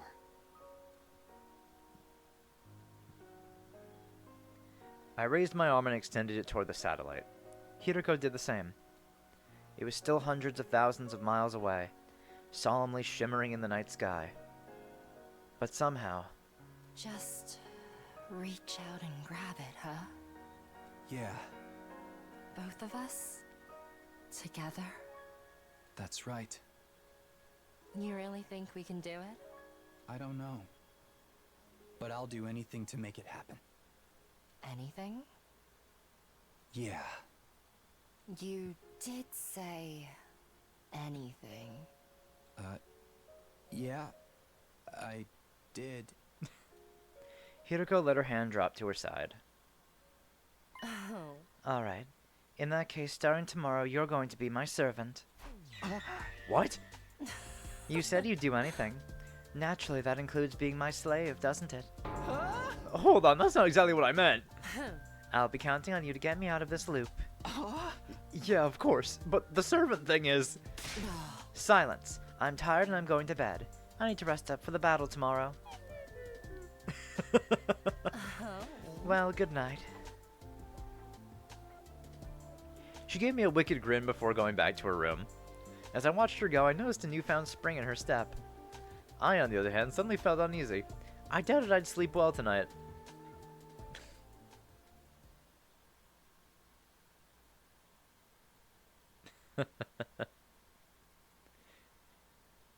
Hiroko time. Early the next morning, I woke Hiroko up and convinced her to join me in the courtyard. What are we doing out here at this hour? The enemy is going to attack during the morning announcement. But before that, I need to ask you something. What is it? It's about Veshnes, the Supreme Commander. In the last 2 battles, you basically told everyone to ignore her. You had us focus on the regular commanders instead. And you want to know why? It's simple enough. It's because she isn't as much of a threat in this timeline. Why not? In most, though not all, other timelines, she starts absorbing cryptoglobin like we do. It's a decision she comes to while listening in on our communications in her hoodie guise on day 7. Right. She also finds out about you coming from the future from intercepting a conversation between you and Sirai. That's when she puts it all together. The reason both sides suddenly got stronger is because of you absorbing so much cryptoglobin during the first cycle. Knowing that, she decides to do the same, breaking her religion's greatest taboo. But none of that has happened in this timeline. Because you didn't mention time travel in the battle on day 7. Not that you would, having decided to keep it a secret from everyone. Now Veshnes doesn't know you've come from the future, or just how much power can be gained by taking it from others. Do you understand what that means? Yeah, she's still following the teachings and not absorbing cryptoglobin. Not in this timeline, anyway. It did make sense. That must be why she didn't drain Pakron after we defeated her. That doesn't mean she's not a threat at all, right? Of course not. Ideally, I'd like to put an end to her in today's battle. How are we going to do that? We have the new weapon Sirai and Nigo created. It's what we usually use on day 15. Oh, right. But it's also usually unfinished. Yeah. As we have seen in the past.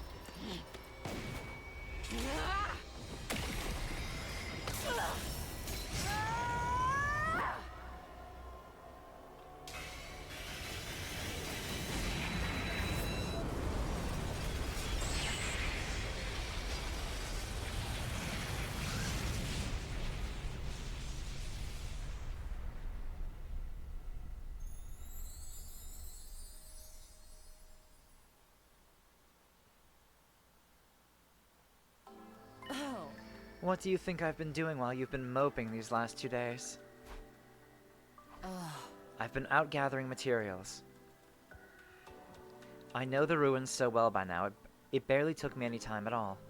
The bomb is 100% complete. That includes the detonator. Nobody will have to die setting it off. That was good news, but I felt pretty guilty about it. Hiroko had been out there working so hard and I hadn't done a single thing to help. Wow. Sorry. Don't worry about it. You can lick my boots clean to apologize. This bomb is also a lot more powerful than the past versions. I gave Sirai and Nigo some pointers to improve it.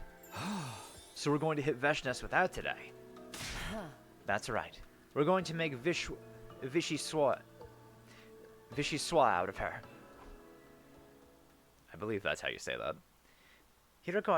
Hiroko's eyes glinted viciously beneath her glasses. Then we heard the morning announcement over the PA system.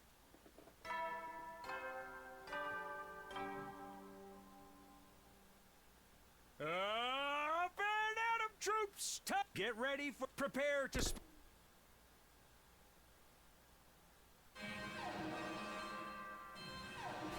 Intruder alert. Intruder alert. Unauthorized personnel. Defense mode.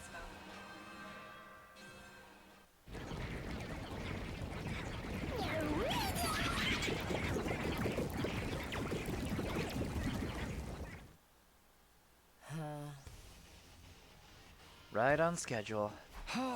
Okay, here goes.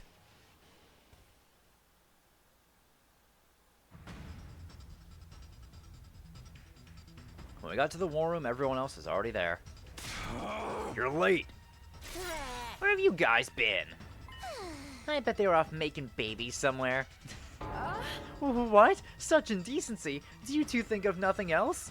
Hey! We weren't doing anything like that. Didn't Sirai and Nigo tell us the invaders would attack early in the day? My dear brother and I were waiting here for almost an hour before the alarm went off. Well, hey, they're here now, and that's what counts. Do we have a read on the enemy? Sirai nodded and pointed to the monitor with his stick. That's... Yep. Valagarzo. And Zanshin, right? Apparently the others already knew about the commanders we'd be facing.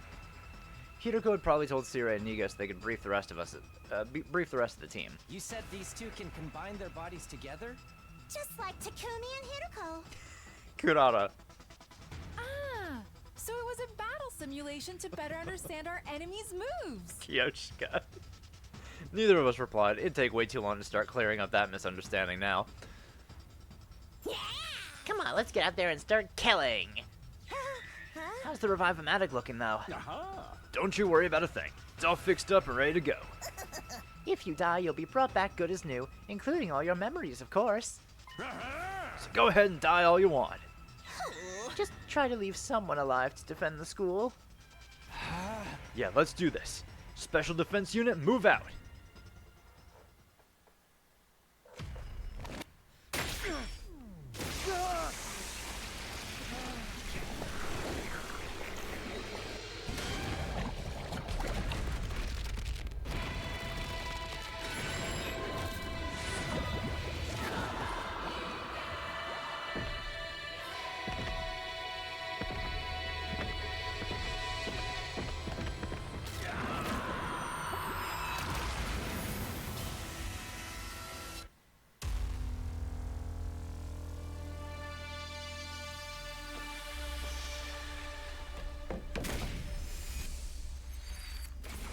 This one is Kurata.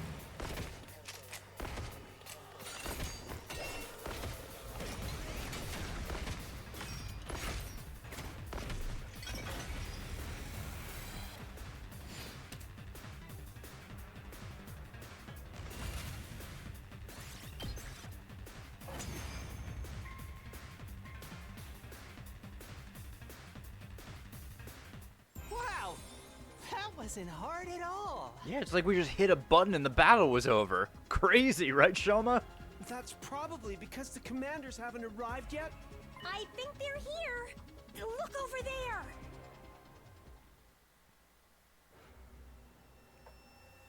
Now you face Valagarzo, the paragon of indomitability.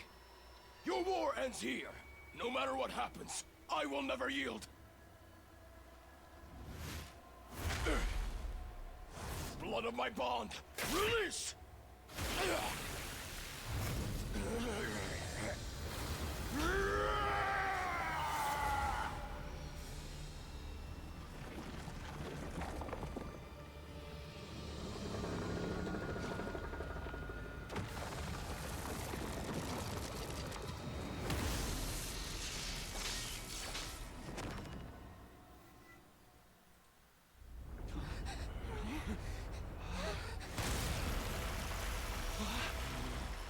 I am the paragon of salvation, Zanshin. I'm done letting you have your way with us. In the name of God most holy, I will purge you from this planet! Yeah, we know your names already. We've got a neat little intelligence network of our own, you know? Everyone seemed pretty confident, but I suddenly remembered how this went the first time around.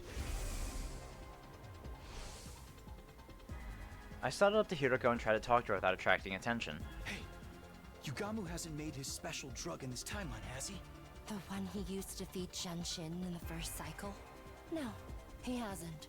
He hasn't extracted any Commander DNA to make it with. Why didn't you say anything? We could have used Mervrams before we killed him. Me? Why didn't you say anything? I don't remember anything about the first cycle battle with Shenshin. Yeah, because you were dead. She was right, of course. Hiroko was already dead at that point, killed by Eito. I hadn't thought of taking DNA from Mervram, that was on me, but I never expected we'd have to face Zanshin again as early as day 15. How long has it been since we last fought together as one section? I can't wait to go wild again! Can't you at least try to act your age? We need to finish this quickly. What the hell? What are they up to now? Remember, we're not just waiting for ourselves anymore.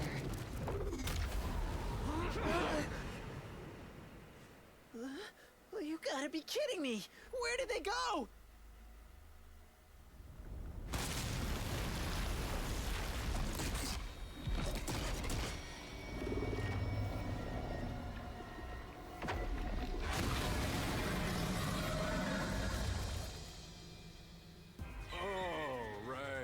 Almost forgot about the whole combining thing.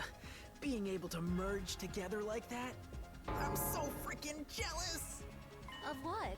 It's better if you don't ask, Nozomi. Yeah, don't worry about it. Don't worry, guys. We can still win this, even without the drug. That... drug? Never mind. Just fight!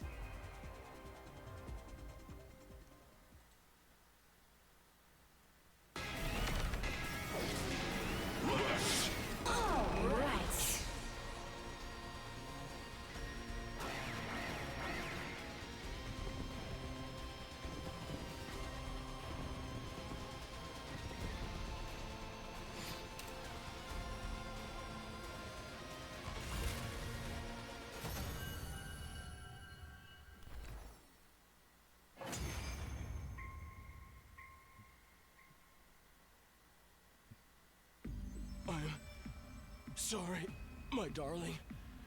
I couldn't protect you. And here I made a vow to keep our family safe.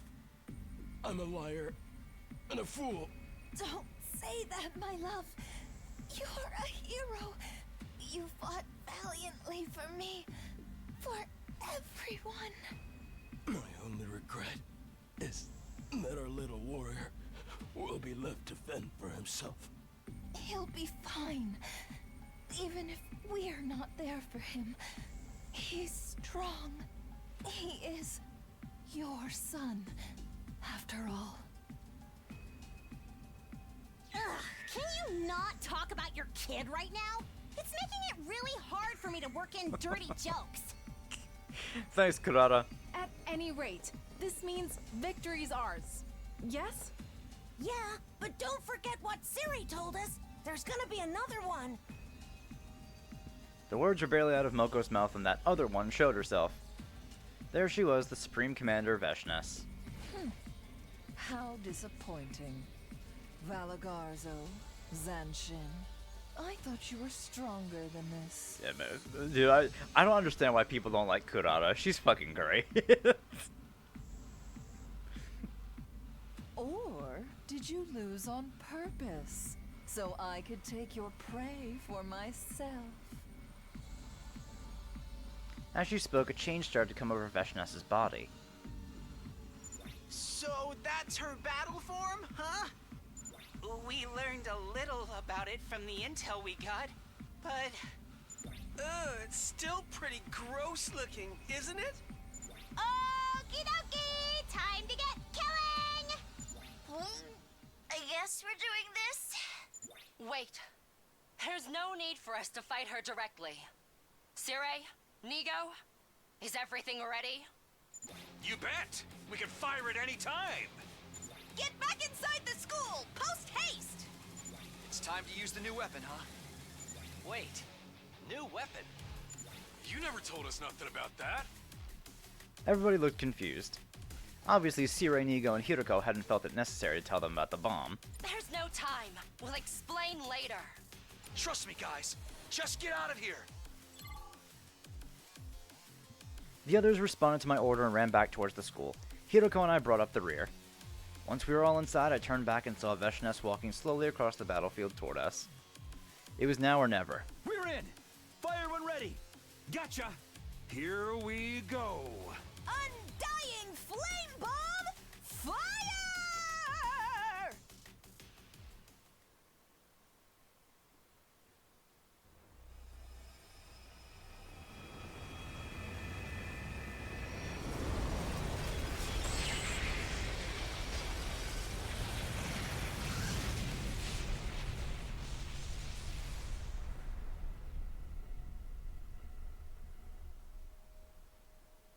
Well, we hit her.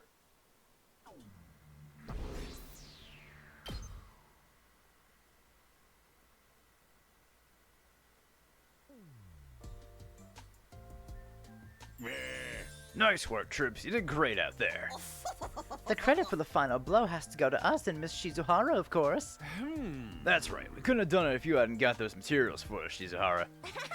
We are truly grateful. Seriously though, Hiroko, you could have told us we had something like that up our sleeve. Yeah, this is no time to butter your lips. Oh. The expression is button your lip. If we'd known, we could have helped you get the materials you needed. Why'd you keep it secret all this time? Let's just say I had my reasons. So Veshness actually bit the big one? She's really gone now? She's got to be. An explosion that strong would have blown her to smithereens. It's true she disappeared without a trace when the dust set cleared, but since there's no body, there's a chance she might have survived somehow. Come to think of it, that did happen in some other timelines. Even after getting caught in the Undying Flame Bomb's blast, Veshness came back to fight another day. I glanced over at Hiroko. She was resting a finger on her glasses, a distant look in her eyes, like her thoughts were somewhere else. No use thinking about what ifs now. I say we enjoy this victory high while it lasts. I'm down for that. Gotta take our wins where we can. Then is it time for the usual? I think so. 1, 2... Special Defense Unit, best in the world, indestructible and undefeated. Never lose, never yield. Special Defense Unit, fight on!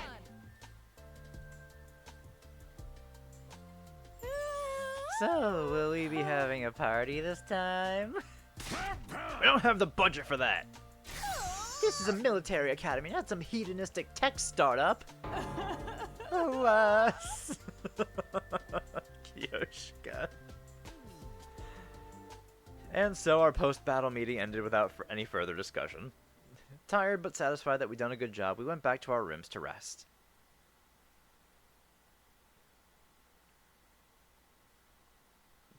That night, a little while after dinner, I made my way to Hiroko's room.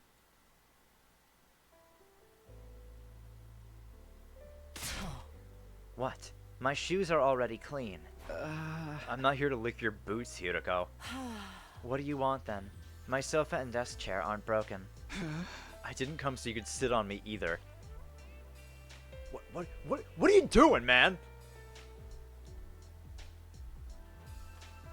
Wanted to ask you something. Huh? You said you'd be counting on me to get us out of this loop. Let's get into details. What exactly am I going to have to do? Good question. First of all, we'll need to figure out an actual method of leaving the loop. Can we consider that our objective for now? If you want, but it's not going to be easy. You can't just try anything that comes to mind and hope it'll work. Believe me, I'm speaking from experience. Huh? What should we do then? Don't get ahead of yourself. There's something else we have to deal with first. Something else? Tomorrow night, we're leaping to this timeline. Hiroko took her device and showed me the timeline diagram again. This one?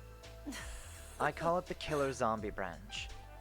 It's upstream from the serial killer and zombie branches, hence Killer Zombie. You mean... Yes, the timeline where you became a serial killer. Tomorrow we're going there. And we're changing history.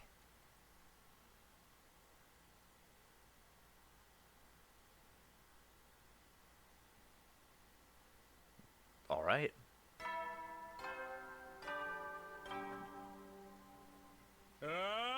Get prepared to spend. Be ready to give your.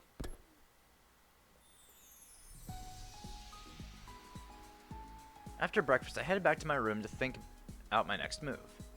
Hiroko said we'd go change history tonight. That still gives me most of the day to do other stuff. Maybe I'll head back to my room, then go hang out with someone for a while.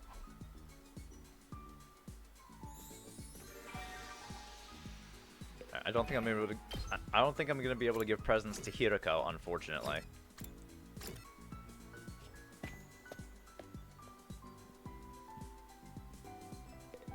You know what? I'll make some stuff for Darume. Actually, no, I was working on Eito, right?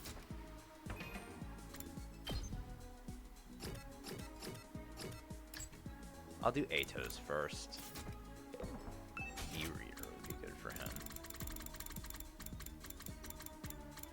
Oh, why don't I just... Books.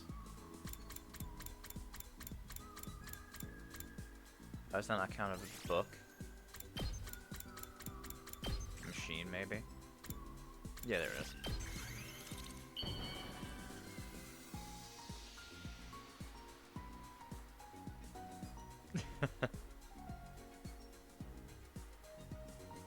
I doubt. I don't think they take that into account. You truly understand me, Hey, there we go. Bond one with Eito. What do you got for me, motherfucker? I'm so happy I can talk to you like this, Takumi. Are you? What shall we talk about? Someone important to me? Well, no one human, that's for sure. I'm so sickened by those who get close to me that I end up killing them. That's what happened to my parents, and so-called friends who tried to be nice to me. I covered my tracks very well, of course. In fact, people saw me as a tragic victim. Sorry. I can't stand looking at your ugly mug and breathing in your odious scent any longer. Let's stop here for today, shall we? Good talk, buddy.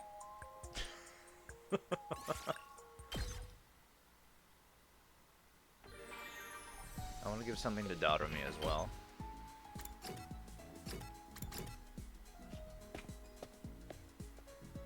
I think he does. Yo, judging from this one CE I've seen, he really likes Takumi. How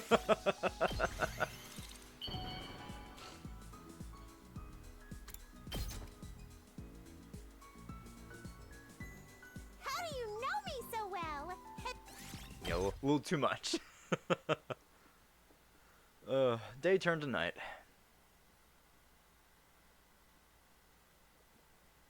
Taking care not to be spotted, Hiroko and I snuck out of school. We made our way along the road that led to the old lab. Along the way, Hiroko began speaking. Oh? I discovered the parallel leap machine on my 37th loop. Uh-huh. I decided to investigate every corner of this old town and happened upon it by chance. Over the next few loops, I'd go back when my memories returned to try and learn more about it. By the 49th loop, I more or less knew what it could do and how to operate it.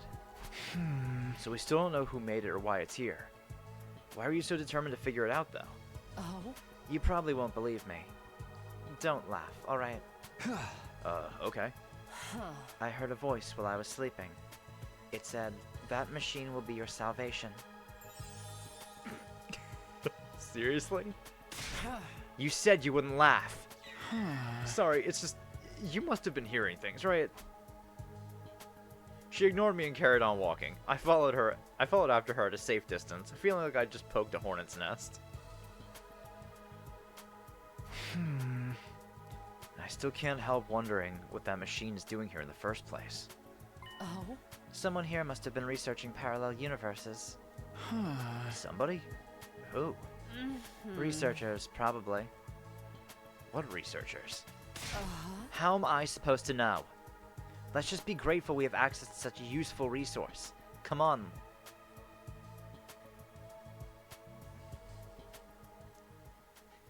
Like the last time, Hiroko and I dispelled our class armor once we got inside the lab. We can't wear leap suits and class armor at the same time, right? We went over this before. The leap suits repel our hemoanima. I know, but why do they have that function? Oh? Leaping is achieved using cryptoglobin, or rather, using its energy waves. The infinite parallel universes out there exist in a space filled with cryptoglobin energy. Right, I think we heard about this from, yeah, Blood Space, right? Because we heard about this from Shion. It surges in constant waves in unpredictable patterns. To leap, we have to harness those waves. It's almost like surfing. We ride the waves in that space to get to our destination. Doing that without protection puts a lot of strain on the body. Yeah, I know. I've experienced it myself. You got off easy. Serious leap damage can affect the brain and rob you of your memories and your ability to reason. Hey, I'm tougher than I look. Please take this seriously. If you parallel leap 2, maybe 3 more times with exposed skin, your body will eject all of its cryptoglobin. That means no more revivals. You'll die, and you'll stay dead. My point is, to avoid leap damage, you have to avoid touching that cryptoglobin energy directly. So that's why the leap suits cover our whole bodies and push it away from us. That's right. Thanks for clearing that up. I have another question, though. You said we're going to change history tonight. What exactly is that going to involve? The same thing as when I went to the Hunt Mystery timeline on day 5, erasing the Gi data from that Takumi's brain. I've got everything we need right here on this thumb drive. That's the thing Sirai gave you, right? The cerebral glitch repair program? Yes, the only difference is this time we'll be treating the killer zombie version of you. Let's call him Takumi 2 to make things easier. At this rate, Takumi 2 is going to become a killer. We're going to treat him before he can commit his first murder. But that's not all. We've got something else we need to do in that timeline. What's that? In the version of history I know, Takumi actually kills somebody tonight. Who's that? Hiroko 2. In other words, me. What? We have to prevent that murder before we can move on to treat him. Oh, right. Right, in the biolab. Hold on a minute, I don't remember any timeline like that. I don't know what to tell you. I'm the one who got killed. I remember it very clearly. Tonight around 11 p.m. I'll be killed by Takumi 2 in the biolab. Oh. You probably just haven't recovered those memories yet. Is that why? I guess I did repress a lot of memories of that time. Hey, Hiroko, what time is it now? She tapped her glasses near her temple before replying. 9:18 p.m. Huh? How do you know? My glasses have a clock function built into them. The lenses can function as transparent heads-up display to show me the time whenever I touch them just here. It'll be a problem if you can't keep track of the time. Here, you can have this. Your device? I have another of my own. Just switch it on and it'll display the time. Take it. Hiroko passed me the little machine. I slipped it into my pocket. You said 9:18 p.m. 9:19 p.m. now. Then we better hurry. Leaping takes you to the same point in time, right? We can't go forward or back. That's true, but we can't go yet. Huh? Why? Remember what I told you about riding the waves to alternate timelines? They're from a space filled with cryptoglobin energy, so let's call them blood space waves, yep. Anyway, we can only leap when they're at their highest intensity. That's why I likened it to surfing. Sometimes you have to wait for a big enough wave to come along. But when is that going to be? Take a look at the device I gave you. I took the thing out of my pocket and turned it on. It displayed some kind of diagram of the waves, along with 2 times. Between 10:20 and 1:15 a.m. tonight? Yes, we'll only be able to leap during that time. Huh? But you said Takumi 2 kills Hiroko at 11 p.m. So even if we leap as soon as that window opens, we'll only have 40 minutes. That's right. 40 minutes to get it all done. But it takes over half an hour just to get back to the school from here. Would you prefer to call a taxi? I know it won't be easy, but we still have to try.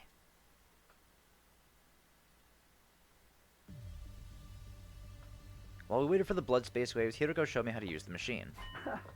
Wow, it's a lot more simple than I thought. Everything sounds simple when it's explained to you. I had to put in a lot of work to figure this all out. It was 10:19 p.m. Just one more minute until we could jump. We'd already changed into our leap suits and adjusted the machine's settings. Let's go over everything one last time. What timeline are we leaping to? Killer Zombie. And what's our objective? To remove the Gi data from Takumi 2's brain and prevent Hiroko 2's murder. Oh. Good. It's time. Let's get started. I hit the red button on the control console and we both stepped onto the platform. Okay, let's do this.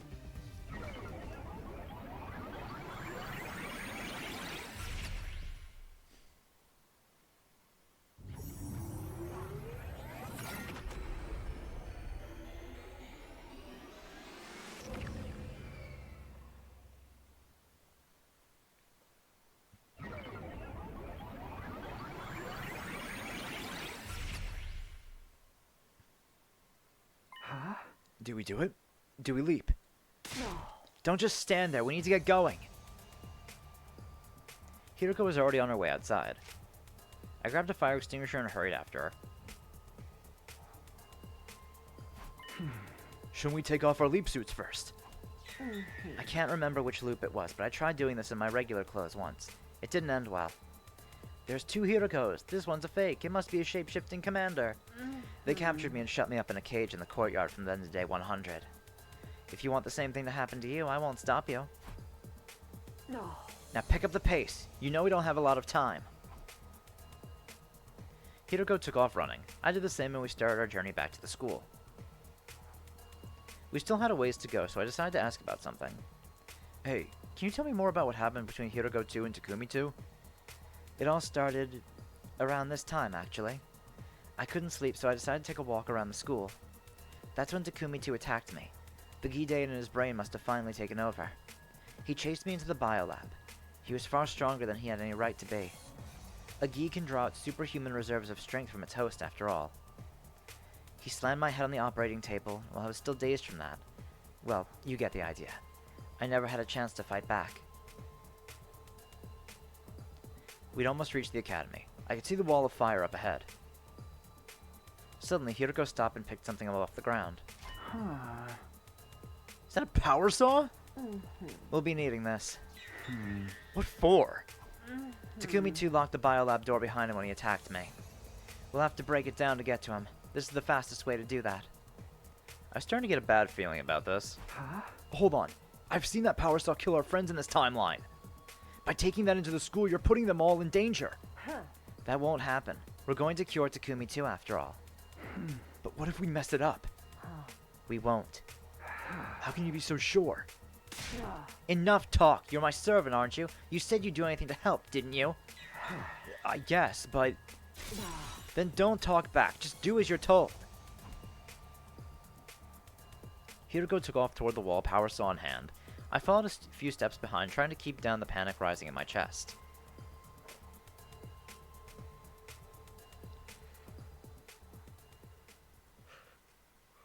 Before long, we arrived at the school. I checked the time. It was displayed in the corner of the little window in the front of my helmet. 10:56 p.m. We've only got 4 minutes. We have to hurry. We barreled through the entrance hall and into the hallway. Hiroko kept going through the halls and up the stairs. It was all I could do to keep up with her. Soon enough, we reached the 2nd floor. I found myself outside the door of the biolab. Hiroko had gotten there before me, of course. I saw the 2 of them run in here just now. Hiroko 2 went in first, then Takumi 2 chased after her. He was carrying a kitchen knife, just like I remember. In that case, I was right. The door's locked. Damn it! I pulled on the door myself just in case, but it wouldn't budge. Then I heard noise from inside that room. That was probably Hiroko 2 getting thrown around. It's already 10:59 p.m. This is bad. We're almost out of time. Stand back. I barely had time to react before Hiroko revved her power saw and charged forward. There was a terrible splintering sound as the door yielded to the relentless rotating metal blades. Come on! Following Hiroko's lead, I stepped through into the biolab, but I was not ready for what was waiting for me inside.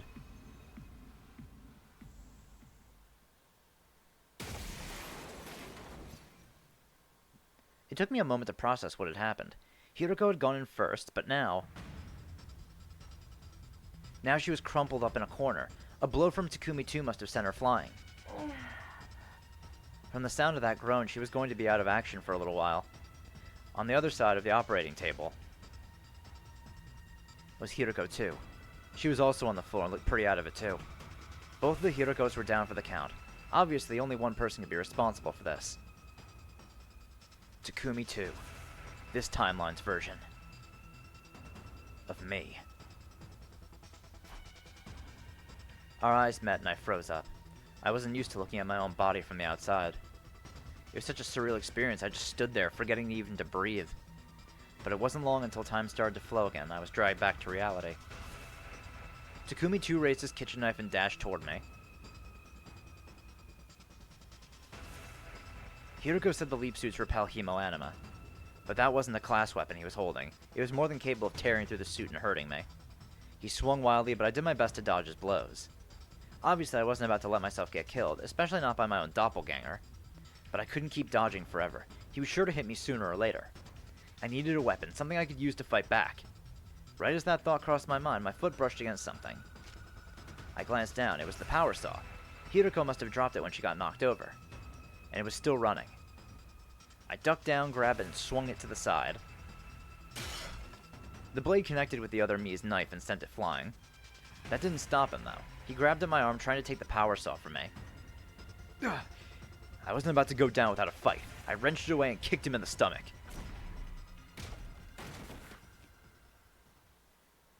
Yup. He slammed against the wall and fell to the floor, his face contorted in pain. I must have hit him pretty hard. He wouldn't be getting up anytime soon. I took advantage of the lull in the fight to go check on Hiroko too. She didn't seem to have any visible injuries, but I had to make sure she was okay. With all that strafing around I'd been doing, not to mention the run over here, I wasn't exactly feeling at my best. I fought through the fatigue and lumbered over to this timeline's Hiroko, but just as I was about to reach her... Yup. Something slammed into me hard from behind.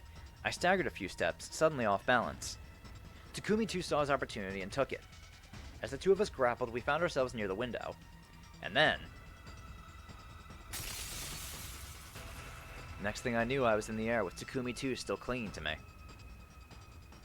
He must have tackled me with so much force that it sent us right through the window. Shards of glass were all around us, sparkling in the night air. For that one weird disconnected moment, it actually looked kind of beautiful. But then the laws of physics kicked in and we were falling, rocketing toward the ground faster than either of us could deal with.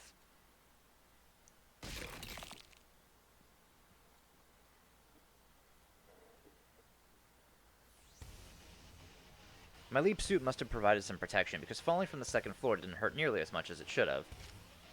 I saw the power saw lying to my side. I grabbed it and got to my feet, looking around for Takumi 2. He was standing nearby, maybe 30 feet away.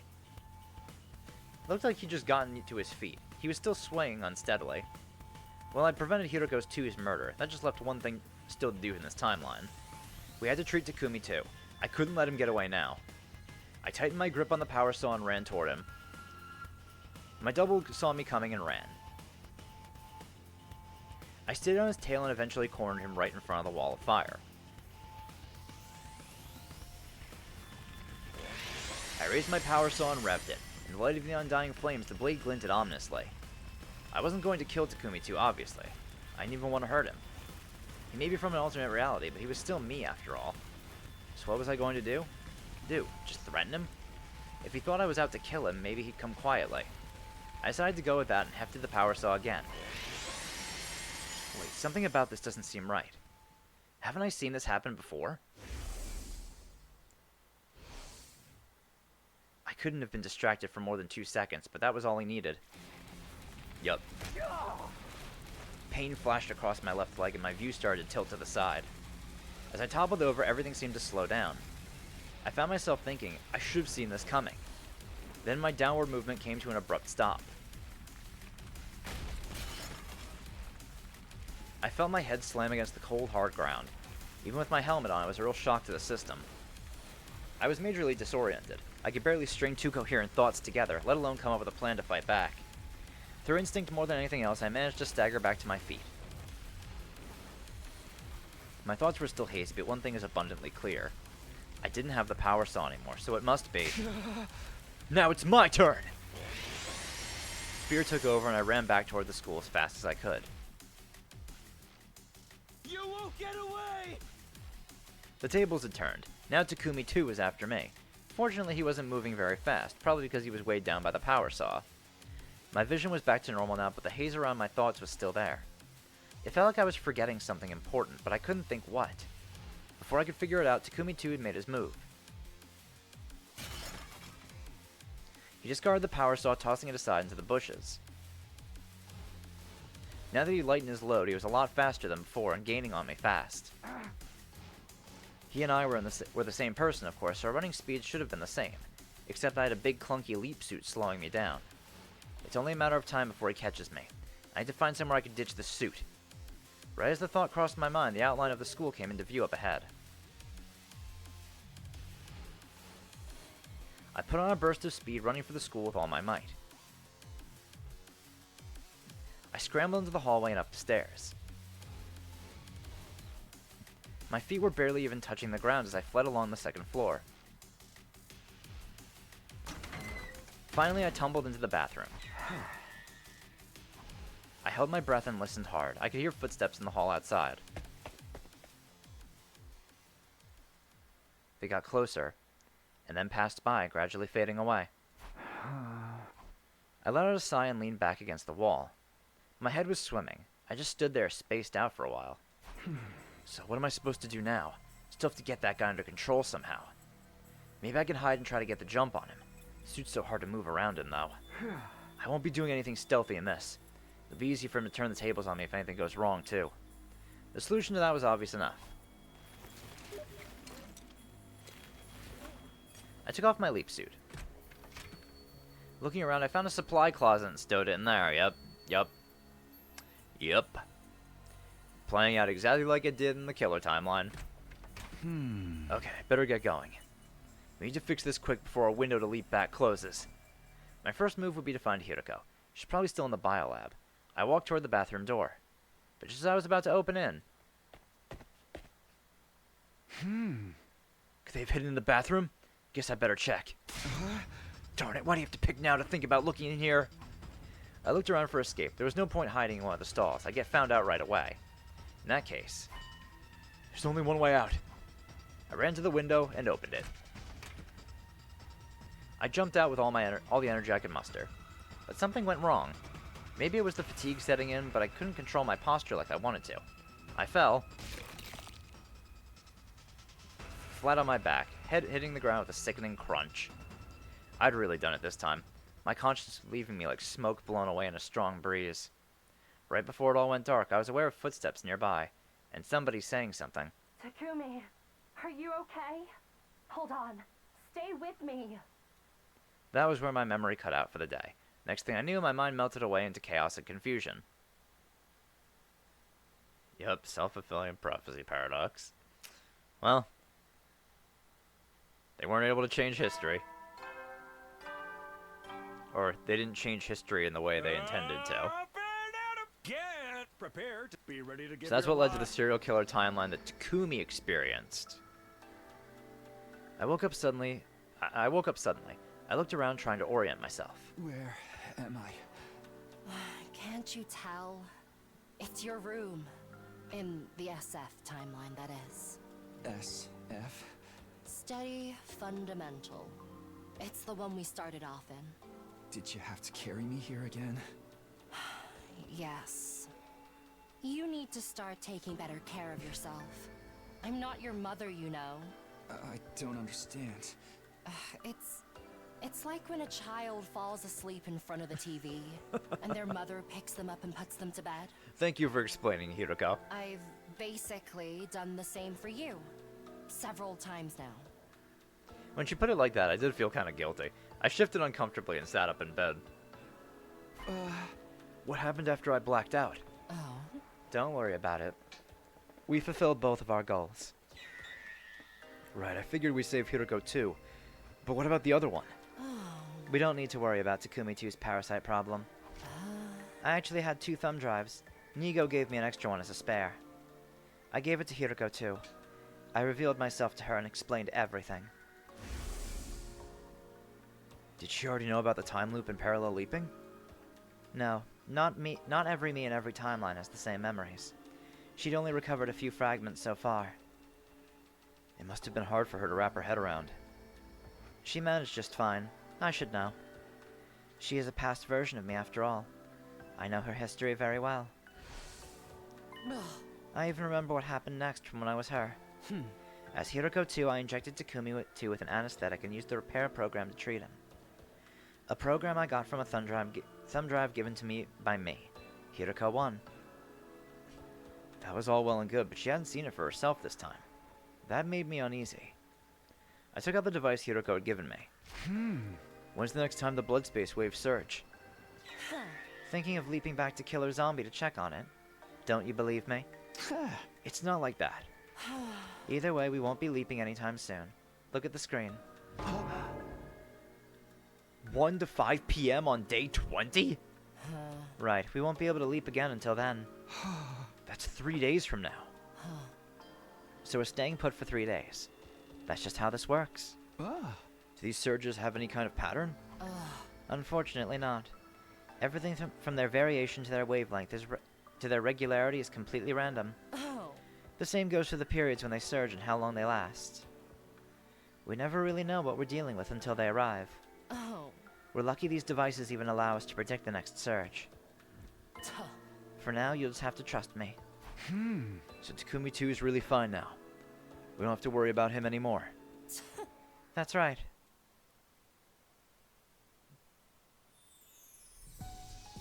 After breakfast, I went back to the roof to think. Our next leap is on day 20, and the battle is on the night of day 21. That gives me some downtime before then, but I still have to use it productively. I decided to go back to my room, then take a walk around the school and see what everyone else was doing.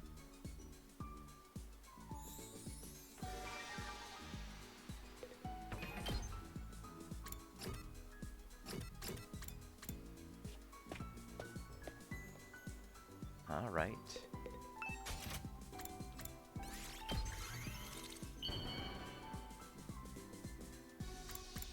Oh, I can give gifts to Hiroko again. I'll have to do that. How do you know me? There we go, bond one with Darumi. Okay, Takumi, let's not beat around the bush. You want me to recommend my favorite killing games to you, right? Amateurs always expect to be spoon-fed information without putting in the work. I've had to shed blood and tears, trawling through miles of crap to find rare gems worth playing, you know? Killing game genres overrun with stale copycats and rip-offs. So many of them are more like a checklist of tropes than anything original. I can't talk to anyone who hasn't plunged into that cesspool of despair and tasted the indignity themselves. So anyway, my favorite killing game, right? I'm in the midst of making it right now. You'll just have to wait until it's ready. I'm gonna pull all these ideas floating around in my head together into the magnum opus of all magnum opuses. It's got high school kids killing each other while dungeon crawling. An escape room with gambling elements offering great cash rewards. Am I brilliant or what? Sounds like one hell of a game, Darumi.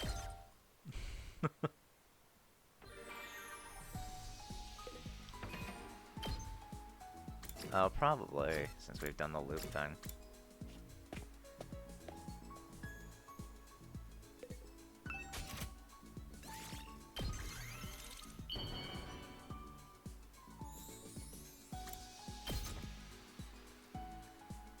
For me?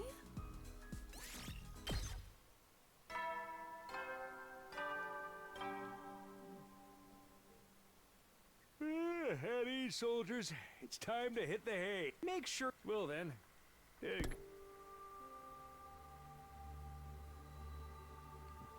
Hiroko said the killer zombie Takumi 2 was fixed now, so where was she going to leap on day 20?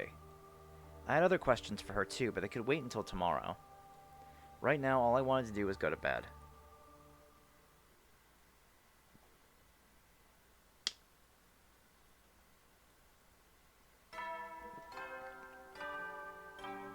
Yeah, I know.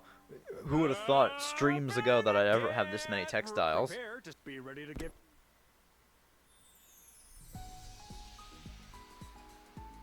As usual, everyone wandered off to do their own thing after breakfast. At some point, I lost track of Hiroko. Maybe I'll wait until tonight to speak to her. Having decided on that, I began looking for ways to spend the rest of my day.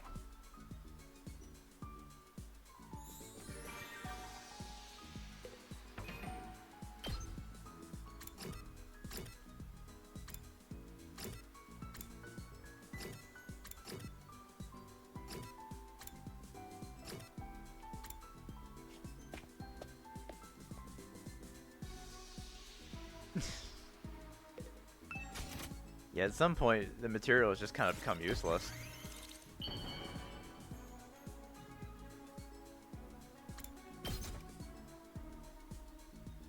For me?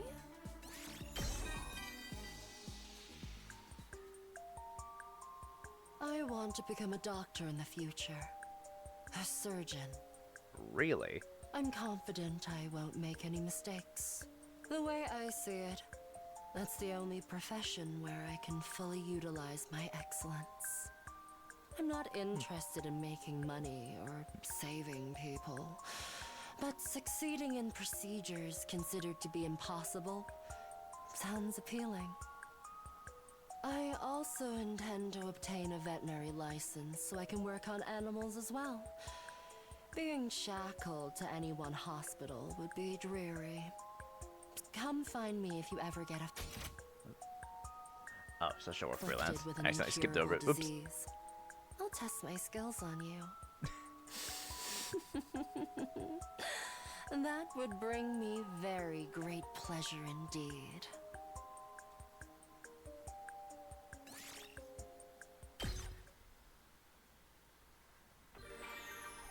I'm probably fine with potions. Yeah, there's an achievement for maxing out one person's weapon, but not everyone's. Which is strange, but okay. Need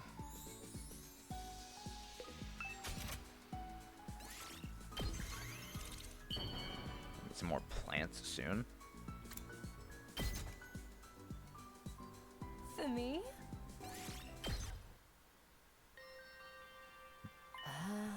Why did you ask me to come all the way out here? Sorry, I wanted to make sure we wouldn't be interrupted. But I didn't even bring my riding crop. Jesus Christ, Hiroko. I didn't call you out here so you'd give me a secret spanking. Do you want me to step on you then? No, not that either. So what do you want? It's about leaping. I was worried someone might overhear us if we talked in our rooms. Like how you ended up following me and poking your nose where it didn't belong? I nodded. What did you want to ask? First of all, the blood space waves are going to surge on day 20. What timeline are you going to jump to? You really want to know? Yeah. Can I drip molten candle wax on your cowlick? Hey! Why would you want to do that? Oh.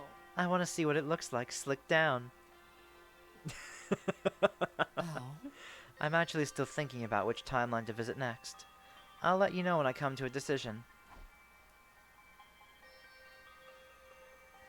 We switched to a new location to continue before continuing our conversation. 2 days ago, you said the parallel leap machine was made by some kind of researchers, right? I don't know that for sure. It's just speculation. That's fine. Let's assume it's true. But which side were these researchers on? Were they human or invaders? There's really no way to tell. From the look of the lab building, it doesn't seem to have any government or military connections. Perhaps they were part of a smaller organization, or built it in secret as some kind of private endeavor. I mean, think about it. No matter who built it, that machine could provide a huge advantage to the war effort. So the fact that no one's used it means neither side know it exists. That's what I think, anyway. Neither Veshnes nor Sirei or Nigo have ever mentioned parallel leaping either. Not ever? No, not in any timeline I've seen in any of my 146 loops.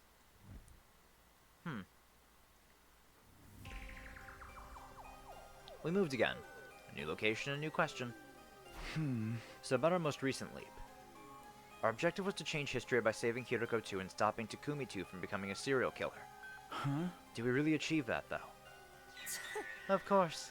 Hiroko 2 is still alive and Takumi 2 is successfully treated. What are you so worried about? It's just, isn't there a timeline out there where we didn't succeed? Naturally, there are infinite possibilities out there in the Bloodstip-based realm. But if that's the case, is it even accurate to say we changed history?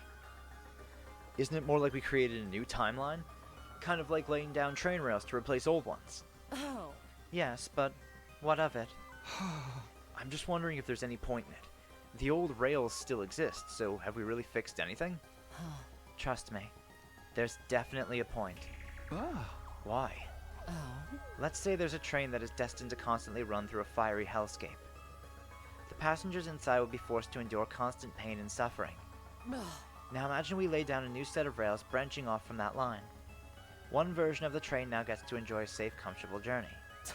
Of course, one of them is still destined to burn in hellfire. There's no changing that. But it's better than if we'd never added that second line at all. At least this gives the passengers a 1 in 2 chance at happiness. I think I get what she means, but still.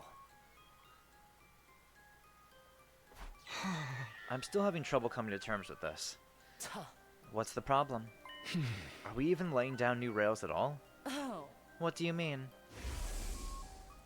When we left 2 days ago, things played out in the killer zombie timeline exactly like I remember from when I was Takumi 2. The only difference was I was seeing them from the steady fundamental perspective as Takumi 1. The person who attacked me with a power saw when I was Takumi 2. It was actually me, Takumi 1. It took me a while to notice what was happening, and I still don't understand it. Without even meaning to, I ended up making history repeat itself. Almost like I was on rails, going along a predetermined route. It makes me feel like destiny is controlling us or something. And I got to thinking, what if history refuses to change?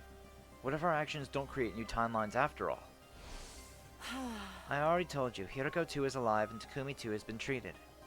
That's something that wouldn't have happened without our intervention. We definitely created a new timeline. But the fact that history seemed to repeat itself for you is probably just leap damage. Remember what I told you?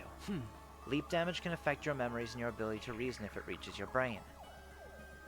Obviously, I hadn't made my point clearly enough. I had a feeling that loss of reasoning was also something that happened because it was part of a predetermined history. Like we couldn't escape it no matter what we did.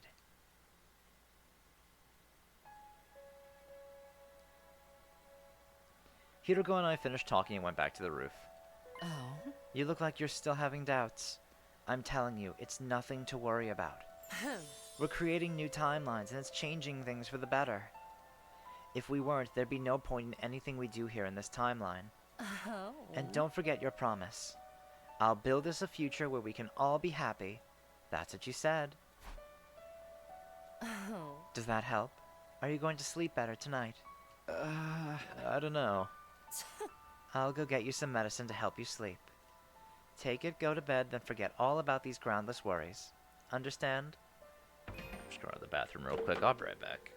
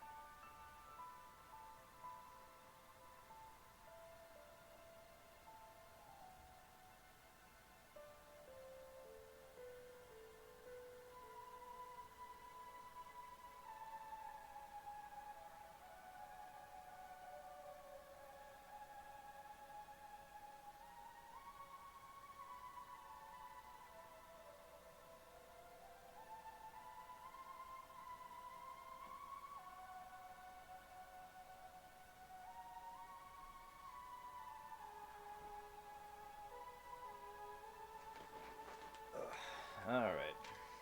Let me just...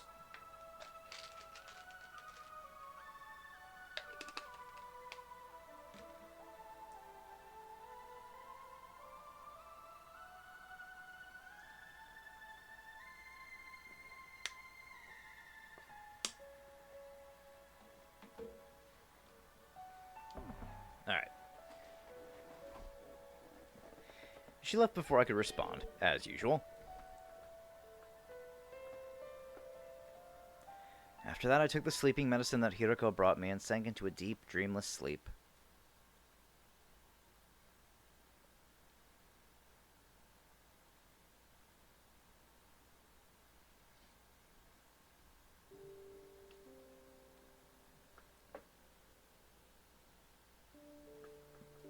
Oh.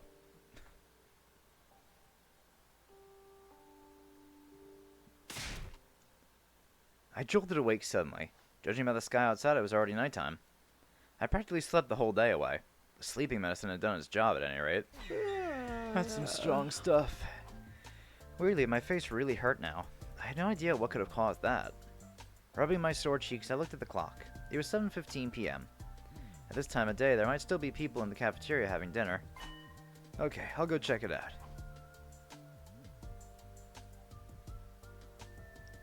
Oh. Hey there, Smino. You're finally awake, huh?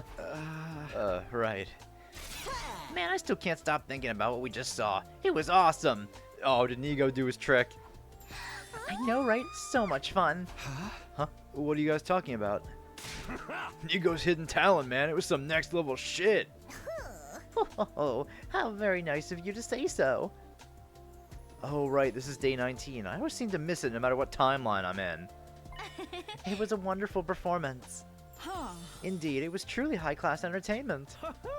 I was so inspired I practically ascended to a higher plane of consciousness. Isn't that right, sister dearest? Those 6 hours went by in a flash.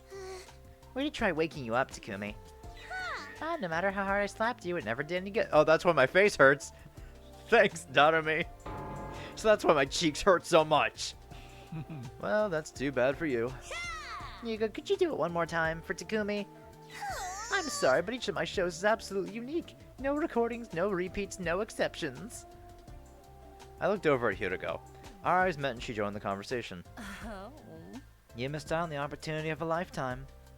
Apparently, I was the only one who missed it this time, too. This was so unfair. I gritted my teeth and glared daggers at Hiroko.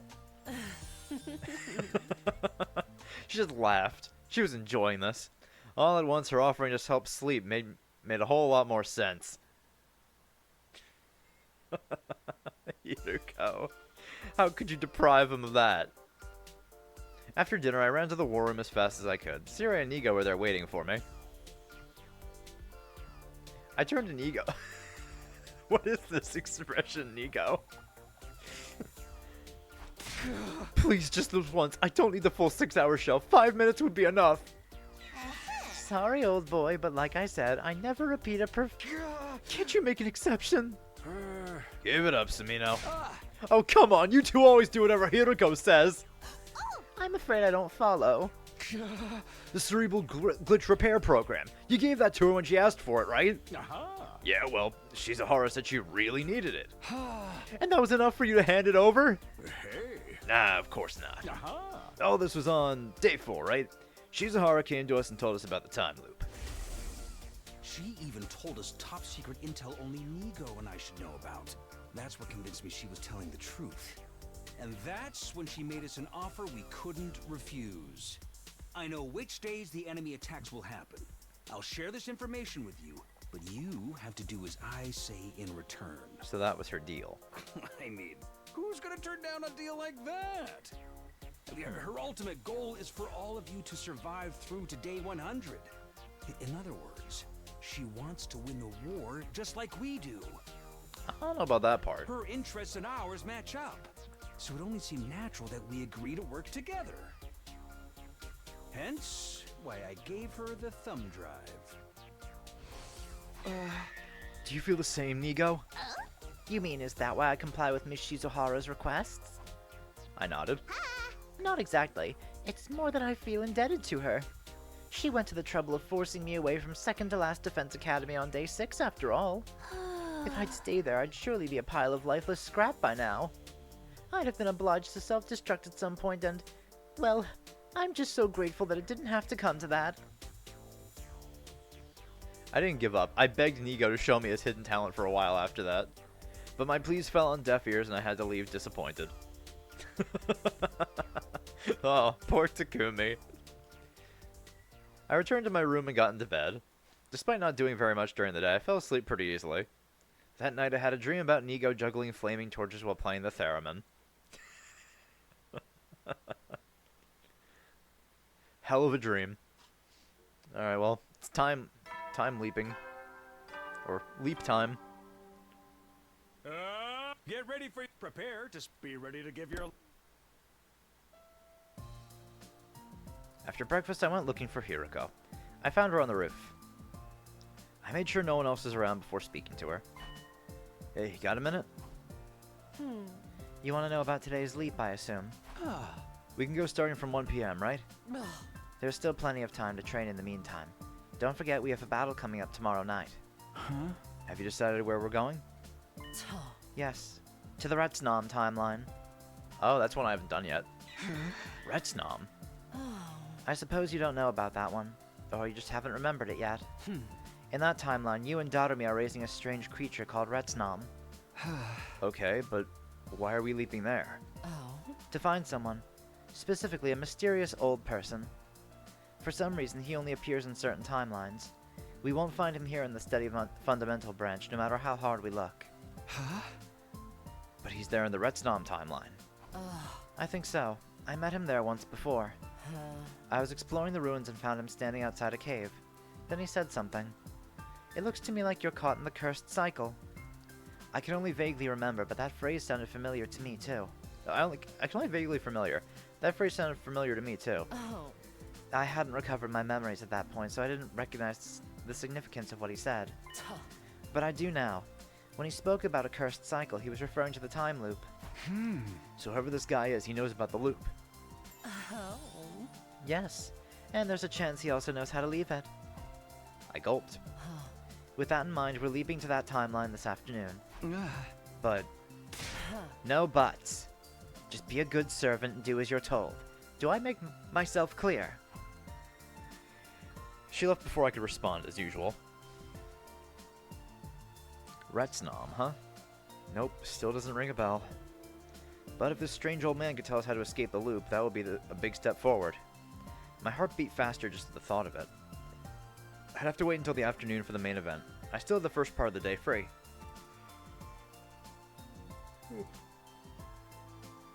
I decided to see if I could find a way to use that time productively.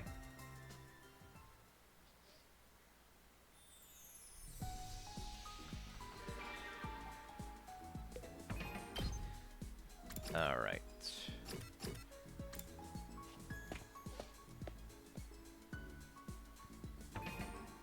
So I want to see... Can I give something to Hiroko today?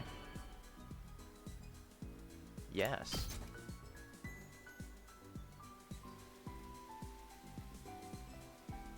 For me? 12:59 p.m. We'd set up the machine and had our leap suits ready. Now we just had to wait. When it was almost time, Hiroko spoke up suddenly. Let's do a recap before we leave, like last time. Which timeline are we leaping to? The Retsnam timeline. And what's our objective? To find the old man and ask him about the cursed cycle. Good. I'm glad you have a grasp on the basics. The moment she finished speaking, I saw the time change to 1 p.m. in the corner of my eye. You want to get going? Hiroko pressed the red button and the two of us stepped onto the round platform. No. Yes, let's do this.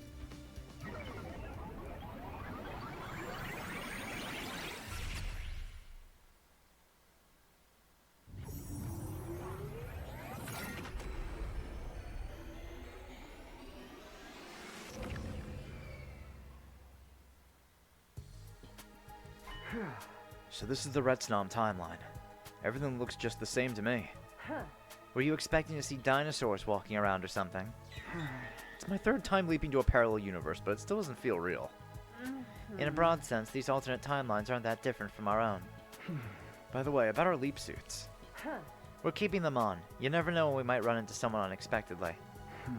I thought you remembered what happened in this timeline. Do you remember what you had for dinner 3 nights ago? I've been doing this for at least 146 loops. I can't remember every detail from every timeline. Huh. Never thought of it like that. So where do we find this old man we're looking for? Like I said, I found him outside a cave the first time. I don't know if he'll be there now, but it's worth a try. Okay, let's go check it out.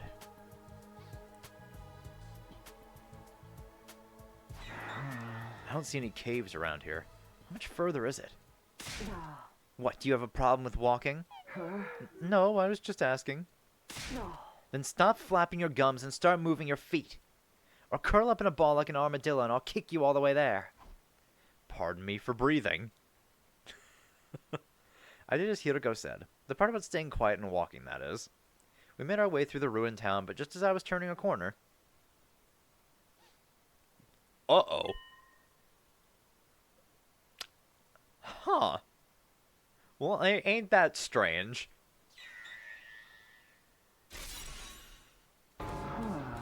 Gah! A strangled cry escaped my mouth. I tried to smother it, but it was too late. There was really only one thing I could think about now. Getting away from here and fast. I looked at Hiroko and saw her helmet move up and down. A nod. That was our signal. We turned away and began sprinting as fast as we could. Hey, wait! Who the heck are you guys? The other two chased after us. We had to shake them off.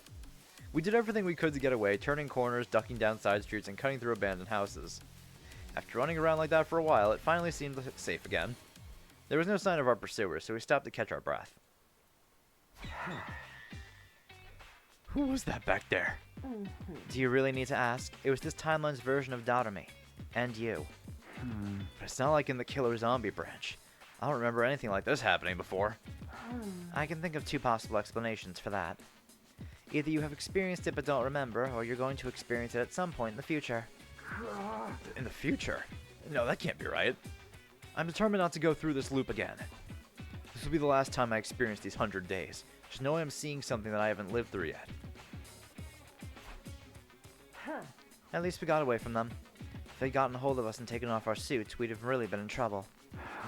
Yeah, I don't want to have to end up fighting myself again. They're probably still nearby. We should get moving before they can find us.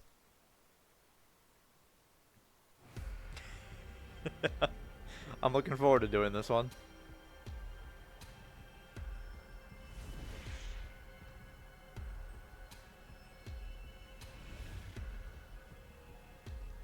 Oh boy, I love doing explorations with 2 people.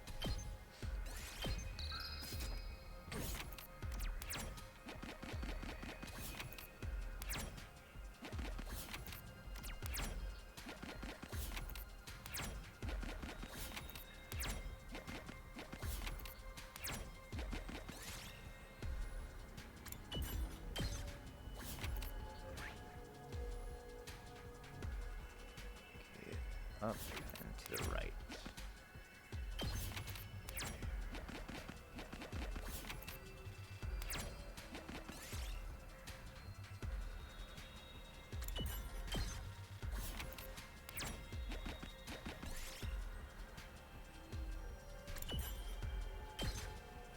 I'll take this.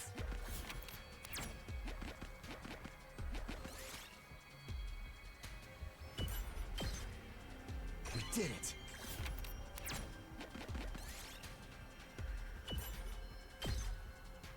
Yes! I think I know what leads to Retsnom. I think if we go back to, what is it? Yeah, I think it's if we go back to that regular, or the, what is it? If we go back to the choice on the Tell Them the Truth timeline, and we decide to not, or to go back to Last Defense Academy before helping Nozomi and Moko and Nigo, I think that gives us Retsnom.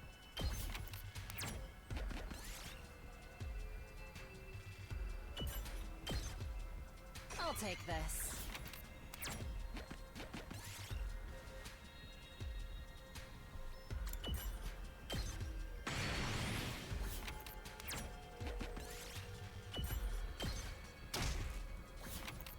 Cool.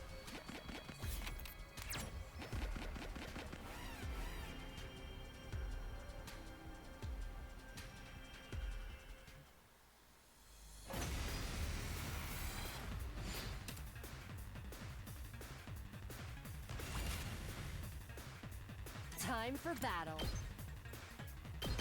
Die!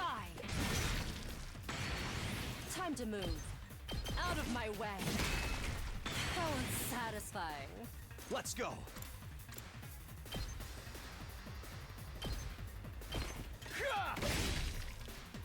My turn.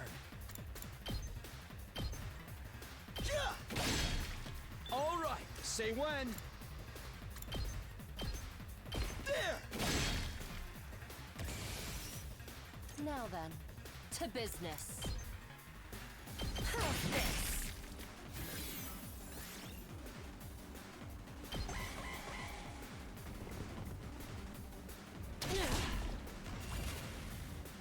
All right, let's get started. Show me your insides! It's up to you now! I'll take this. Save in case something else happens here. Oh, I got an HP back. Nice. Did it.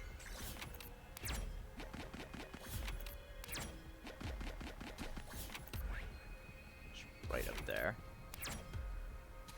Screw it, I'll fight another battle. Yeah.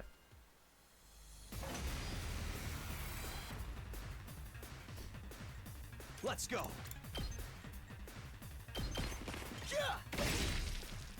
I've got this.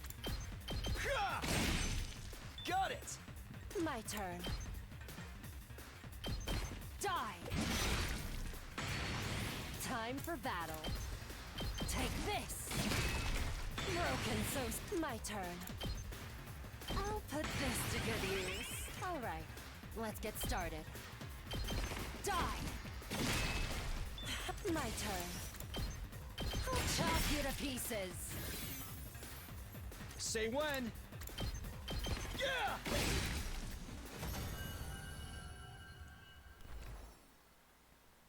I'll take this.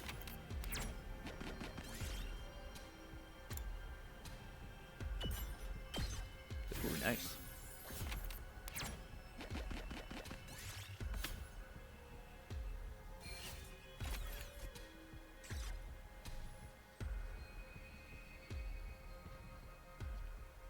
We're finally here. Now, where's this old man? No. I thought I already explained this. I met him here once before during a previous loop. There's no guarantee he'll be... Marinate. We both spun around. Standing there was... Oh, my apologies. I meant you are late. It's my age. My memory isn't what it used to be. That doesn't seem like the kind of mistake you can make... chalk up to forgetfulness. Or I said marinate. Marinating is actually the process of soaking foods to soften them up. Now, I could tell you a wonderful recipe for ginger marinated squash. I was just about to ask him to get to the point, but he'd go beat me to the punch. Sir, I believe you're familiar with the cursed cycle. You mentioned it to me before. Well, it wasn't really before from your perspective. The point is, I've heard you mention that phrase. Yes, it starts to look good, but once you equip it, you can't take it off. That's cursed equipment like you find in RPGs. This isn't a physical object we're talking about. It's the loop, yes? Huh? The time loop. That's what you young people call it, isn't it? So you do know about it? The cursed cycle. It's a legend passed down in this land since time immemorial. A legend? There once existed a race with the blood of God running through their veins. The so-called Brethren of the Blood. This was long, long ago, but who knows? There may still be some out there today. These were people created by God's own will, who lived a blessed life. Until one day, evildoers from a distant land appeared, and by use of secret arts created copies of the Brethren. God was angry, and visited a terrible retribution upon a number of these copies. That is what came to be known as the Cursed Cycle. Indeed, a truly dreadful punishment. A prison constructed not of brick and mortar and iron bars, but of time itself. Those within it are forced to watch history repeat itself over and over again in an endless loop. That is the Cursed Cycle. And for those trapped inside, not even I know what became of them. Perhaps they linger there still, never able to leave, constantly longing for the sweet release of death. And they all lived happily ever after. Nothing about that was happy. Sir, we're looking for a way to leave this loop. Can you tell us anything that might help? There's no mention of anything like that in legends. Our shoulders slumped in disappointment, but then... But now that your tension's hit, now that you mention it, there was somebody researching the Cursed Cycle many years ago. His name was Noriro Inone. Now long dead, he was an impressive polymath in his time. He excelled in the study of both folklore and particle physics. I've heard that Professor Inone compiled the results of his research, his life's work, into a single volume. One of his goals with it was to prove the potential existence of the Cursed Cycle and examine its mechanics from a scientific perspective. What's this book called? Reflections on Impracticatory Metempsychosis. I know it all sounds very occult, but it's got no relation to cursed spirits or sorcerers, in case you're wondering. Will it tell us how to get out of the loop? I've never read it myself, so I can't say for sure. There's a chance it could offer you some clues. Hiroko and I looked at each other and nodded.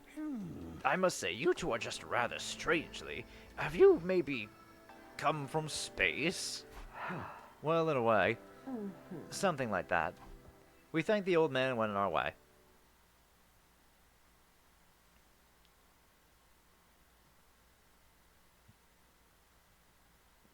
We returned to the lab and from there led back to our steady fundamental timeline. On our arrival, we took off our leap suits and talked about what we should do next. Our only lead is Professor Inone's Reflections on Impracticatory Metempsychosis.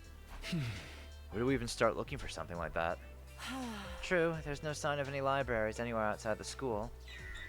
We'll just have to try inside the school then.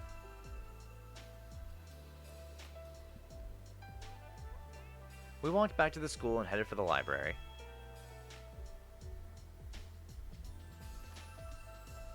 Hiroko and I spent the rest of the day and most of the night searching the library's different index lists. It's no good. There's no sign of that book ever having been here. Nothing else by Professor Inone either. This message came up when I searched on the PC, though. The records in this database are incomplete. New books may have been added to the collection without the index being updated. So we have to search the stacks manually? Have you seen how many books there are in here? I'm afraid that's our only option.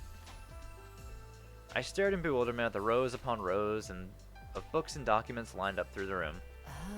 It's getting late, though. Let's call it a day for now. Our next defensive battle's tomorrow night, so we should be fine to start looking during the day. Speaking of which, you remember which commander attacks tomorrow, don't you? I nodded. Yeah, it's Eva. We'll need to think about what to do with her as well. Once we got to the roof, I parted ways with Hiroko and went back to my room. What to do with Eva, huh? I thought about it, alright. I got into bed and thought about it for several hours. By the time I reached an answer, it was starting to get light outside.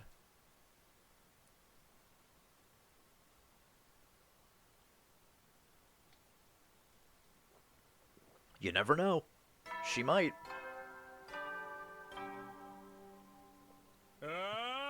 Get ready for your... Prepare to be ready to give your...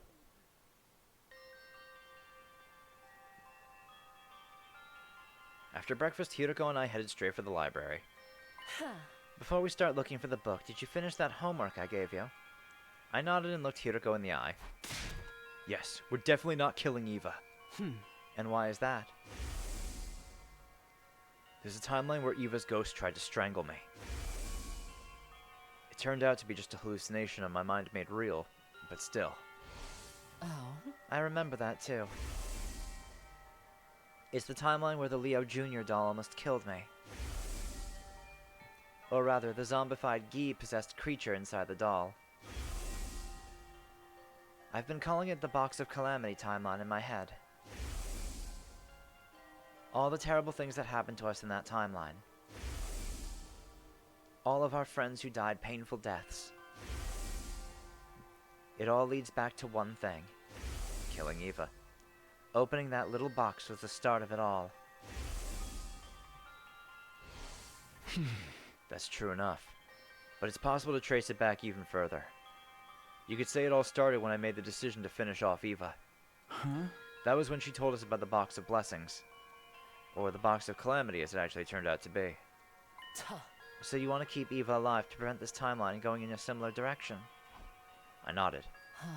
Alright. That makes sense. I'll back you up on this. In the meantime, start looking for the Metempsychosis book. I've got something I need to do first. Huh? What? Nothing you need to worry about. Just follow my instructions, understand?